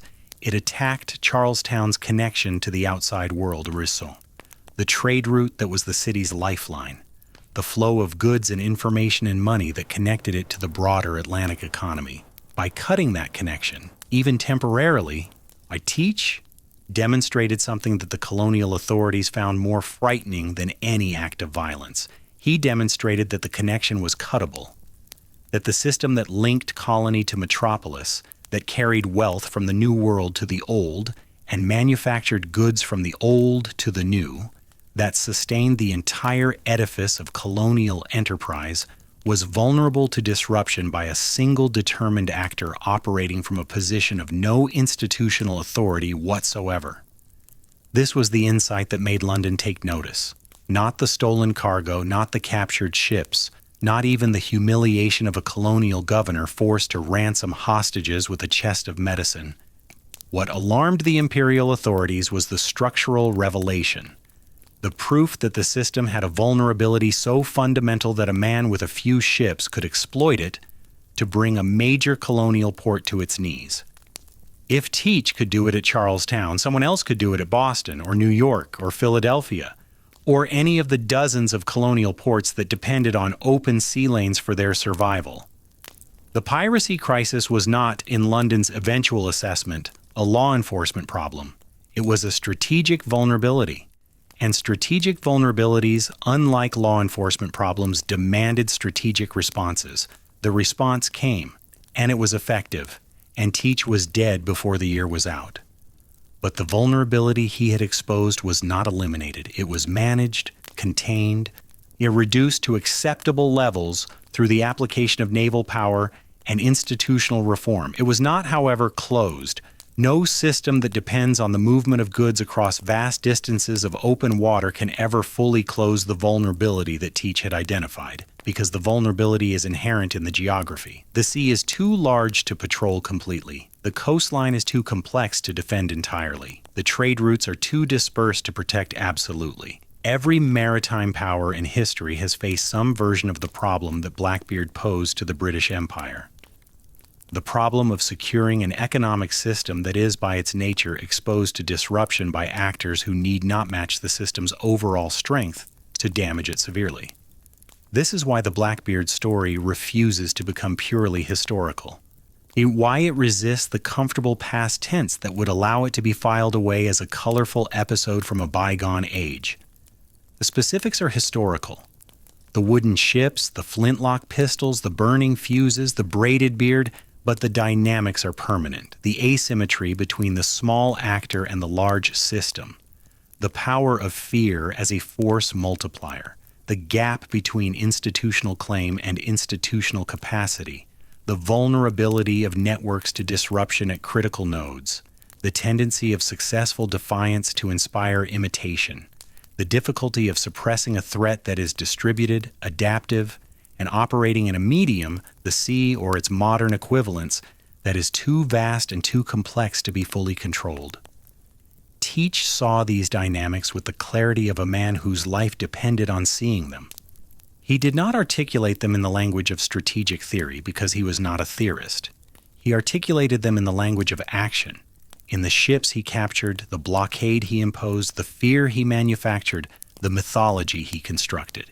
His career was an argument conducted in deeds rather than words, and the argument was devastatingly effective for exactly as long as the institutional conditions that made it possible remained in place. When those conditions changed, the argument collapsed. And this, too, is part of the lesson, the part that the Romantic mythology most consistently omits. Teach's career ended not in some tragic confrontation with fate, but in a practical demonstration of what happens when a system finally mobilizes the resources it possesses against a threat it has been ignoring. 60 men in 2 sloops, no cannon, cutlasses and pistols, and the willingness to close to arm's length with a man whose reputation was built on the assumption that no one would dare. That was all it took. Not a fleet, not an armada, not the assembled might of the Royal Navy. Just 60 men who had been given clear orders and the determination to carry them out. The modesty of the force that killed Blackbeard is the final, devastating commentary on the nature of the power he had wielded. His entire empire of fear, the machinery of terror that had paralyzed the Atlantic seaboard for 18 months, was brought down by a force so small that it would not have warranted a footnote in the records of any significant naval engagement. The disproportion between the scale of the threat and the scale of the response that eliminated it reveals, with painful clarity, how much of Teach's power had been illusion, how much had depended on the unwillingness of his opponents to test the mythology, how much had been sustained not by his own strength, but by the inaction, the corruption, the bureaucratic sluggishness, and the simple timidity of the institutions ranged against him. This is not to diminish Teach's achievement. To build and sustain an illusion that powerful, for that long, against opponents who had every reason and every resource to destroy it, required intelligence, discipline, and a quality that can only be called artistic vision, the ability to conceive of a performance and to execute it with such consistency and conviction that it became, for practical purposes, indistinguishable from reality. That is a rare and genuine talent, and Teach possessed it in extraordinary measure. But it was, in the end, a talent for illusion rather than for substance. The power was real only as long as it was unchallenged. The moment someone challenged it, the moment Maynard pointed his sloops into that channel and kept coming despite the broadside, despite the casualties, despite every message that the mythology was sending about the futility of resistance, the power evaporated. What remained was a man, a large, strong, experienced, ferocious man certainly, but a man. And a man, no matter how formidable, cannot fight 30 men with cutlasses and survive. The mythology said he could. The mythology was wrong. And Teach died proving it wrong on a deck that was too small for legends and too slippery with blood for the performance to continue. And there is something in this final scene, in the image of Teach fighting long past the point where any rational calculation of self-preservation would have told him to stop, that transcends the strategic analysis and the institutional history and touches something elemental about the human relationship with mortality. He must have known he was dying. After the first several wounds, certainly after the throat was cut, he must have understood that the next few minutes were the last minutes he would ever experience. And in those minutes, he did not surrender. He did not beg. He did not attempt to negotiate or to invoke the pardon that was technically still in effect. He fought. He fought with a persistence that the men who witnessed it found inexplicable and that later generations would find supernatural. And he fought not because fighting could save him. It could not, and he must have known it could not, but because fighting was who he was. It was the only identity he had. Strip away the ships and the flag and the burning fuses and the mythology, and what remained was a man who had defined himself through combat and who could not stop being that man even when being that man was killing him. Or perhaps the explanation is simpler and more terrible than that. Perhaps he fought because stopping was unthinkable, because the performance had become so total, so consuming, so completely identified with the performer that Teach could not have stopped fighting any more than he could have stopped breathing. The mask had fused with the face. The character had consumed the actor. Blackbeard, who had been Edward Teach's greatest creation, had become Edward Teach's prison, a role so perfectly constructed and so relentlessly maintained that there was no longer a person behind it capable of stepping out of character, even to save his own life.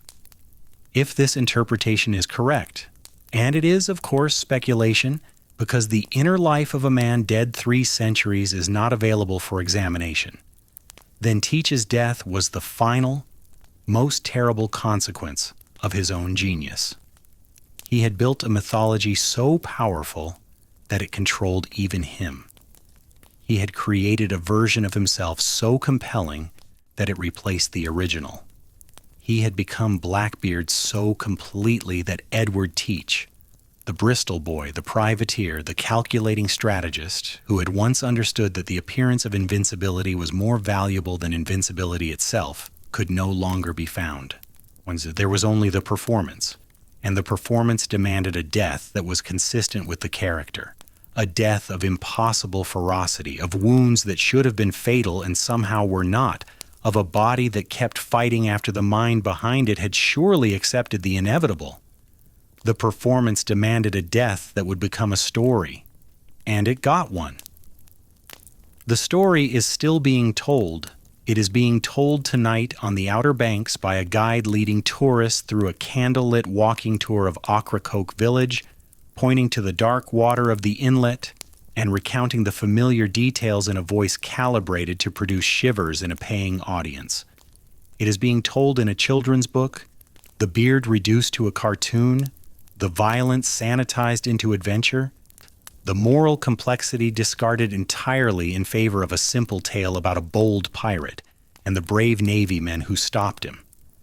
It is being told in an academic conference paper, the narrative decomposed into data points and interpretive frameworks and arguments about the socioeconomic determinants of maritime crime in the early modern Atlantic.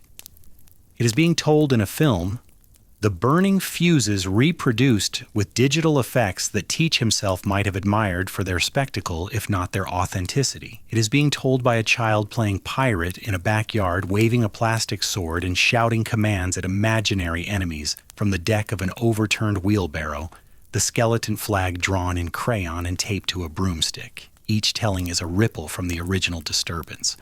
Each one carries some fragment of the signal that Teach launched into the world 3 centuries ago. The signal that said fear is power, that a story can be a weapon, that one person with enough nerve can make the world take notice. The signal has degraded with distance, certainly. The child with the crayon flag is receiving a version of Blackbeard so attenuated, so filtered through so many layers of retelling and reimagining that it bears almost no resemblance to the historical Edward Teach. But the signal is still there. The energy that Teach invested in his performance, the energy of intelligence, of theatrical imagination, of the desperate creativity that characterized a man who had nothing but his own abilities and used them to shake an empire, that energy has not dissipated. It has been transformed, redistributed, absorbed into the culture at a level so deep that it can no longer be traced to its source except by those who make the effort to follow the ripples back to their origin. And at the origin, at the still point at the center of all the concentric circles of myth and interpretation and commercial exploitation, there is nothing. There is an inlet. There is shallow water over a shifting bottom of sand and shell, and the dissolved remains of things that were once solid and are solid no longer. There is wind. There is the sound that wind makes crossing a body of water enclosed by low barrier islands. A sound that is not silence but is close to it. A sound that contains within it the white noise of the natural world doing what it has always done without reference to the human dramas played out upon its surface. Somewhere beneath that surface, in sediment that has been deposited and redistributed and deposited again hundreds of times since November of 1718, there may be a few iron nails, a fragment of ballast stone, the corroded remains of a musket ball fired by a man whose name no one recorded at a man whose name everyone knows. These remnants, if they exist, do not know that they are historical artifacts.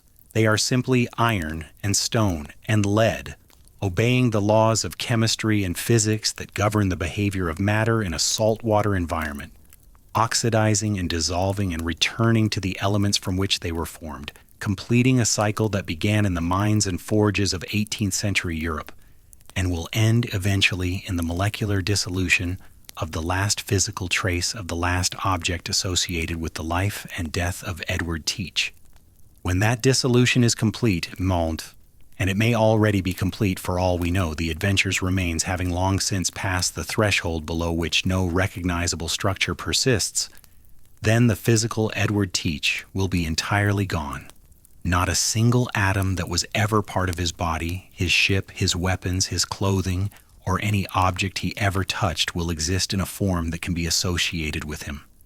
The material world will have closed over him as completely as the water of Ocracoke Inlet closed over his body on that November morning, leaving no trace, no mark, no physical evidence that he ever existed.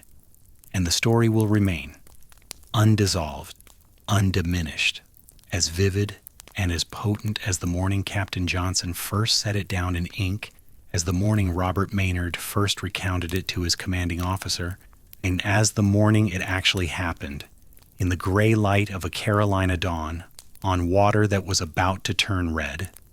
This is Teach's true legacy, and it is the one he would have understood. Not the archaeology, not the institutional history, not the cultural analysis, the story, the simple, enduring, indestructible fact of a story so powerful that it outlived everything that produced it. Dipenso, the man, the ships, the empire, the age itself, and shows no sign of dying. 300 years, and the beard is still burning. 300 years, and the flag is still flying.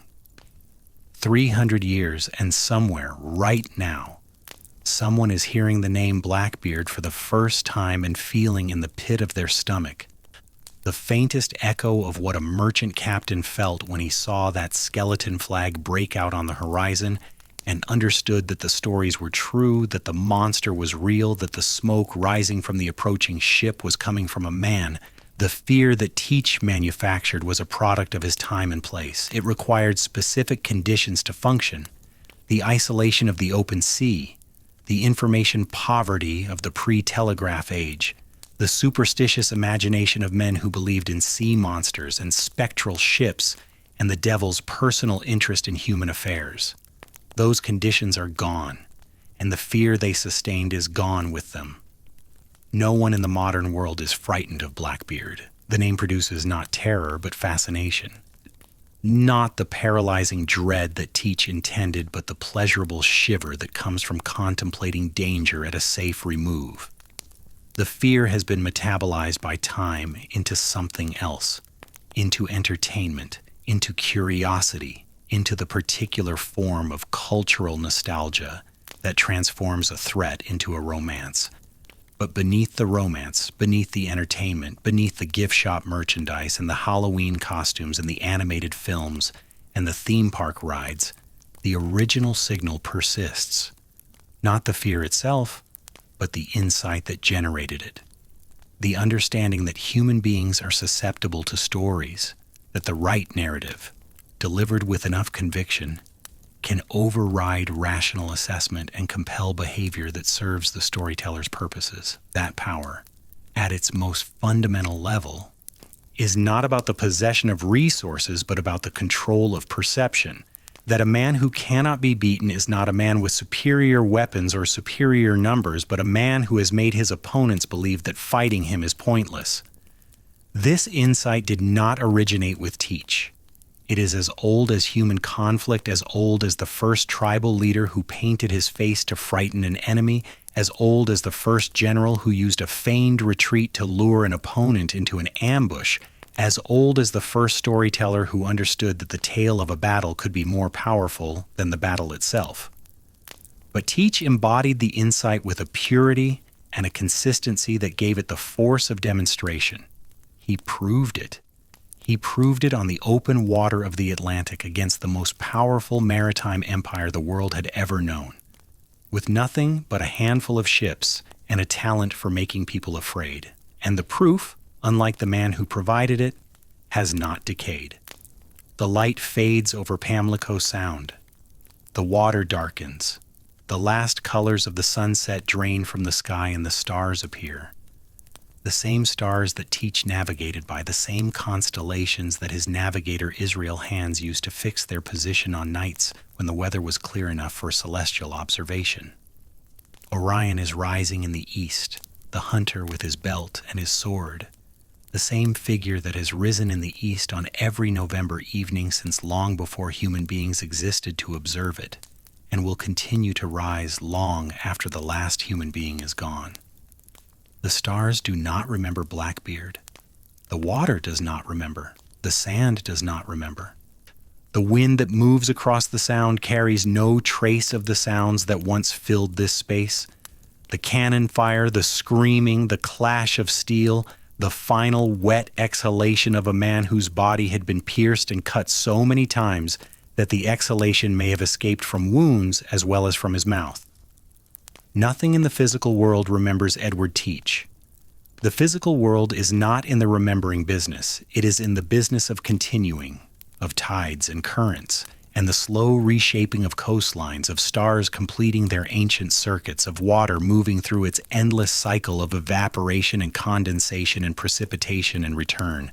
The physical world does what it does, and what human beings did upon its surface is not its concern, but we remember, we cannot help it. It is what we are, the species that tells stories, that transmits experience across generations through narrative, that refuses to let the dead stay dead as long as their stories remain alive. We remember Blackbeard not because his life mattered to the stars or the tides or the sand, but because his life mattered to us, Pete. Because it tells us something about ourselves that we need to hear, something about our susceptibility to fear and our capacity for courage, about the power of stories and the fragility of the institutions we build to protect ourselves from the men who wield those stories as weapons. We remember because the story is too good to forget, too vivid, too dramatic, too perfectly constructed for the human appetite for tales of danger and defiance and spectacular destruction. A man who set his own beard on fire, a city held hostage for a chest of medicine, a body that would not fall, a head swinging from a bowsprit in the pale November light. These images have the quality of myth, the density, the resonance, the almost mathematical perfection of details that seem to have been designed rather than merely to have occurred. And perhaps in a sense they were designed.